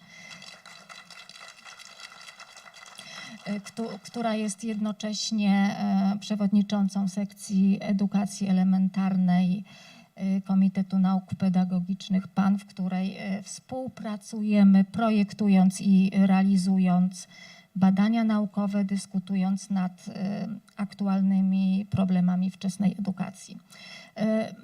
Była to druga Międzynarodowa Konferencja pod patronatem naukowym sekcji edukacji elementarnej. Myślę, że w niedalekiej przyszłości spotkamy się na trzeciej Międzynarodowej Konferencji, już organizowanej pewnie przez inną uczelnię i w innym mieście. Także ja ze swojej strony i ze strony całego Komitetu Organizacyjnego serdecznie dziękuję wszystkim za przybycie do nas i za współorganizację tej, wydaje mi się, że wyjątkowej imprezy. Oddaję głos pani profesor Bałachowicz. Dziękuję bardzo, a ja trzymam to ostatnie zdanie. Pani profesor, proszę tu.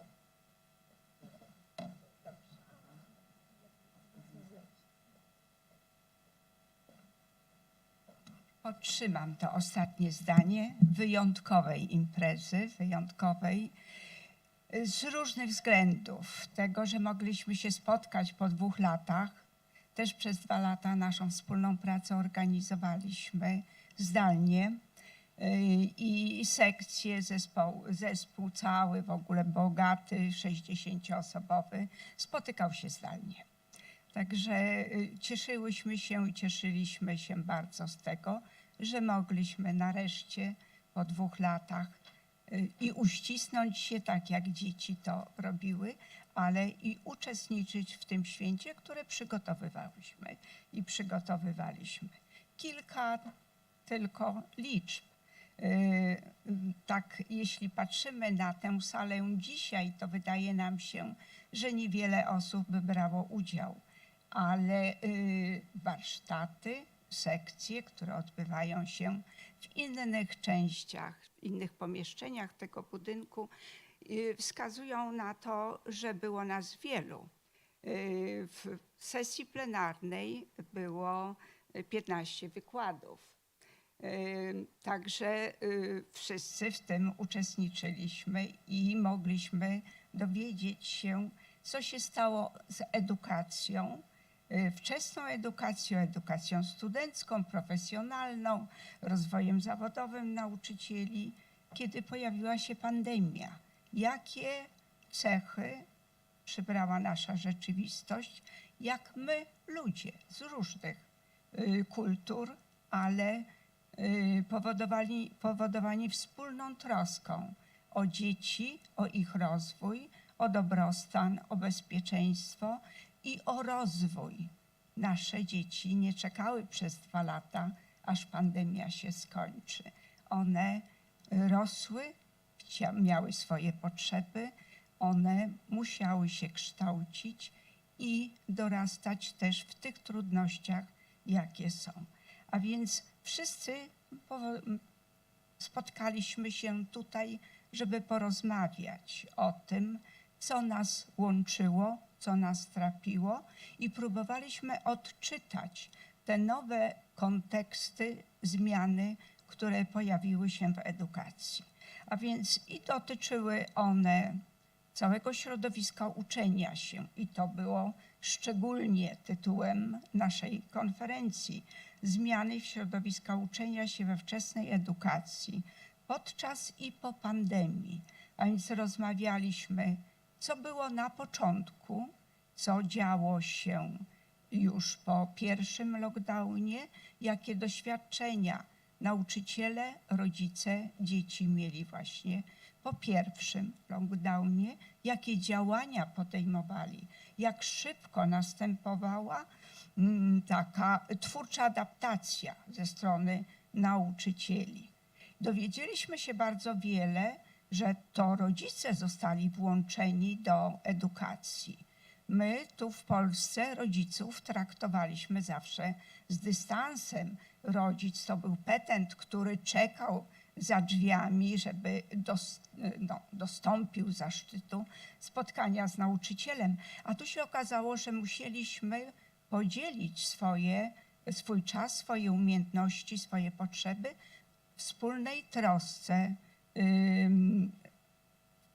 nad bezpieczeństwem uczeniem się dzieci, rozwojem, opieką, wychowaniem, socjalizacją itd. Spotkaliśmy się tutaj po to, żeby popatrzeć też na te trudy z punktu widzenia właśnie tych trudów, o których powiedziałam, i zysków, jakie to przedsięwzięcie ludzkie w różnych krajach przyniosło nam w darze, a mówię tu w pozytywnym tego słowa znaczeniu, czyli jakie przyniosło nam zyski, co pokazało, na co jesteśmy zdolni i do czego potrafimy się zorganizować. Jak zorganizować przestrzeń międzyludzką, jak zorganizować wsparcie, jak zorganizować wspólne dzielenie się, uczeniem się. Także, żeby nie przedłużać, chcę jeszcze wszystkim powiedzieć do zobaczenia, ale też do zobaczenia na różnych stronach artykułów, książek, czasopism i do zobaczenia też w tej przestrzeni realnej, jak dzieci mówią, w realu i w przestrzeni wirtualnej. No i chcę przede wszystkim podziękować pani profesor Zuzannie Zbruk. Na jej ręce złożyć podziękowania. Dziękujemy ci, Zuziu, bardzo. Na jej ręce złożyć podziękowania władzom Wydziału, władzom uczelni za troskę i za gościnne przyjęcie, towarzyszenie nam.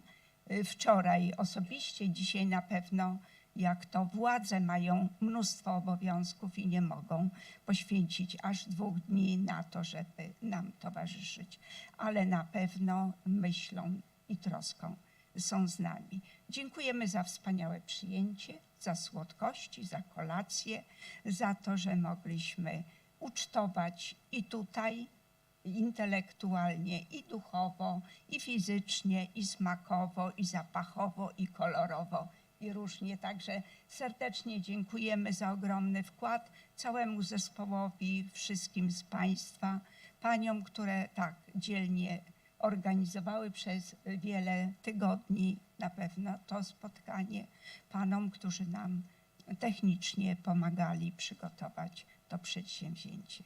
Wszystkiego dobrego i szerokiej, spokojnej drogi. Jeszcze zanim Państwo wyruszą w drogę, kończąc konferencję, serdecznie zapraszamy na obiad do sali numer 7.